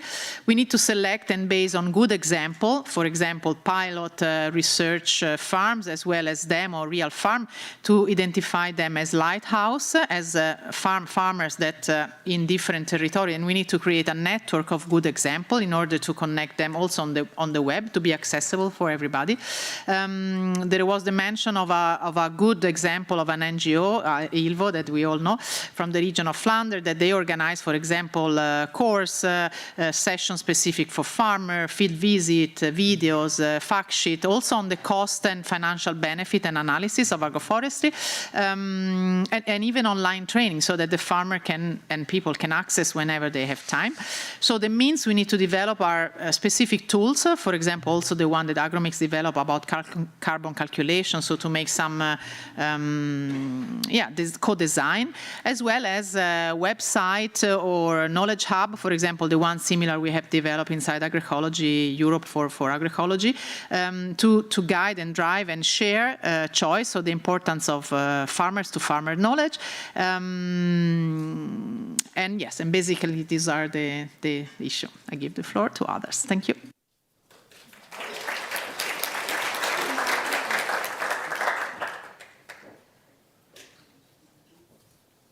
Okay.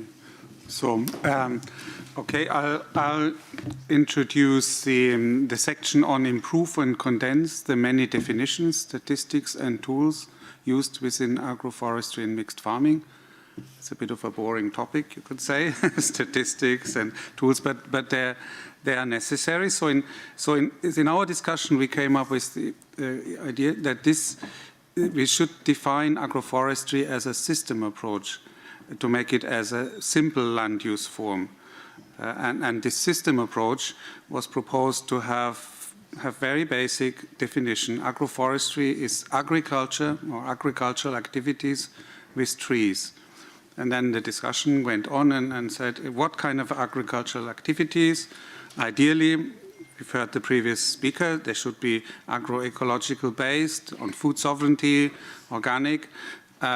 But then others said they should not be so exclusive. So So maybe there's space for both, but there is a clear link between agroforestry and agroecology, and many said that in the meetings. And then one other step was, how to define agroforestry. Maybe we define what it is not. So make clear boundaries to the other systems like forest. There were issues with rewilding in the Netherlands where suddenly you couldn't really do agricultural activities. Also issues with orchards, so quite intensive orchards. They are not agroforestry. So these are issues, but then it was also said maybe there should be pathways for those forests and intensive orchards to become more agroforesty, if you want. And then on statistics, we decided, or we noted there are some data sets, Lucas data set to monitor it. There is some other more fine-grained solution to do that, the FAST platform. I'm not having so much detail, but so that's maybe a possibility. But then it was also mentioned there's a soil mission, and this has a big part in soil monitoring. So maybe there should be some kind of AGROMIX mission, which then does further monitoring and measuring, and then we will have more details on that as well. So, and I think I'll leave it with that. So, okay. Thank you. Shall I carry on? Because this is... Okay. Oh, yeah. Yes, I haven't got another one. So, hi there, just a short introduction of myself. My name is Linda Magyar from CWEP for Biodiversity, and we are one of the partners of AGROMIX project, and we were the leaders of the work package 6.3, which was the policy workshops. So, in regard of our subject was the improved policy coherence across interconnected policy objectives and strategies at EU level. So basically harmonizing relevant policies and missions of the EU, such as nature restoration, low deforestation, low water retention, soil, and so on. We summarized our findings in 5 main points, so let's get on with them. The first one is clear and overarching policy targets are fundamental, and principles, approaches are actually more important than definitions. Across departments, climate change should be the main drive to harmonize these policies together. In regard of stakeholders, we should find ways to better represent voices from all farmers, especially young generation and small scale, and amongst farmer groups. We should also include foresters in policy making because we are actually also dealing with trees when we are talking about agroforestry.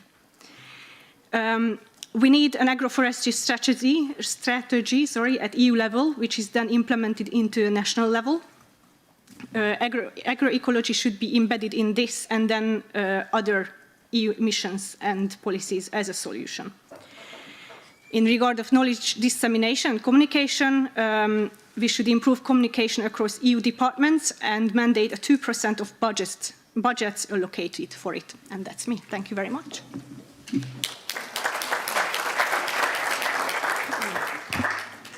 Thank you. So I'm Julia Wright, and I work at Coventry University in the UK. The group I was with and others were working on developing diverse value chains for agroforestry and mixed farming products and increasing their visibility. And I've kind of distilled 5 main points out of the discussions. I think, to begin with, it was difficult to just look at value chains because there's such a small critical mass of agroforestry products, if any, and you'll see from the standout here, we were only able to locate 1 product so far. We have scoured Biofach in Nuremberg in February looking for agroforestry products, and we've only found 1, and it is from the UK, and it's a diverse organic farm which is producing a range of gins and other alcohols, and they do say they come from agroforestry systems and they market it as such. So, there's very little at the moment. So it's kind of chicken and egg. I mean, how do we develop markets when we haven't got enough production and very low consumer awareness as well? So that's why we thought that there needs to be a really special support for developing the value chains for agroforestry. It's not a normal case. It needs a special case treatment in terms of policy and financial support across the whole value chain to make the value chain bigger. So types of support could be for innovation, research for innovation and for innovation on farm, could be public-private sector arrangements, and especially support for collaboration and cooperation amongst a range of small farmers, who need to get together to market their produce. We're looking at, in terms of raising awareness for consumers, and also how to valorize, what kinds of support are needed for different products or functions in the system. Could we be using a true cost accounting approach or other existing off-the-peg sort of tools for measuring these systems and putting a value to them to kind of translate this to consumers as well as other things. And as well in terms of marketing, we felt that images are very important, and we saw at Biofach, but in other places too, a lot of times a nice, rich agroforestry landscape is used as a backdrop for sustainable products, for selling them, but that doesn't mean those products actually come from those systems. So is there greenwashing going on, and how can we prevent that or just strengthen, the concept that certain products do come from such agroforestry systems? And this is a challenge as well. How do you market more complex systems and produce from them? There was an example in Australia of some of the permaculture systems there.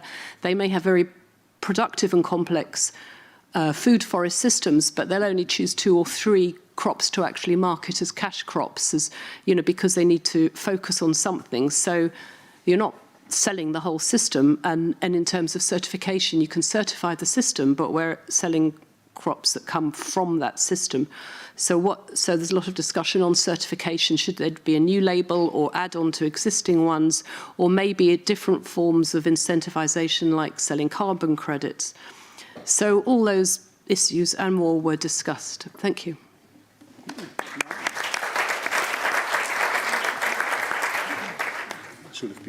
Thank you very much. We'll do our best to take everything that you shared with us and all the learnings and bundle them up into a white paper with actionable policy recommendations as an outcome of this summit. And now we have reached one of the highlights of today, a high-level panel to debate the future of European agriculture and food systems. The discussion is led by the outstanding Natasha Foot, freelance journalist, podcaster, and moderator specializing in EU agri-food policy. She previously worked as an agri-food journalist with the EU media Euractiv, and before that spent several years working on farms around Europe to learn more about the realities of farmers on the ground. Natasha holds a master's degree in environment, development, and policy with distinction from the University of Sussex, where she worked on food issues and alternative approaches to food production. Natasha will introduce the speakers, moderate the debate, and welcome questions from the audience here in the room and also online under YouTube. Please take the floor.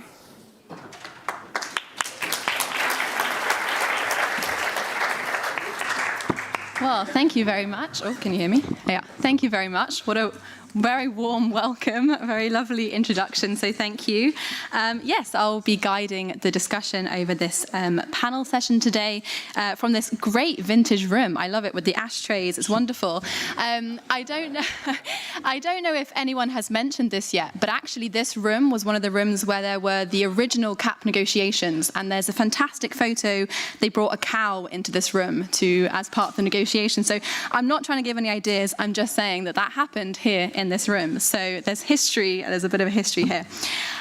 So yes, this panel session today, we're going to take the results from the World Cafe, from all of the discussions you've been having, and dig a bit deeper with the help of all of our panelists. So let me introduce them. You can see their names up here, but we have with us today Patrick Worms, who is a Senior Science Policy Advisor at the Centre for International Forestry Research and World Agroforestry, that's C4ICRAF, and President of the International Union of Agroforestry. So Patrick, welcome. You can start making your way up to the stage.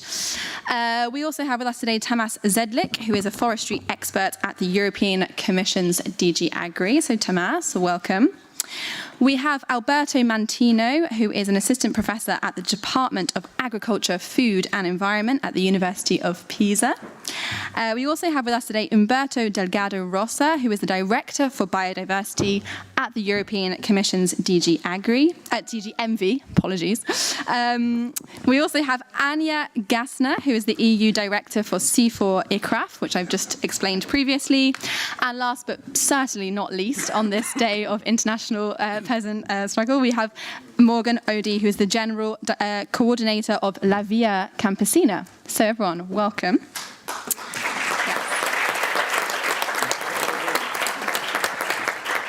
So we have a very a nice mix of panelists, an agro mix, you could say. No? Okay. Didn't like that joke. That's fine. The jokes don't get better. So we're going to be discussing how policy can help the uptake of mixed farming systems in the EU feed system. We have about an hour to dig into this topic, and I will leave plenty of space for your questions, so do keep that in mind as we're going along if you have any questions for our panelists. So I'm going to kick off, turning to you, Tamas. Yes. I had an idea of how I was going to start this, but I actually slightly threw it out the window once I heard Tisa's presentation right at the beginning. Very, very passionate intervention right at the start there from a farmer. I wanted to get your reaction on what he said there. I mean, he was talking about EU policy being out of touch. There was a lot of frustration in what he was saying, and I really want to start with this theme of coherence, policy coherence, and getting all these policies together, as he said, under the branch of food sovereignty. What's your response to what we heard from Tis at the beginning of this session? Thank you.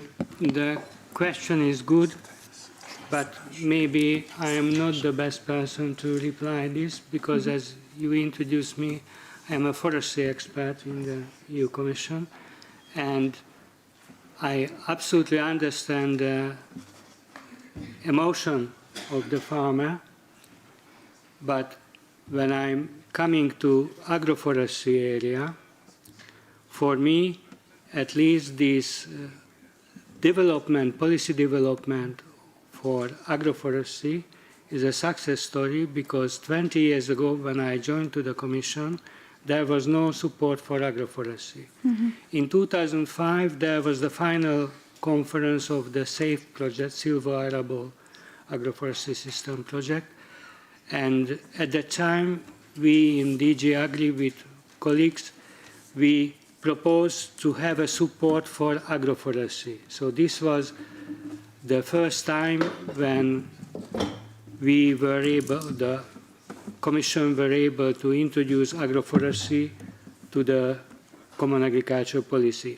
Since then, we had several meetings, active participation with the agroforestry associations. They were, I would say, rather pushy and very active, really active. We had several lunchtime debate and discussions on different aspects of agroforestry and difficulties, but at least we had a process to develop, to introduce and broaden the scale of the possible support for agroforestry. At the first time, there was only support for establishing agroforestry.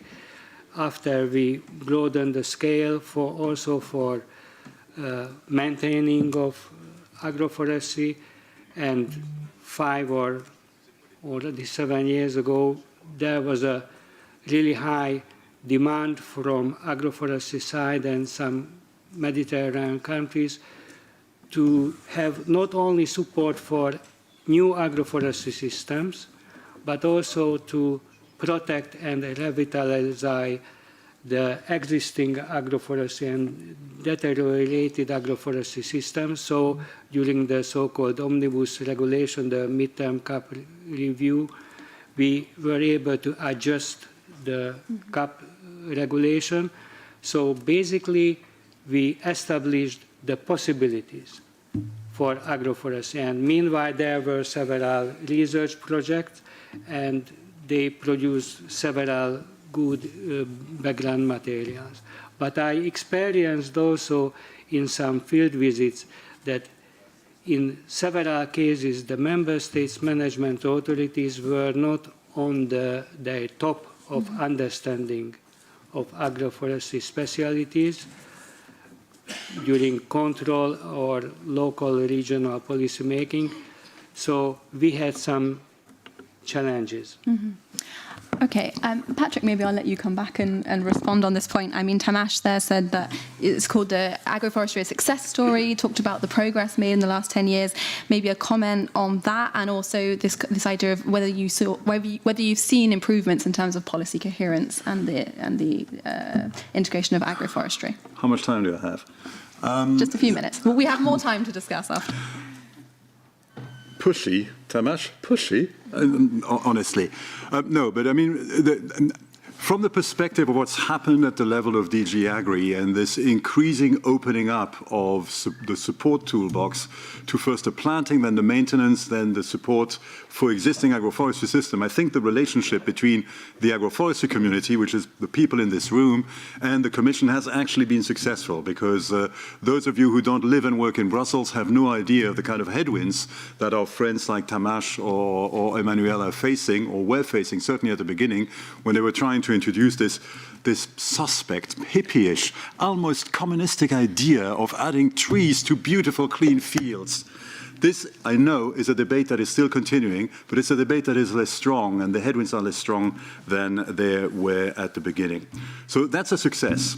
On the other hand, as we've heard this morning, and as we know in every single one of these research programs, the number of farms that are actually planting trees and that are integrating agroforestry system is disappointingly, I dare say, vanishingly small. And there's a whole number of issues related to that and causes for that, and some of them were discussed this morning, and we probably don't need to go into them. But that suggests that we are reaching the end of what we can do simply by tweaking existing regulatory environments. We now have support written in the text for agroforestry, and yet people are not planting trees. So what else do we need to do?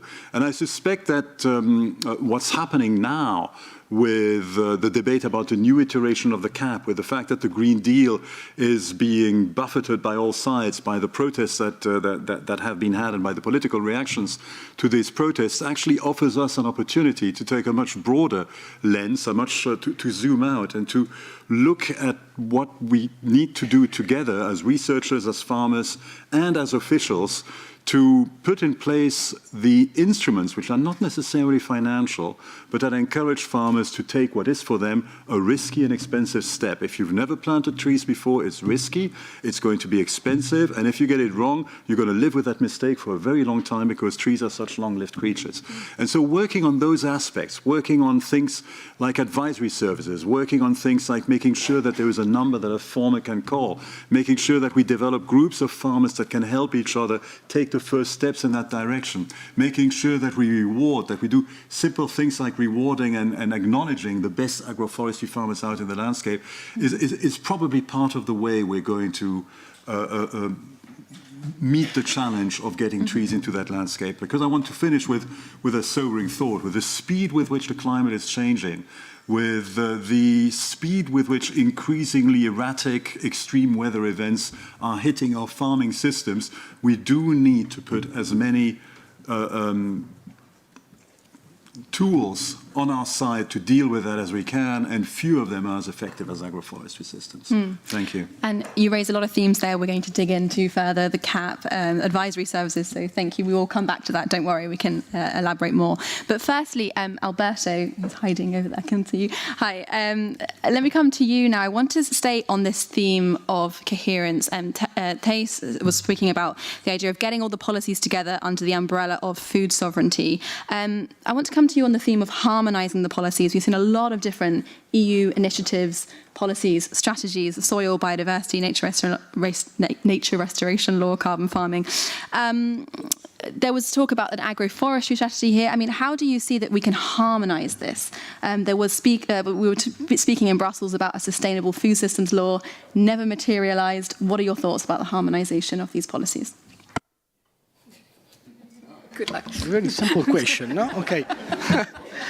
Yeah, I think that after the discussion with Anya and also Tamas during the round table before, I had a question in mind. Why can't a farmer become increasingly rich, increasingly wealthy year by year? this is an idea of, under my point of view, to work with farmers and harmonize in this sense, to work in, having in mind the profit of the farmer. We can help farmers to increase the benefits, in this sense to support the transition to mixed farming and agroforestry.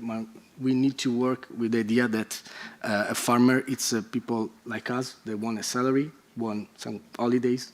In this sense, we have to harmonize this, taking into account the needs of the farmers. I think that it's not easy to harmonize policy because there are very site-specific conditions, a lot of different aspects related to different level of sites of the farmers, the market, value chains.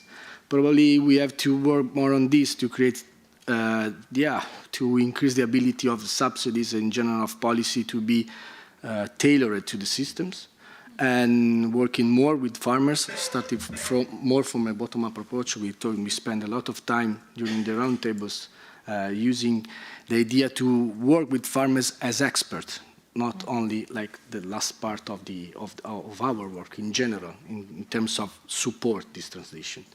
So it's not easy to harmonize 1,000. I think that the CAP, it's more than 400 pages. So it's very huge.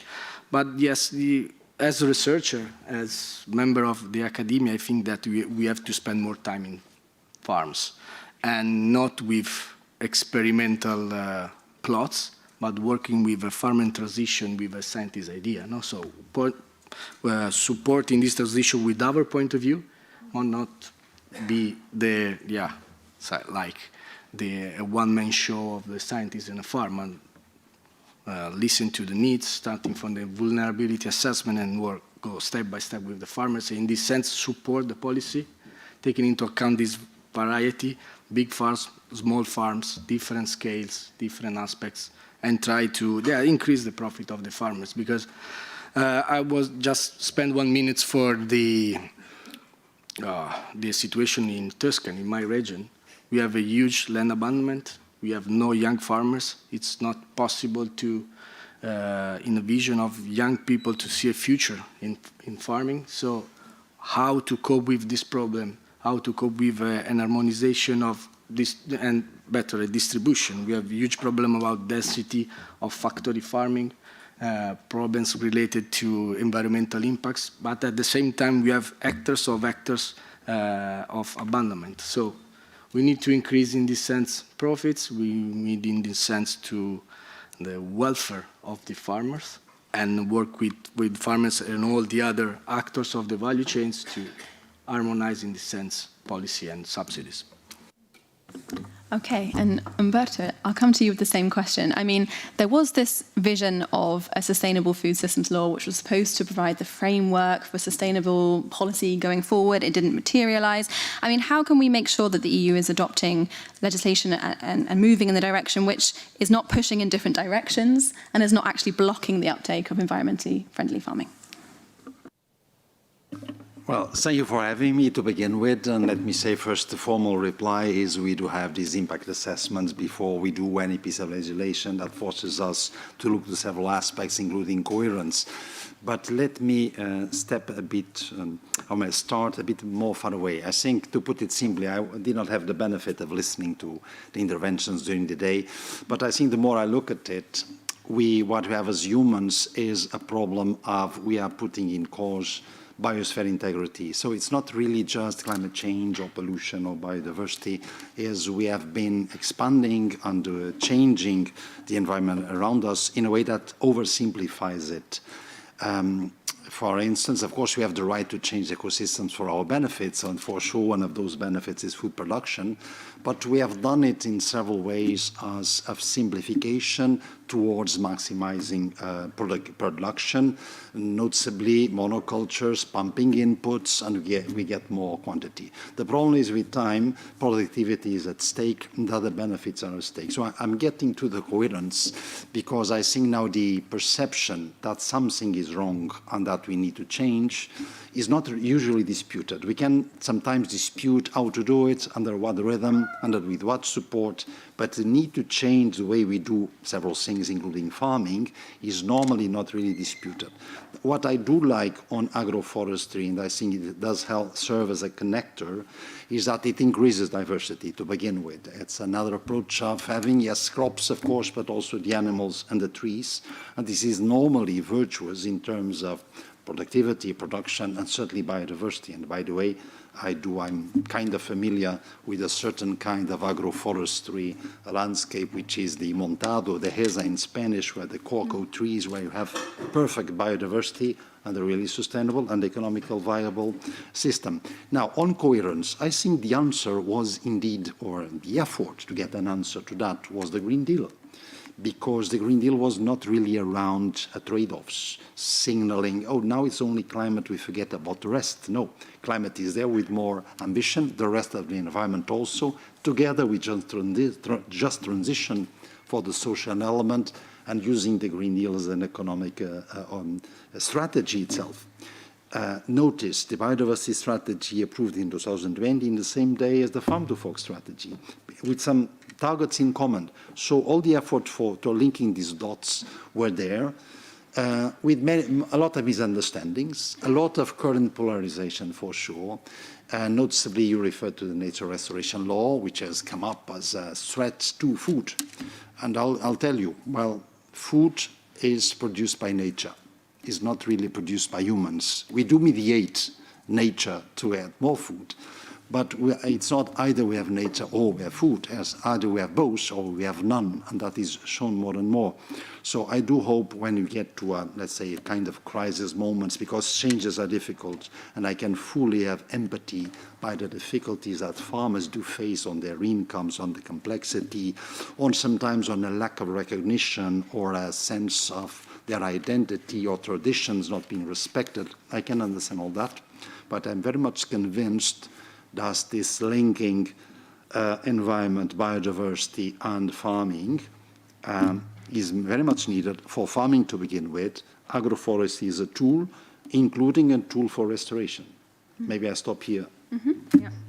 Yeah, I mean, something we can dig in. I'll go to the other panelists first, but I mean, you mentioned there, you know, connecting things like the Farm to Fork and the Green Deal, but of course, a lot of that, although there was a good intention at the beginning, failed to materialise, so maybe we can dig into that a little bit more later on. But first, Anya, I will come to you right at the end there. Of course, when you're talking about harmonising approaches, we're not just talking about between EU levels.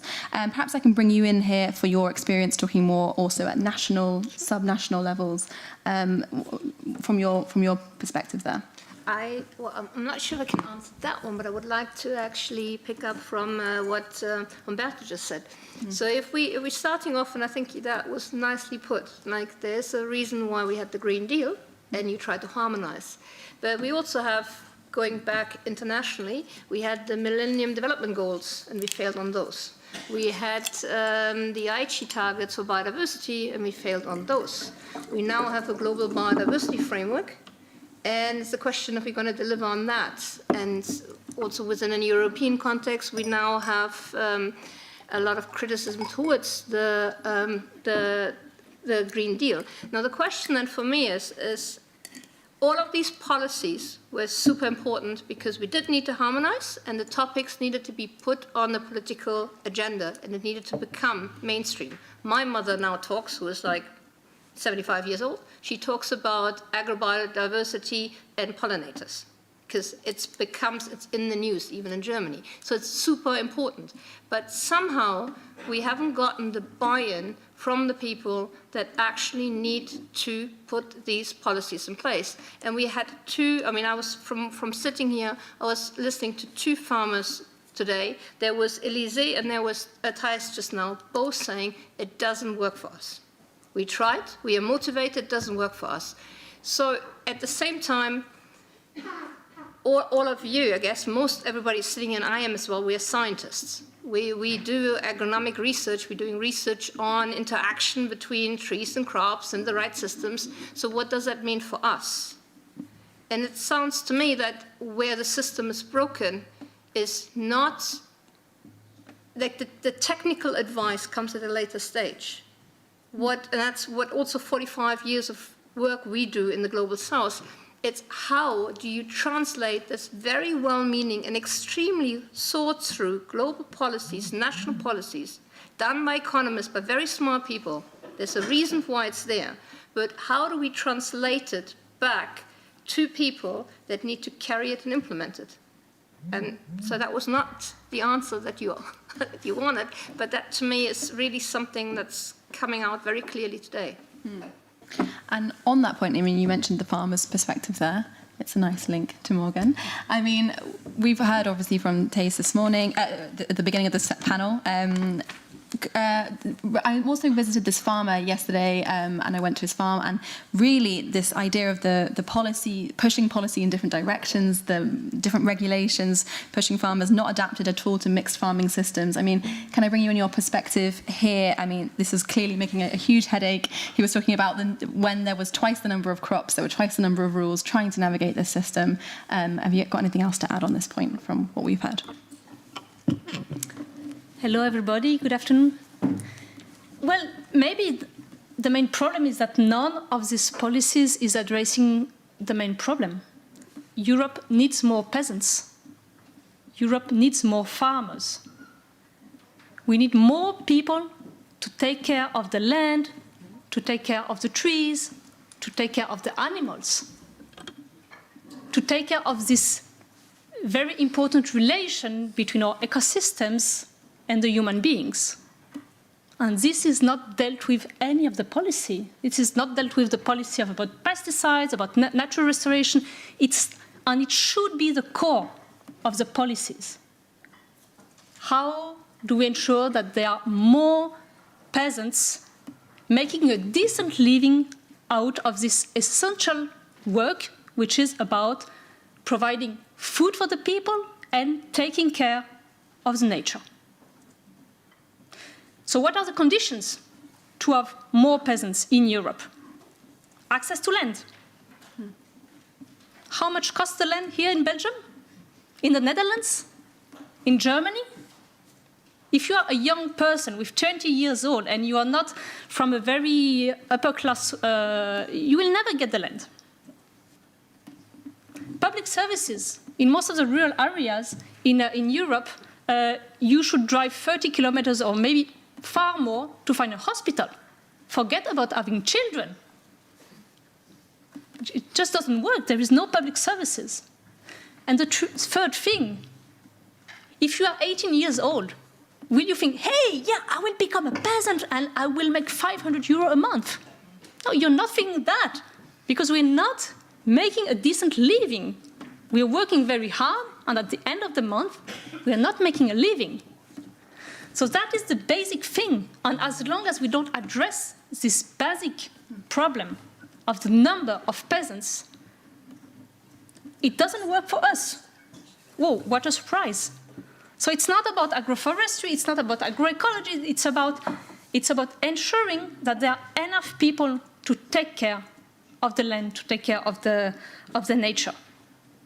And here we have the huge contradiction. Well, you know, the coherency of European policy, what does it mean for farmers? For more than 30 years, the main goal that we have been repeatedly told about is be competitive. Produce as cheap as possible, because you are in competition with the whole world.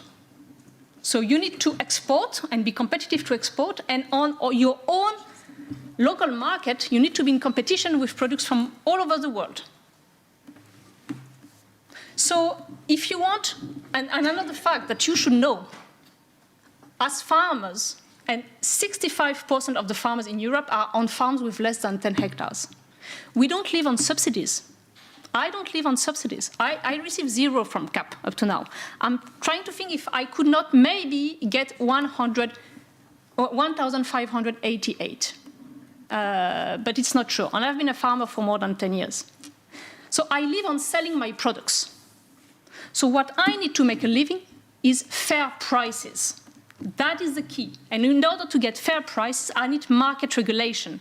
Because without market regulation, there are big monopolies, transnational companies, who try to always buy as cheap as possible and sell as expensive as possible to the consumers. And so in front of that, what most of the farmers, we are trying to deal with this situation of the neoliberal Europe. So we try to go to niche. Say, okay, maybe if I do organic, I can sell my products a little bit more expensive to the middle class or to upper class people who have enough money to pay a little bit more. But then after COVID, these people of the middle class, it collapsed. People were afraid and really were in big difficulties, and they had not enough money anymore to pay more price, because we are in a capitalist economy. So we can't let just the market work. If you build a new certification for agroforestry and you try to sell your products more expensive, first, is it the goal to feed with good products only the rich people? It's not my goal. I want to feed everybody.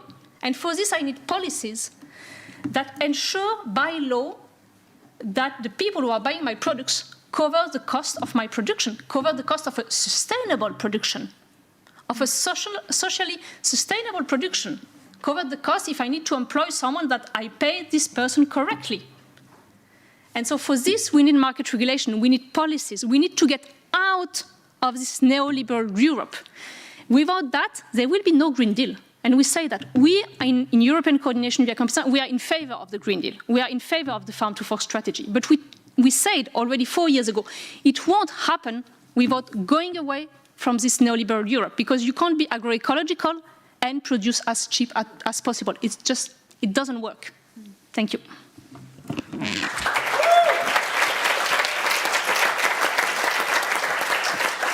Yeah, thank you very, very much for that. And you raised a theme that I really want to bring up and dig into more, which is access to land and that link with agroforestry. But before, I know Patrick wanted to come in with a quick intervention on one of the points that you said there.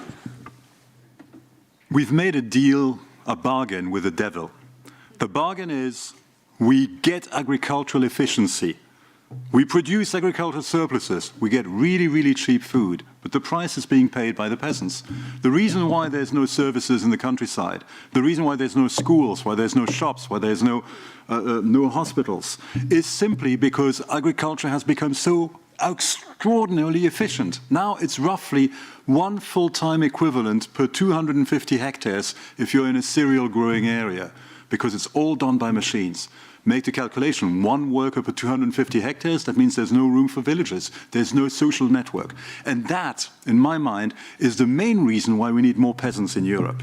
Because we need to ensure that the people who grow our food have a life that is as socially rich as the life of those of us who live in cities. But it is a bargain we made with the devil. And it's a bargain that we're still prepared to pay. Because as you pointed out, Morgan, if you go to the supermarket, people are spending less on organic food, and yes, for some of them it's because they have less income, but for the vast majority it's because they choose to spend as little as possible on food in order to maximize the income that they spend on everything else in their life. That's their free choice as free human beings, but that means that they themselves are contributing to this bargain that they're making every single day. So the question then becomes for the regulators, what can we do to ensure that the price of that bargain for the landscape, for peasants, and for the soil is lessened, so that we get the benefits that people want, which is cheap food, without damaging so much in the process. And of course, if we're talking about having more peasants, of course, access to land is one of the key core issues there. Tamaj, I wanted to come to you on this point, because when I was speaking to the farmer yesterday, I said, I'm going to moderate this policy discussion. What is your core message you want to bring? And it was all about access to land and how difficult it was for him to access land. So a lot of farmers are renting land, and it becomes very complicated then to plant trees. I want to come to you on this issue. It's, I think, more of a member state issue than the EU level, but I want to know from this side, from the EU policy, what can be done to try and help facilitate access to land? We talk about it a lot, but what can we actively do concretely? Thank you. To be honest, I don't know, because I'm not dealing with this issue, but from the rural situation point of view, that is important that, okay, we are talking about common agriculture policy, but we shouldn't forget the so-called second pillar, the rural development policy. And I am in this part of the business since 20 years. And I see that under rural development policy, we are supporting not only agricultural or marginally forestry activities, but the CAP, rural development, supports also the rural countryside, the rural world. I mean, we have support for basic rural services and infrastructure and many aspects which are related to improving the conditions to be able to live in rural areas. And when we assessed or checked these rural development programs, when the member states or regions submitted, we examined and saw not only the agricultural or forestry related restricted information, but the whole picture. And so from our point of view, this is very important, and that we should see in a holistic way the rural world, which, by the way, produce for us the food and raw materials and so on. And directly or indirectly to help to reach the land.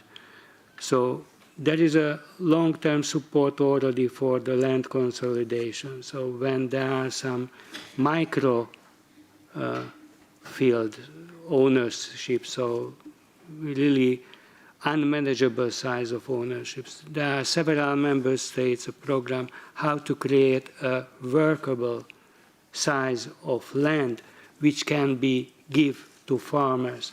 So I know from my country, from Hungary, that the government established a field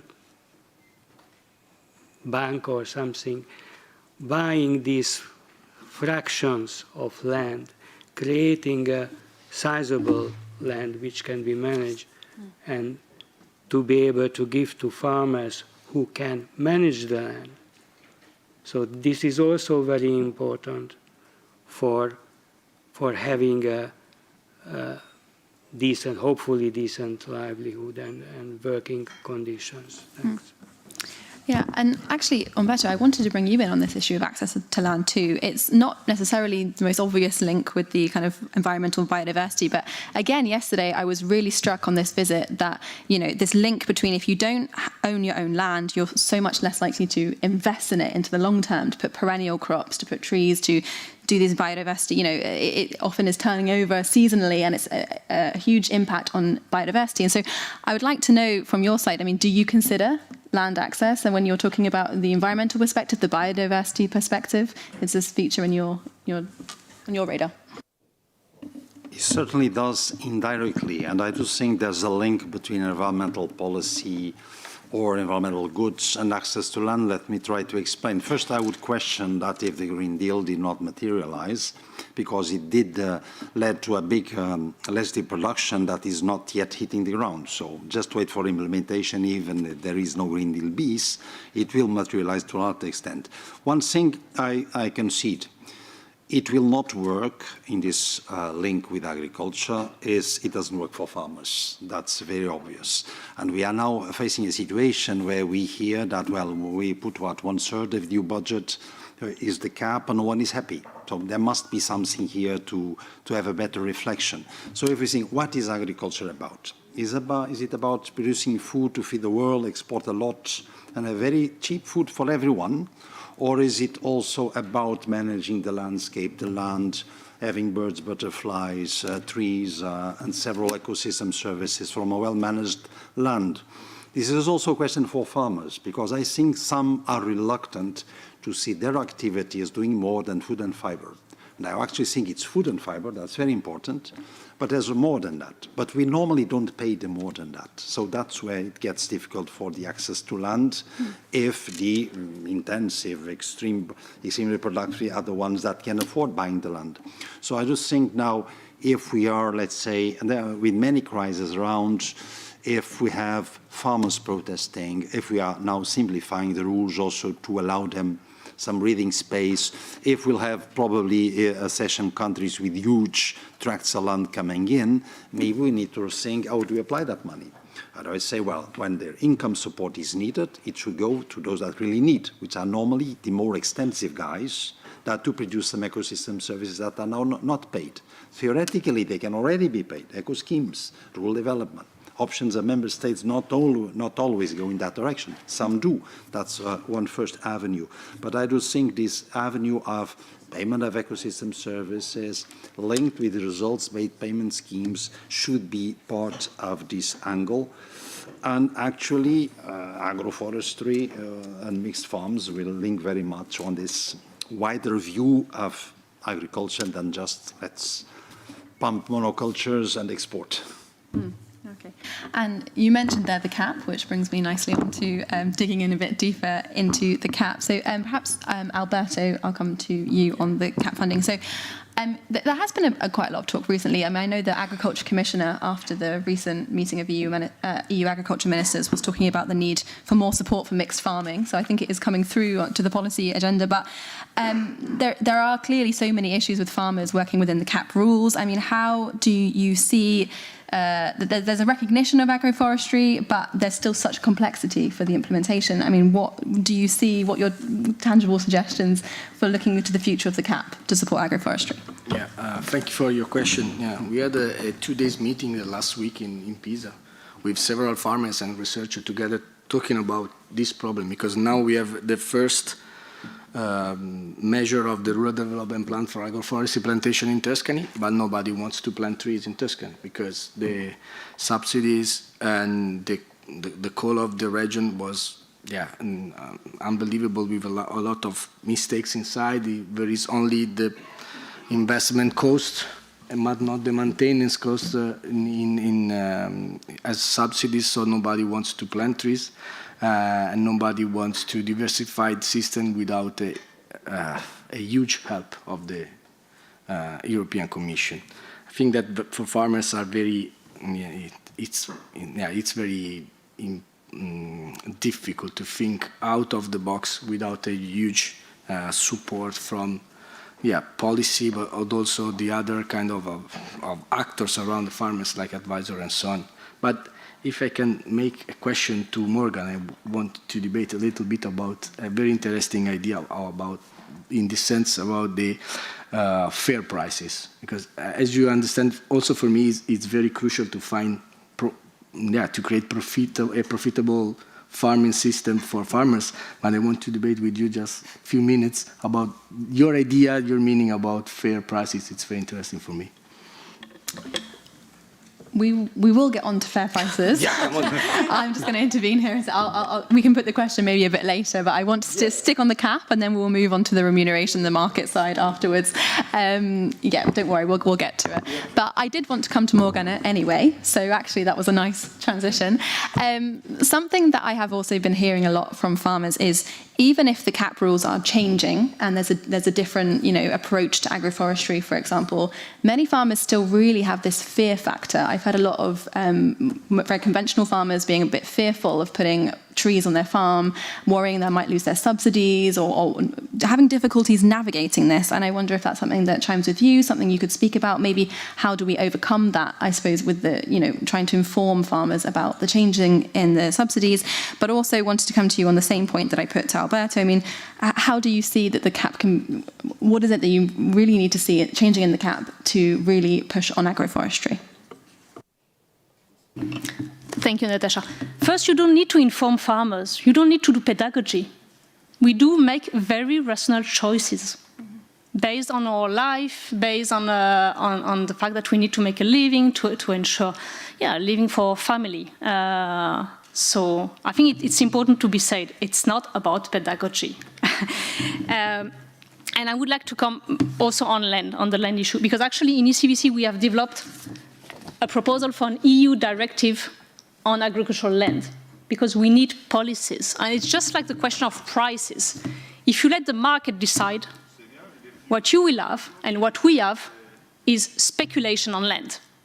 Land has become a very lucrative asset. So if you just buy land and let it without doing nothing, the value of land will increase, and in a few years you will make more money without creating any good thing of this land, without producing food, without producing biodiversity, nothing. So we need to ensure that the use of land is regulated for the public interest, that it's not the market deciding, because the market decision will always be against people's interest and against the interest of the nature. So for this, we need regulation. And actually, well, I come from a country where it's one of the few policies where I'm very proud about. We have control of the price of land, control of the price of renting land. And, well, France is just a neighboring country from Belgium. In France, the average price for land is around 5,000 euro an hectare. In Belgium, it's 40,000 euro. So just because there is public regulation on land, I'm not telling you what it is in the Netherlands, it's much more. In France, if you want to use land, you need to ask for permission. And then there is a committee meeting and deciding who has the priority to use land. And if you are a young farmer wanting to start, you are more on the priority list than someone who has already 300 hectares. So it is bureaucracy, but it is very good bureaucracy. It is bureaucracy to ensure that it's not the market deciding, but it's public interest deciding. And we want this kind of policies, these are keys. So I encourage you to look at these proposals for a EU directive on agricultural land. Then now coming on, and CAP has a lot to do with land. Because actually, as you give subsidies linked to land, so if you have 1 hectare, you get 500 euro. If you have 2, you get 1,000. If you have 3, you get 1,500. It's a huge incentive to concentrate land. So CAP has a huge impact on land concentration. And the more you have land, if you are less farmers, the more you need to simplify. And so the less trees you will have, the less biodiversity you will have, and the more monoculture you will get.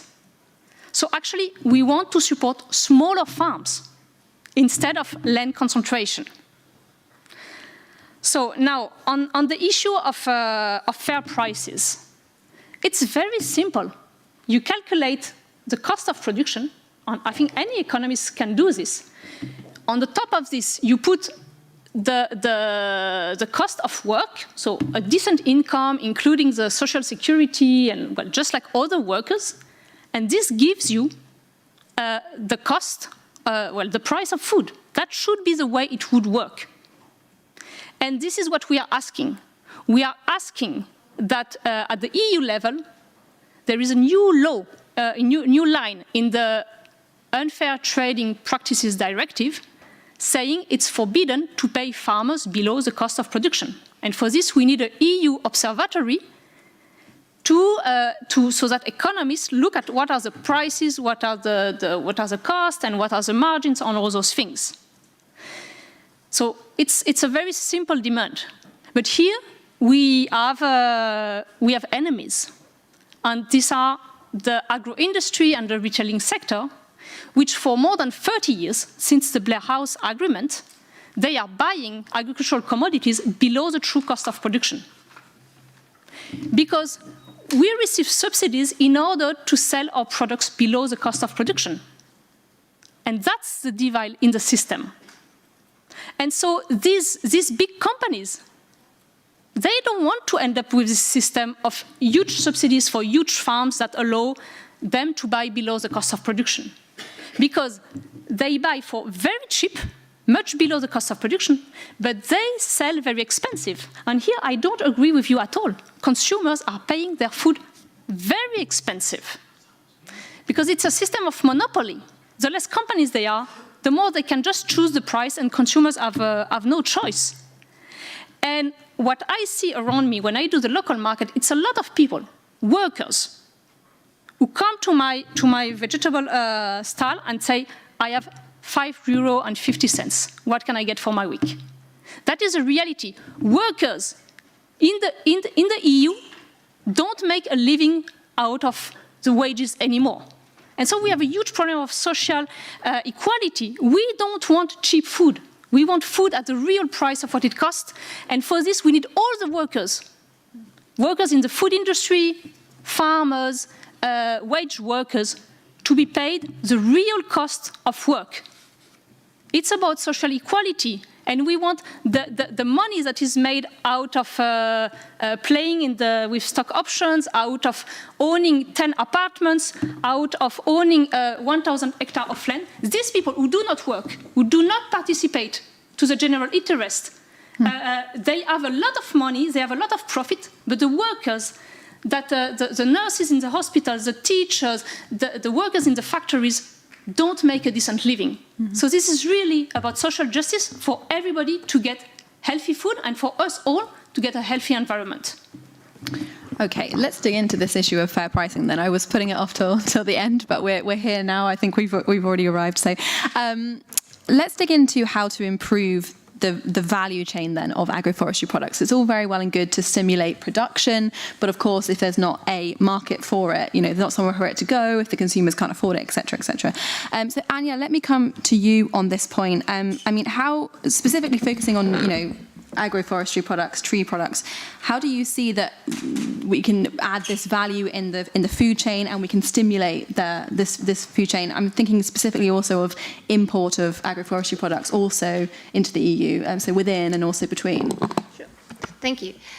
From the discussion that we just had, to me, it started off with here that we're looking at tree, or how do we get, it sounds like we want mixed farming because of the ecosystem services that it provides. So the entry point today has been the trees need to be added for the ecosystem services. Morgan has been incredibly passionate about that the end goal needs to be a productive landscape that actually provides a fair and aspirational livelihood to the people that live in the land. So the end goal is not the mixed farming. The mixed farming is a way to go there, as a goal as a mean to an end, but not the end. So then that would mean, to me, 45 years of us doing that in the Global South is, yes, we can, Umberto, you said that, we can actually move farmers from being food producers to service providers of environmental services. We could do that. Then they would need to be paid for service provision. Is that what we want? No. So if we want them to actually run what they are, running their own businesses and being independent and be sovereign over their own land, then we also need to look into what products can we make out of the trees. So what additional value do the trees have to the profitability of the farm? And we've been talking about this quite a bit during the World Café. I think all of us that are designing agroforestry projects are guilty of starting off with sort of like the design of the planting stage. We sort of like starting off with the agronomy part of what does the system look like. What we should be doing is sitting with the farmers and saying, okay, in your community, what roles could tree products or trees could have for rural development? So if we start from that end, if I start off with saying, okay, maybe a furniture industry would be what we want, then the emphasis is on establishing an investment into that furniture industry. And then we talk to the landowners to say, are you going to now plant the trees that support the furniture industry? And then we can talk about planting distance. And then we can talk about like intercropping with crops. And it would be the same about like whatever it might be. Is it fruit trees? But so I think we need to be a bit more creative. It's actually not creative. It's actually what Ty said earlier. It's about a different economic model. We are pushing trees because we think they're good. We're creating a lot of evidence of convincing. We think we need to convince farmers and other people of, oh, trees are good for you. But we don't. We hear, farmers know very well how to make a system productive and what is the value of trees. But where is the role of both policy to provide the enabling environment that we can have a thriving rural economy with trees? And what would then be the role of research in that? So not putting the cart before the horse, you know, working from the other side of the food chain. Patrick, let me bring you in on this point. I'm curious to hear what your response would be to what Anya has just said, but also pushing a bit more on, you know, increasing this value in the value chain. There was talk also, I think, in the World Cafes about maybe a certification scheme to add value on that end of the consumer end, and I'd be curious to hear your thoughts also on that, on how to develop something like this. Thank you. I fully agree with Anya. We tend to get over-enthusiastic about trees. It's what we do with our lives. I mean, we look at them, we study them, we love them. We got into this thing because we like trees. So obviously we want the rest of the world to like trees. And we go to a farmer and say, why on earth don't you have any trees? Let me put some trees on your land. It's stupid. She's absolutely right. We need to start from what the farmers want. And one of the advantages of being the president of something called the International Union of Agroforestry is that you have contacts with people dealing with that issue around the world. And I want to bring here an example from North America, a young company called Propagate Ventures. And what Propagate Ventures do, somebody knows them, and what Propagate Ventures do is they start with a conversation with a farmer. And it's a conversation about what the farmer wants. It's not only a conversation about money. It's a conversation about what the farmer is. Are you a lonely farmer? Are you just happy to be alone on your farm and to listen to your podcasts? Well, then do something simple, poplar lights. Do you like having lots of people around? Do you feel a bit lonely on your farm? Do you want youngsters to come in? Well, then start putting in lots of bushes with little red fruits that need a lot of management and harvesting. So you design the system once you understand what the farmer wants. And you obviously take into account what the market can bear. There is no point planting poplars if the nearest sawmill is 500 miles away. So you take these issues into account, and then you design a system that fulfills that farmer's needs. From that perspective, you are going to get the biodiversity services and the ecosystem services and the soil services and the water services and all these other good things, but you are going to get them as a cherry on the cake. The cake is what the farmer is getting from his farm. His farm is now working better. It is not just more productive in terms of money, but it is more productive in terms of the quality of life of the farmer, and the ecosystem services come at the end. And you can find examples of that in Europe as well. There was a project years ago in Wales. Paul Burgess, who many of you know, was involved in that one.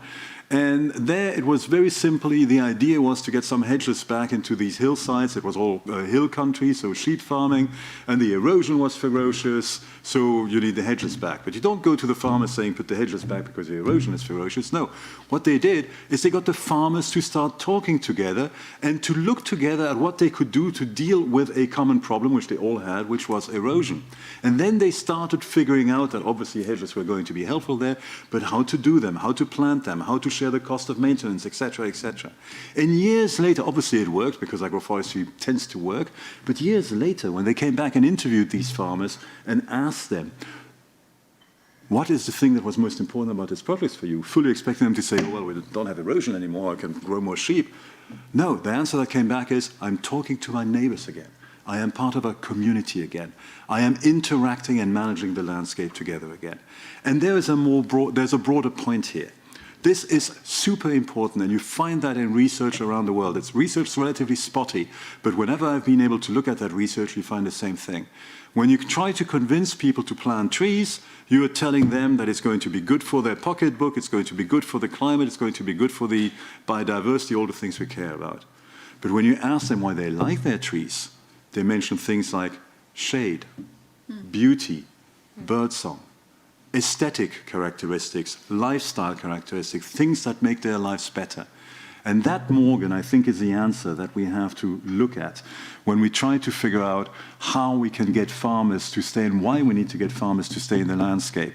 Because right now, today, with our current farming system, the suicide rate in Europe, amongst European farmers is higher than the suicide rate amongst Indian farmers. We have made a bargain with the devil, and we need to recognize it for what it is. Yeah, that's a very good point. And perhaps I bring you in, Morgan, for your response on that. And also, I mean, I suppose, yeah, that also requires, this co-design requires quite a close relationship with the farmers, with the researchers, and also with people for advice, things like that. I mean, do farmers know where to go for this kind of information? Are these kind of infrastructures available for farmers? Yeah, maybe I will tell you a little bit more about my farm. So it's in Brittany, in western France, and actually it's a place where there are lots of hedges. And the main goal why people take care of the edges is that all our houses are heated with wood. That is the main use. So it's not about a profitable activity. It's about our life, because if I don't make my wood in the winter, I will be very cold in 3 years. So that is something very important, and something sometimes we think about very long, distant things, but the truth is that it's about getting the wood for heating our houses. And me, I decided, so I have 1.3 hectare, and it's in 2 plots. And in the main plot, which is a little bit less than 1 hectare, I decided 5 years ago to plant lines of trees every 24 meters. So I don't know how many I planted, but I have already an edge that I planted 15 years ago, and now I planted something like 200 more trees. I looked in the internet. I found a nice example in the south of France. I went to visit that place, so I don't know how it works for other people. And the reason why I did it, it was not about creating a new product that I would sell. It was not about marketing better my farm, because I already have my consumers who are very local people, and that's okay. It was about thinking, okay, we have climate change arriving. I already feel it on my farm, that there is a problem about big heat wave and the fact that I don't maintain the humidity in the soils. So and my plot is a little bit sleepy, you say this, and so that was a way to keep the water and to have a little bit more shade. And so it was to continue my production, which is about vegetables, but ensuring that within 10 years, 15 years, I have a kind of microclimate thanks to the trees to protect this.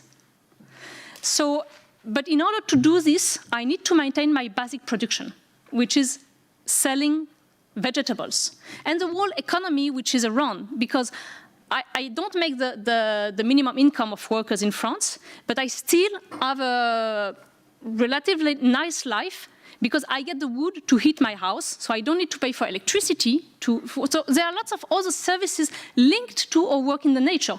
So not everything we do on the farm is linked to selling products and get the money. A lot is also about self-consumption of the wood, of the vegetables. I have a few sheep which are hidden because it's not really allowed. So many things, actually, you never say what you do to the administration because it's not really allowed, but actually it's the nice part of it. It is what makes it biodiverse and all those things. It actually adds a lot of value, but you need to hide it because it's not really legal. And the only thing that the administration wants to know is how you make money to get the taxes about it. And the rest you need to hide. So when we think about why, as farmers, we plant trees, I don't think that we need to think about creating a new niche things. We understand very well. And last thing, because around me, a lot of farmers are actually destroying edges. Why are they doing this? They are not stupid. Let's consider people are smart. The reason why is that they used to have dairy farms with 50 hectares. They are not making a living out of it anymore. So now if they want to make a living, they buy the farms of the neighbor, and they have a farm of 120 hectares. They can't maintain a dairy farm because their wife is working outside to make a better living, and so they're alone on the farm, and they don't have enough time, or it's crazy to have 120 cows, so they move to grain monoculture. And once, from the moment, if you are having cows, you need edges. It's helpful for your cows. But if you move to grain monoculture, the edges have no role anymore in your system. So you cut all the edges to just get more land and more cap subsidies and to produce more. So if you move from one system to another, and that's about land concentration, and that's about the fact that, in particular, there is no real support for mixed types of farmings, which are the best farming that you can do. The best thing that you can do is to mix vegetable production with grain, with some chicken, with some pigs, with some dairy farms. But in order to do this in your farm, you need to be a lot. Because if you are alone on your farm, it's too much work to do. So once again, it's about supporting the fact that many peasants can live in our diverse territories. Thank you. Okay, we'll just, none of us heard that about the sheep, don't worry, we'll pretend we didn't hear that. Thank you for that. I'm about to open the floor for questions. If you have any questions, be ready for that in a moment. But before I get to that, I'd like to put one question both to, it's very rare that I have both DG Agri and DG Envy on the same panel. And there was a lot of discussion, I had a lot of discussion with people here today throughout the World Cafe about, you know, working together and maybe the complexity on the field reflecting the complexity of the policy structures. And I wondered if you had a comment on whether the structure of the Commission as it stands when it approaches policy issues, whether the structure is up to reflecting the complexity of something like agroforestry, how you work together. And I know there are discussions ongoing about a potential, you know, European Vice President of Food that could help branch the different sides. Perhaps could you a comment, both of you, about how you work together, how you integrate environmental policies into DG Agri, into Agri, and vice versa. Don't know which one of you wants to take it first. Please to start. Yeah, go for it. Well, I actually don't think there's any specific problem in the Commission as such in the way it's organized, because if you look everywhere, we have the same problem. Nowadays, we are needing more and more system thinking, especially Earth system thinking for complex problems. But of course, we humans need to start somewhere, and we are organized also at national administrations in different silos.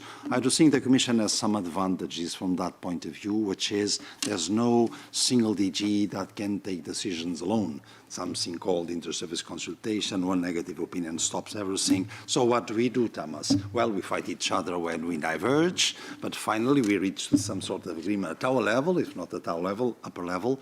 And this is, in a way, virtuous. Now, is it enough? I think I heard here something very inspiring, which is we should start by pitching the policies different. From that point of view, what do the clients, in this case the farmers, want? And I do agree that if we would start there, including for environmental policy, we will get much better results. I'm deeply convinced, to give an example, that what the nature restoration law proposal wants or promotes for agroecosystems is favorable for farming and for farmers. And many farmers would say the contrary. And the issue is, if we would first start by what do you want in your farm, there will pop up some elements which are actually ecosystem services, some of which important for the farming itself, that the farmer would identify, and then we can dialogue. So I don't think it's us bureaucrats in DG Agri or DG Environment that can do all this, what do you want? I do have some trust. Now the polarization is high. There's also a chance after a conflict for having better avenues. I have some hope on this structural dialogue ongoing, and I think that this pitching our policies different from all sides can help us. Okay, so really starting with the farmer-led policy. Tomasz, maybe a reflection from you about integrating the environmental elements into DG Agri. Sorry. Yes, so there is a different level of intensive discussion and working together between the two DGs, and there are colleagues in my unit who are really actively working on this agricultural, rural development business. And whenever we are assessing the rural development or CAP strategic plans, we have discussions and sometimes very heated debates. But as Umberto said, that we try to find a good or workable solution. And personally, I experienced in the Commission during the last 20 years that sadly there are less and less those kind of people who has certain decades of practical personal experience from the real world. So I would more welcome experienced, educated farmers after a certain long term in the real life, coming to the Commission working as a national expert or particularly for me, for forestry, this is very much would be needed, but also for agroforestry. And just concerning agroforestry and rural development, and connecting to this, what Morgan mentioned. So concerning the hedges or trees, yes, when we are talking about rural development, we are supporting not only this agricultural part, but other activities. So small-scale bioenergy plants, observing the cutted woody biomass from the hedges or from the forest, or investing in processing not only agriculture, but forestry or other products, so creating new activities to have a complex mixture of activities which could help you to live there in a decent way. So there are a lot of activities and possibilities offered by rural development. Okay, interesting point there about generational renewal in DG Agri as well as on the field. Okay, well, thank you very much to all of our panelists. I'd now like to open the floor to questions. So we have a question straight away there. If you could introduce yourself and say who your question is to, and also try and keep it nice and concise. Thank you. Robert Borek, Polish Agroforestry Association. I'm sorry I have to oppose a bit Western narrative. I'm from Eastern part of Europe. I think I would disagree with the thesis with a point that is too little farmers. In Poland, we have 1.3 million farmers. In Romania, there is more than 3 million farmers. Most of them are smallholders operating on poor soils, struggling with climate, global market power. And now is the issue of they actually, most of them do not care to collaborate. The support, agriculture support costs, transaction costs are huge. So my question is how to help them to implement agroforestry and agroecology. Thank you. Okay. Morgan, would you like to take this one? Well, that's in Romania, in Poland, there is still a peasantry. And so we consider that there is actually a great potential in these countries and also a great knowledge. And actually, this knowledge is very much linked to agroecology. And the members' organization that we have in Eastern Europe really do have not only a knowledge, but a practice of agroecology, which is much bigger than what we have in Western Europe. So a lot of us actually go to Romania, go to Poland to just learn about these techniques. And as you say, it's right. They struggle with global market. And they also very much struggle with industrial standards. For example, a very few years ago, the Romanian government wanted to forbid peasants to have porks. Most of the families have 1 or 2 porks for self-consumption, and the government wanted to forbid that. Well, it's part of the culture, it's part of the agroecology of this place, but there was this idea that the porks needed to be in the big factory farms and not all over the countryside. And so we defended the Romanian peasants to have their family pork to make this very great food and feed them with the milk of the cows of the village on all this system. But they do, and there is a kind of there is an ideology behind this. There is a will to try to sometimes exterminate the peasants, but more often put it in a box so that it's clean, so that it's under control, so that it's dominated. Dominated by what? Dominated by the market or dominated by the state under the communist area. But it's more or less the same, and it's the same vision about a complete domination. Why? Because as peasants, we can't be completely dominated. Because we work with the nature, because we produce, because we produce the food that we and the families around us need to eat. We produce the wood that we need to for heating our houses. So there is a level of freedom in peasantry, in small-scale family farming, which neither the state nor the market can completely control. And this is a story about power relation. where both, most of the time, and in this capitalist Europe, both the state and the market are now working together, most of the time for transnational companies. And if you see the power relation in the EU, the power of lobby to just increase profit is huge. And this is the problem. This is the elephant in the room. The power of transnational companies who just want to make more money, and more money against the people, against the farmers, against the workers, and against the environment. That is the main point. And our democracy is at stake. Because if we don't take this problem seriously, then who is winning? The far right. It's not the solution, but we need to be serious about tackling this problem, about the power linked to transnational companies. Otherwise, we will get against the monsters around us. Okay, that answered your question. We have a question at the back I'll take here first. Yes, thank you. I'm a student from the Graduate Institute in Geneva. So today we have a lot of great talks on agroforestry, mostly as agroforestry as the object of study. We had results about soil health, about the amount of birds. And yes, I think we really need this kind of quantitative data. And I think that in this room we all agree that agroforestry is great.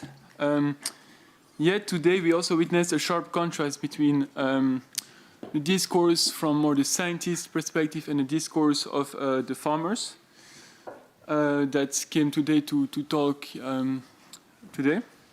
So I think when we speak of scaling up, of transition, we cannot study agroforestry in a vacuum. And maybe today there is a lack of a social sciences lens to look at food regimes, food sovereignty, social justice, access to land. So my question is, why is there maybe no social scientist or interdisciplinary scientist invited to talk about these kind of issues? Because we don't only talk about how great agroforestry is, but about also how to scale it up and how to operate a transition which maybe needs a system transition. Mm-hmm. I'm looking at the researcher end of the panel. Yes. And first of all, yeah, I do agree with the fact that we need to work more with these social aspects and in general to create some kind of transdisciplinary approach with agronomy, animal scientists, forestry, and then also the part of social science to understand more about human aspects in this sense, evaluate also farmers as part of the systems, farmers and also other actors.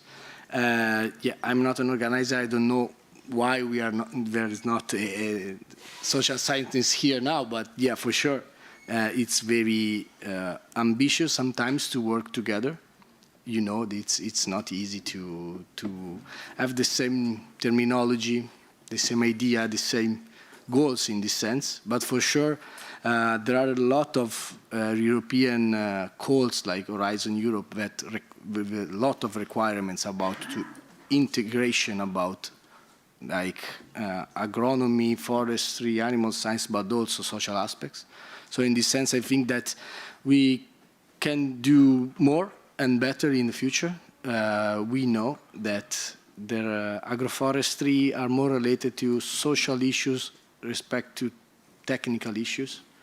And also, yeah, during the activities of another project, the DigiTaf project, we make a huge assessment about the limitation of the adoption of agroforestry. And we understand that there are really a lot of problems related to perception of the farmers, more the technical things related to tree plantation, of tree choice, or other things. So we have to spend more time with farmers. Probably we're person more able to understand more about this social aspect. I do agree with you, and yeah, we will see. Anya, I bring you in on this one. Yeah, if I can just follow up from what you said. First of all, thanks for the intervention. I think that was a really, really important intervention. We have a shortcut at C4E whereby we say, and we've been part of that problem as well, that what, as agronomists, are really good in doing, we are developing agricultural technologies which technically work. They double the yield on field on experimental sites. They're brilliant. That's what we do. We've been trained into that and get the interactions right. What we're not so good in is like finding technologies that are actually attractive to farmers. So that's why they don't scale. So what makes it scale? Scaling is then to understand what makes it attractive to the farmer. It's not the technical feasibility of increasing the yield or producing an ecosystem service. And we had this conversation earlier, and maybe you're coming back to your question about how do people get actually access to knowledge, agroecology. So all of our experience are from the global south. We're working in all the sourcing landscapes of Europe, but not so much in Europe. It's farmer to farmer exchanges. It's like find the champions. Within each landscape, you find somebody who actually knows how to do it. And they are like, Morgan, you're here, you're a champion. You're a champion in your landscape. You also know how to reach out to your community and what actually is attractive to them and how to speak to them. So that's coming back to the social science. I think that's super important because that's what scales. It's us understanding what's the process of bringing in a farmer and co-designing. Co-designing is like such a trendy word, but we're writing it in all our papers. Do we really co-design? Or do we just go out there and basically ask the farmer, is this a good idea? Or do we really actually ask Morgan to come up with a system and tell a scientist, do you have any technical needs that you need? Do you have any questions that a researcher can answer to you? Because that would be co-designing. I'll stop here. So super, thanks a lot for the question. Excellent, thank you for the question. Wuke, yes, here, and then I will come there. Yes, I'm coming back on as regards the support for farmer, financial support, because when I listen the morning session and today's debate, each time we are coming back on simplification is for me is not new especially in a common agricultural policy. After longer time in this business, each time we are coming back on simplification. And I think we need to clarify what we are asking behind simplification, because if you see the last, I would say, outcome of due to the protest of the farmer, we made some simplification, and I see here maybe it's not a good way to simplify the CAP, because here there is a demand to have a more targeting payment, more ambition, action, and we can share this vision, but at some stage there is an issue for implementation, and each time we make an opposition between the public support and we have a huge hope for certification private scheme, but at the end we need to assume on the fact there will be complexity and how to deal with this complexity on the ground and to support farmers for that. Okay, on the simplification issue, I think you were looking at Patrick, but I'm not sure. Did you want to take that, or anybody else want to jump in? Morgan? Yeah. Yep. There would be a very easy way for it to be very simple. You give each farmer a precise sum, like 5,000 euro or 10,000 euro per farmer, because then you give an incentive to farmers and not to land concentration. And if we agree that the whole thing is about having more peasants with a decent life to take care of the nature, then it's very simple. You would just say, okay, I have the status of farmer, okay, that's done, and you don't have a lot of administration. Right now, I'm starting to do this cap thing because maybe I can get some cap payment, very little money, but I need to specify each place of my land what I have. And because my system is very complex, I do market gardening, so I have 100 meters of radishes, spinaches. Well, you can imagine the complexity. It's extremely complicated to put it on a table what I grow. While my neighbor who has 10 hectares of wheat, it's quite simple for him. And then the next year he will do corn, and then wheat again, and then corn again. So it's very simple for him. For me, I have, so that's, but if we would get a payment per farmer, and once again, what we are asking, it's not mainly subsidies. Please keep it in mind. It's mainly fair prices that cover the cost of production through market regulation. And that does not mean any bureaucratic work. But on the top of... And I want to speak about... Just quickly. Yeah, carbon sequestration and carbon farming and payment for environmental services. Mm-hmm. Because once again, we come to the problem that it's all about market-based systems, which all lead to speculative markets and all lead to a bunch of financial institutions, banks, insurances, people in the big cities making a lot of money out of these schemes, very little money for the farmers, and the result in terms of natural protection, most of the time it's bad. If we would have the fair prices for the farmers, we would have 50 billion a year to spend as public money, as incentive for the small-scale farmers doing the good environmental job. Mm-hmm. So it would give us the margin to actually really support through subsidies the people who do the good practices. Oh, sorry. Interesting point about the money for the farmer, but of course there in that we would need a definition of an active farmer, which we also haven't managed to get in the Common Agricultural Policy, right? So it's also a complicated... Yeah, because they want to exclude the small guys. This is all the point of defining the active farmers. They want to exclude us. I have 1.3 hectares. They don't want to consider me a farmer. I want to exclude the big guy who has 3,000 hectares and who lives in Paris. He is not a farmer. I am one. Okay. Patrick, I think, wanted to come in on this. Umberto, you wanted to come in? No? Well, I just don't agree on the carbon credits part. Ooh, okay, I thought that might open and Pandora said, what's in there? I'll come to Patrick first and then we can... Morgan, I'm personally very sympathetic to the idea of having a basic income support to all farmers. And you would be surprised to hear that within the European Commission there is a lot more sympathy for this idea than you might think. However, as I'm sure we can all imagine, if we actually try to push that through, we're probably going to have agroecological burning down the Berlaymont. So we need to figure out how to get there, and that's all I want to say on this subject.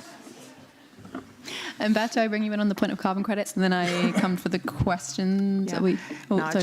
I just wanted to add that Agroecology Europe have an official position paper that sustain this, as you know, and we already published 4 years ago a common, a joint effort from the board, and we have published a scientific paper, and they are everything on clear, so that we base more than what we define.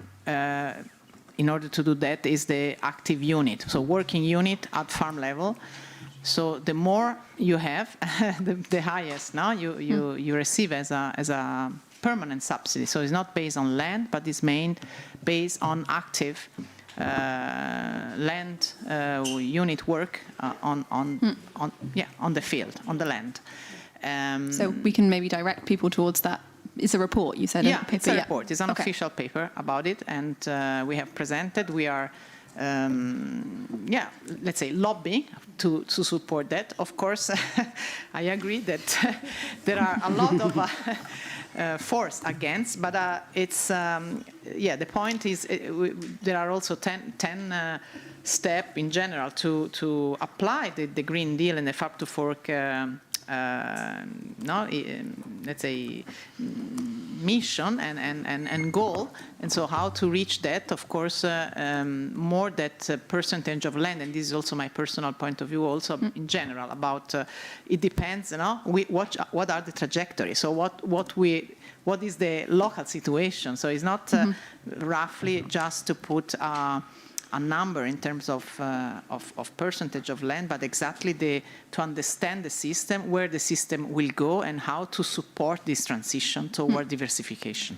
Okay, so maybe something you guys can check out the paper afterwards. Umberto, I'll bring you in on the point that you wanted to make, and then I have a question here, and I know there are hands over here, and I will come this side, don't worry. Okay, let me put it this way. I agree it's not all about money.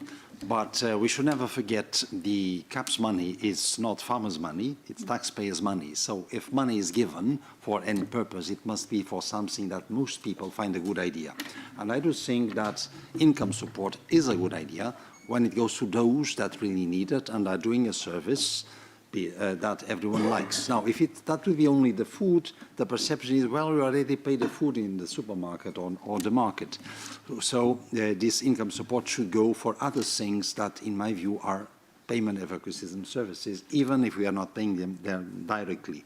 Another thing is to have, let's say, another bunch of money that would go voluntarily for those that want to do an extra mile. And then we could go results-based. We check how many nests, what's your soil quality, whatever else, and we get an extra money. But now just on the issue of the carbon credits, my divergence was, sometimes I often hear, oh, if we put a money tag on nature, we are selling it to capitalism. Well, I tell you, we are already selling it to capitalism with a value of 0. So when we have carbon credits with a biodiversity component, unless there's greenwashing and all that, that will be bad. But theoretically, that can help, in my view, farmers. And if in the future we can devise a solid certification system that shows in this amount of land, I put this X money, and I can certify it delivers more biodiversity, and we call it a biodiversity credit, that will be fine for me, because nowadays the value is 0. That's why we destroy it. Thank you for your response on that. I will come here. I promised you the question. Yes. Yeah, thank you. I'm Valentina Robiglio from C4ICRAF, and I don't know to whom I'm addressing this question, but it's really about what is missing from the picture we got today and from this discussion, because I have the sense that there is a kind of disconnection. So from one side, we scratch from the surface on a very high level issues from above, and then we focus on individual farmers. And I wonder what is there in between that make then things contextual, because we are hearing that things are different that's difference and diversity that is really emerging. So do we have a good understanding of how things then get articulated on the ground and generate the outcomes that are generating, being these desirable or not, across governance levels, across sector? So how important it is to understand that articulation on the ground, its outcomes in terms of the system, of the livelihoods, and the choices that people make. And then is all about the EU policies, or what are the other policies, or what are the other drivers that we make sure we are counteracting. So what is there outside the system we are considering, and what are the leverages point we have to identify in order to get those outcomes. Last thing is, who are the farmers we are talking about? Mm-hmm. Because we talk about transition, but different agencies, different types of farmers will have different transitions to undertake. So do we have enough understanding of that? Not a monolithic idea of farmers, absolutely. Okay, a few different points raised there, quite big ones as well. Anybody want to jump in? You look ready? You have to turn your oh, no, you're not. No, you're not. Sorry. I'm not. We're colleagues, so we're not going to have this a conversation that we could have on a side way. Okay. But maybe Alberto.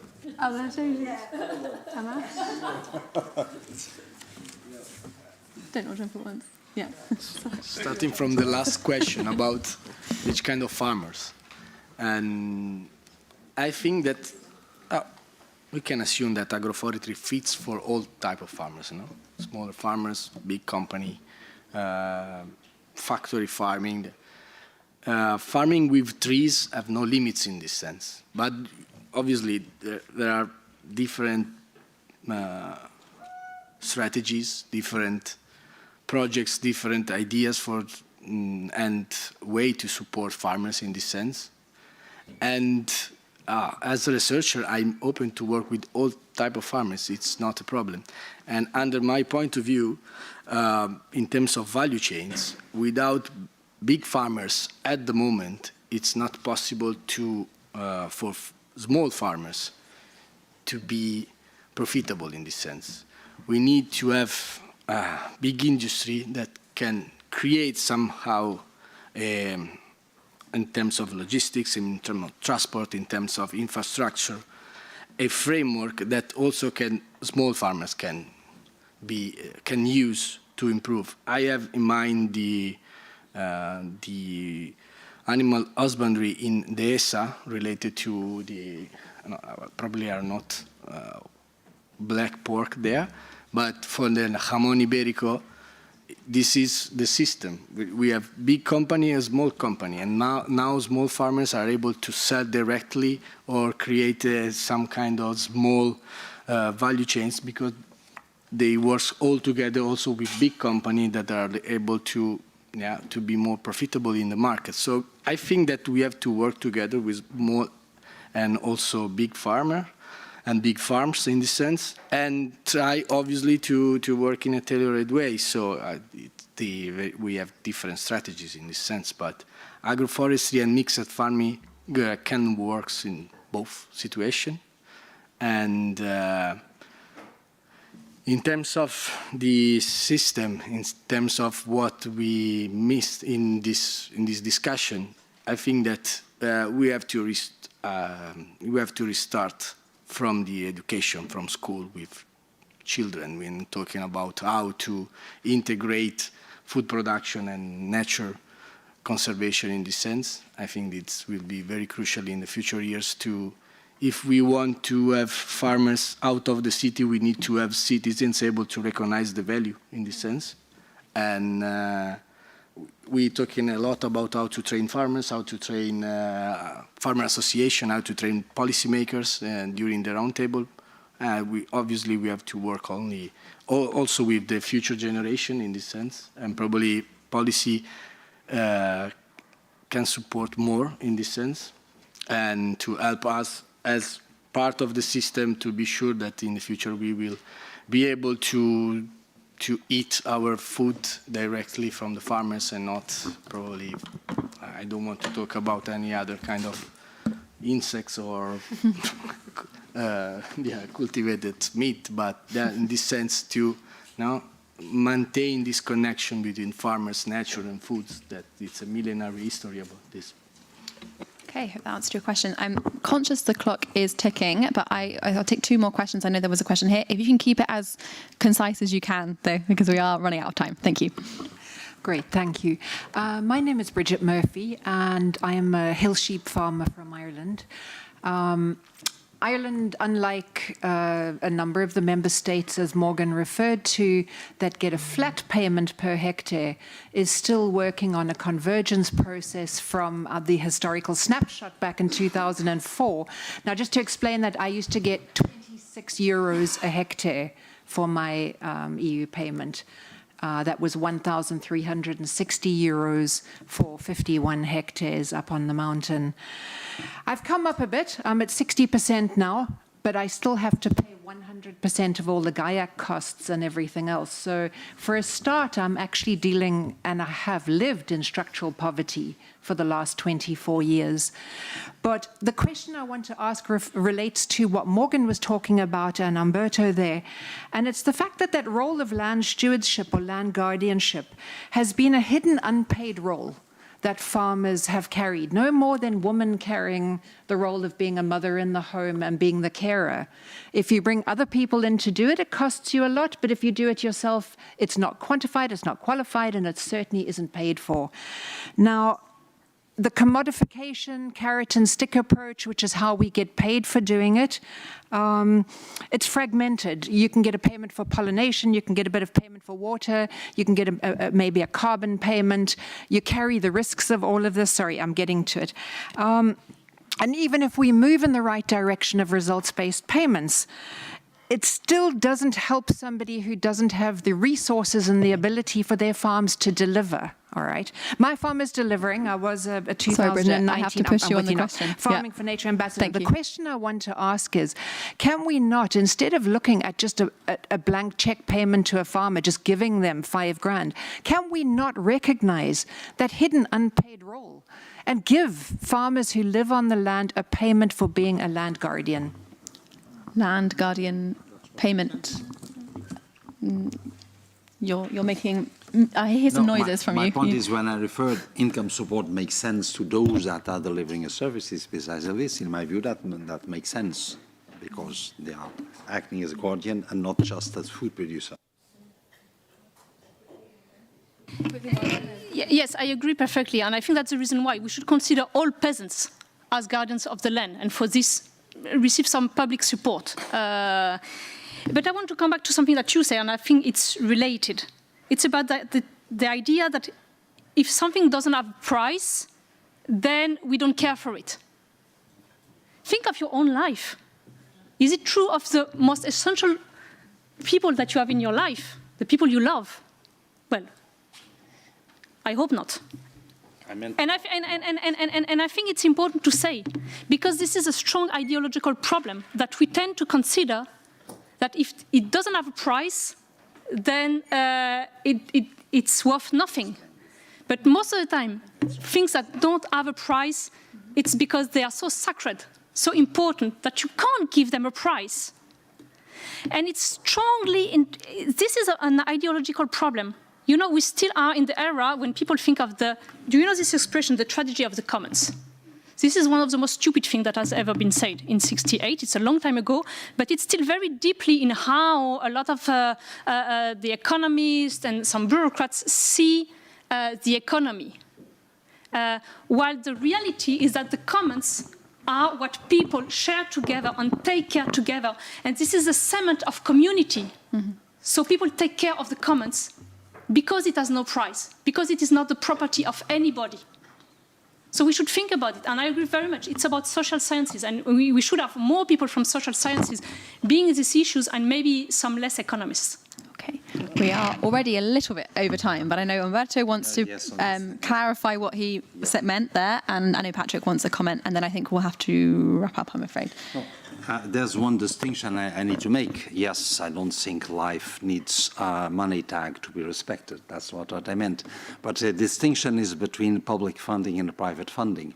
Where there is public funding, that should be for public goods, the commons, etc., protect the tragedy of the commons. That does happen, let's say, in fisheries, for instance, through regulation. All that I agree. But when we want a private company to bring money somehow to ensure ecosystem services, for instance. We don't want. Okay, maybe you don't want, but I personally feel that's a good idea of having some forms of certification and credits, bringing money to something now private agency normally considers or often considers a zero value. It has a lot of value, but is normally considered a zero value, just to clarify this. Okay, thank you for that clarification. Quick word from Patrick, and I'm going to have to bring this to a close. I know there are still hands, but hopefully you can grab the panelists after this. I'm afraid we are over time. I'm sure we could organize a debate between Morgan and Umberto, which would last for days. But I'd happily moderate that. But three short points. Humberto is making a very good point. If something has a value of 0, people use it. Right now, the atmosphere has a value of 0, so you have a lot of companies that are simply polluting it. And that's just the way it is. You're not going to change that unless you make it expensive to pollute. More to the point, simplification is a problem for biodiversity, it's a problem for the climate, it's a problem for soil erosion, it's a problem for water function. But simplification is driven by a market. It's a lot easier if you're a buyer to buy from one guy who has 100 hectares of maize than to buy from 50 people like Morgan who each have 20 different products. So if we believe that complexity and diversity and mixed farming is important for a number of different reasons, then I think that has an intrinsic value that ought to be rewarded, and perhaps not only at the level of the farmer, but also at the level of the value chain to make it worth somebody's while to deal with this more complex purchasing process. I completely agree with Alberto that education is totally important. I was in Djibouti a couple of years ago. They wanted to settle down their nomadic herders in an environment where nomadic herding is the only thing that makes sense to educate the kids. The solution is obvious: put the teacher on a camel. Let the teacher be nomad along with everybody else.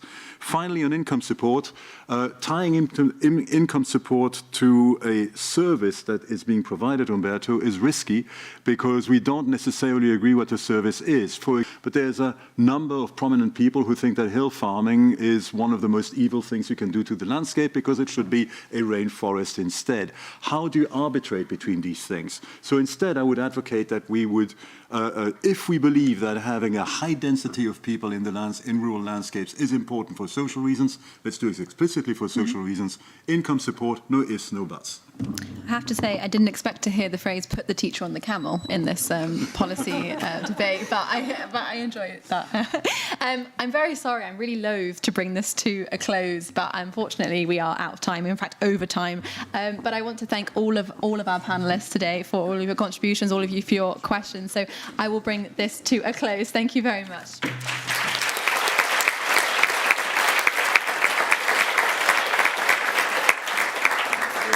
You're welcome. And I would like to hand over the floor, or are you doing the introduction? Should I do the introduction? No, I'll leave it to you. Okay, I will wrap up. Enough from me. Thank you very much.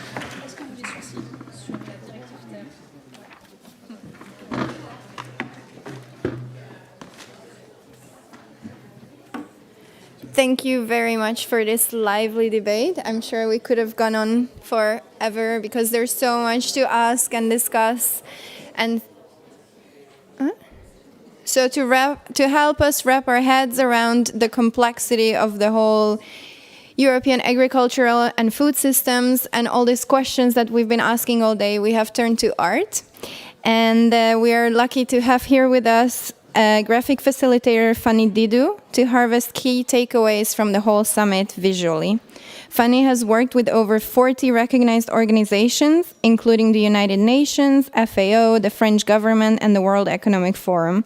Her experience in graphic facilitation, combined with her expertise in environmental and social issues, enables her to offer us high-quality support through art. You can find her at fannydidou.com. Fanny, please tell us about the work you did throughout the day.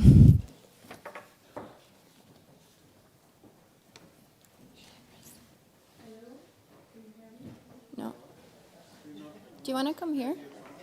Hello? Come here. Yes? Can you maybe show my screen?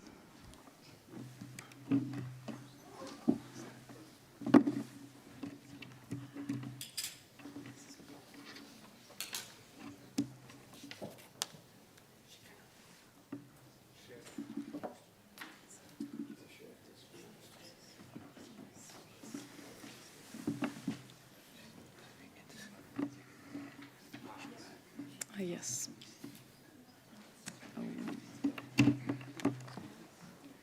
One second.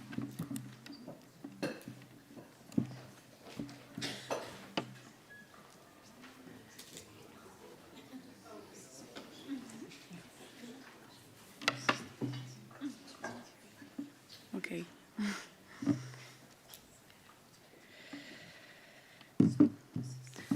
So, my role today was to listen deeply of the conversation and try to capture the essence of the different moments, the different sessions. So now I see you looking at me and you're like, whoa, how is she going to sum up all of that? So I will try to do my best. So, and to take you along this visual journey, I'm going to show you the time lapse.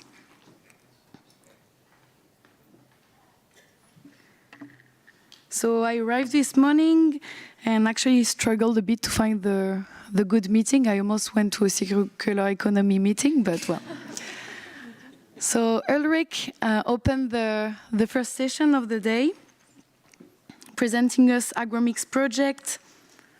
I thought that he will talk about agroforestry in Iceland, in Malta, but the objective was actually to show that it works in both extreme climates, so why not in the middle? Then Tommy explained us this multi-actor project, the importance of working across borders. We had the chance to discover Ellie's project for the one who were not present yesterday, a 10 hectares mixed farm, driven by passion and beauty. We'll just come back a little bit.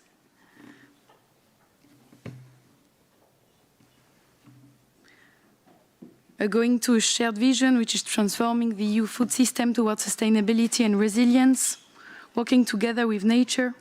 We got a European policy perspective with Susanna, And then we dived into the topic, discovering the results of AGROMIX project. I heard that a lot of insects is a good news, and a lot of very interesting models I'm not gonna bother you with. 3 steps measure, model, upscale. It was nice to get some good news actually about agroforestry and food. And then Gary presented us challenges and barriers.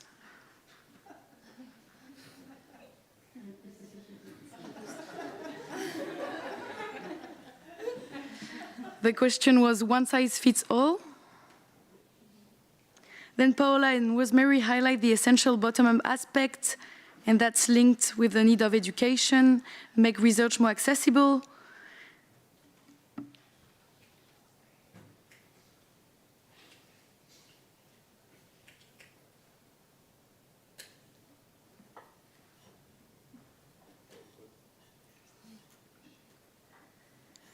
And then Paola explained us we're gonna travel, so I got very excited, a world tour, they told, drinking some coffees, a world cafe.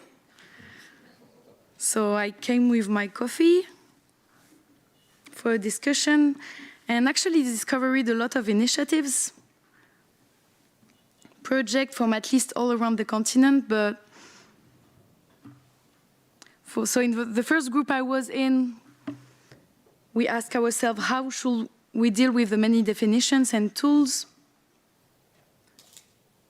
I discovered this common platform called FAST, gathering information, statistics. What should be prioritized when it comes to knowledge dissemination, training, and resources? That was the third group after policy coherence.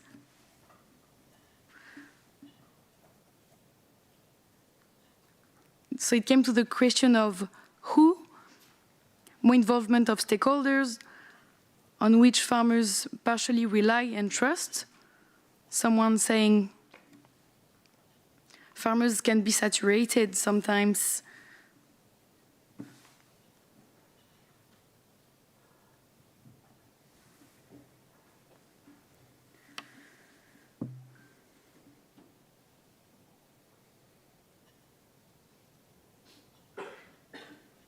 And a lot of groups discussed about access to land, how to support young farmers wanting to have a decent life based on agroforestry. The question of value chain.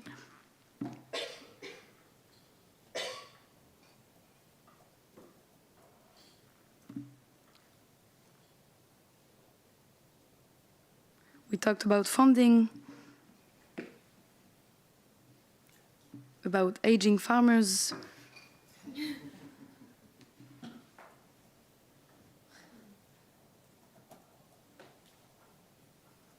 The diversities of projects and farms, difficult to harmonize. We are limited only by our imagination, I heard.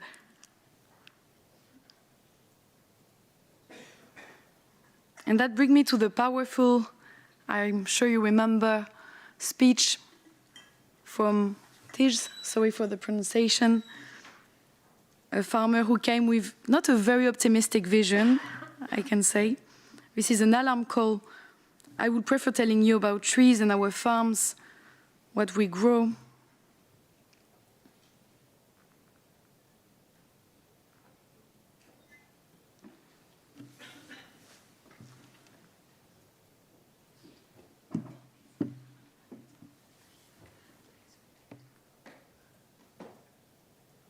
And it's very rewarding to get the farmer's perspective, actually,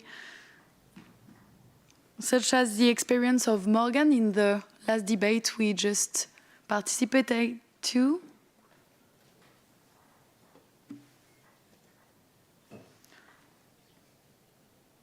Who was here raising the voice about access to land.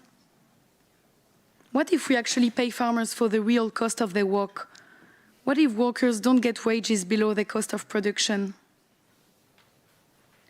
the debate today was the opportunity to connect policy issues with the reality of the ground, but what is in between, actually, the European level and farmers' projects. Good points from the audience. We finished it with an interesting Q&A.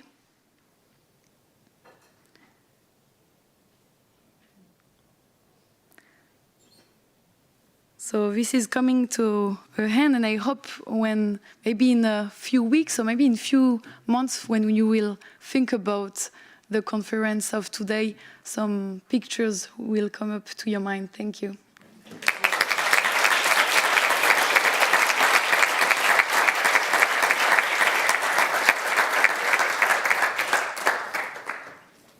Thank you so much. Fascinating. Thank you. We hope to have the slides or the visuals and share it with everybody, and also the slides from the presentations that you saw today. And with that, we reach the end of our program. So before I invite all of you to a networking, free-flowing coffee outside, I'd like to welcome back Paola Migliorini and Vincent Dobby to provide closing remarks. Vincent is a researcher at Agroecology Europe, working on various Horizon projects in addition to AGROMIX. He has been around in the agroecology bubble for 10 years now, starting with his turn to local and social alternatives in his city of Liège, where he met peasants and activists and was introduced to agroecology and food sovereignty. After being part of various agroecological initiatives in Belgium and abroad, he started a master's in agroecology and then worked for a Belgian NGO as food sovereignty officer and coordinated the Belgian Coalition Against Hunger. He took part in international negotiations on climate and agroecology, finance for agroecology, and global food governance. Paola and Vincent, the floor is yours. I thank you for being present today and have a pleasant evening.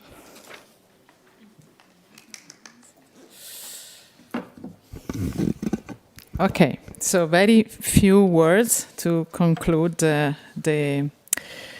day. Yeah, I think the image was already a very good conclusion, but just really a few points. So I think today we have, we all saw what are the benefit of agroforestry, and because we start, let's say, from trees being not only a productive value, but for sure it brings community, resilience, social value, shades, beauty, comfort, pleasure, and many other things, also untangible.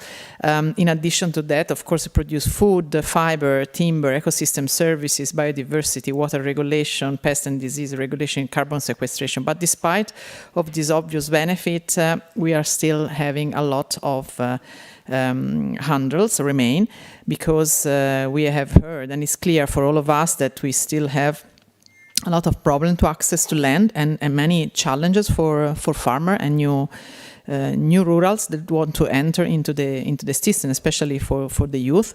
In particular, from the farm visit yesterday and also the other two farmer speech today, it's clear that we have a lot of policy incoherence, in particular in regulation that contradict each other.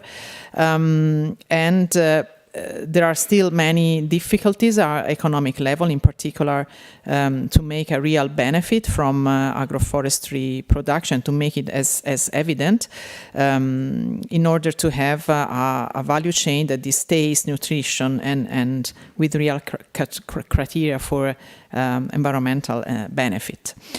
You want to continue? Yes, okay. So. First of all, I want to thank you, everyone, to be here. It was a pleasure to meet you and to gather all together for this summit. So, for me, what strikes me is like during the work of in the debate, I have the confirmation that I'm an agroecologist, because I heard that we need to put a farmer at the center and we need to work with nature, not against nature. And so when we need to implement policy and agroforestry, I think we need to think outside of the box. We need to start with the farmers in the center and not with top-down approach. We should create policies and institutions that will help them develop what they need, and the peer-to-peer discussion, etc.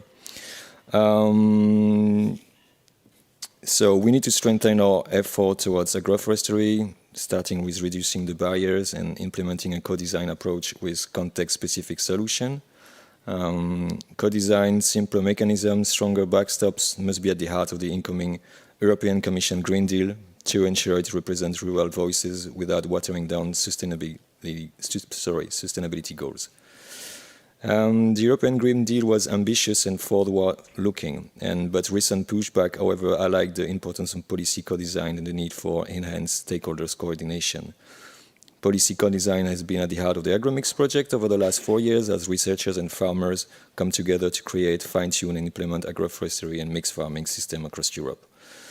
And to mark the occasion of the AGROMIX Policy Summit, Agroforestry for the Future of European Agriculture, we urge the incoming European Commission to, first, center all future policy on the high-level panel of expert 13 principles of agroecology, including the CAP. Focus policy on improving agroforestry value chain and routes to market. Improve financial incentive to maintain and extend existing agroforestry system while improving land use and access challenges improving land use and accesses challenges, particularly for young and tenant farmers. I'm a French speaker, so you know.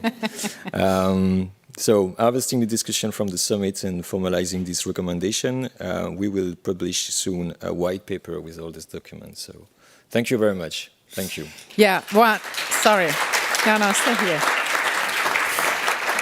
Yeah, okay, yeah, I really wanted to give a clap in particular to Vincent Dawi, that you all know was the main, let's say, person behind all this organization. But in addition to him, I would like to thank the Coventry University that lead the project and co-develop with us all this summit.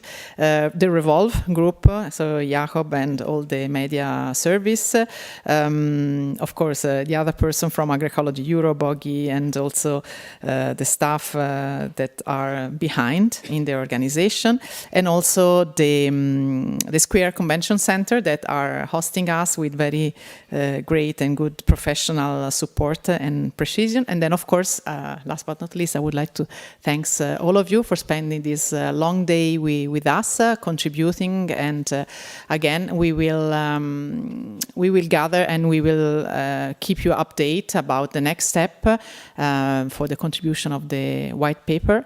Yeah, thank you very much. Have a good evening.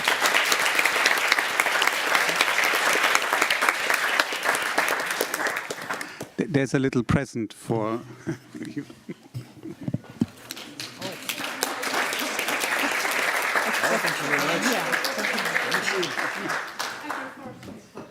Nice. Thank you. I need it now. Yes, Jean. Yeah, Jean.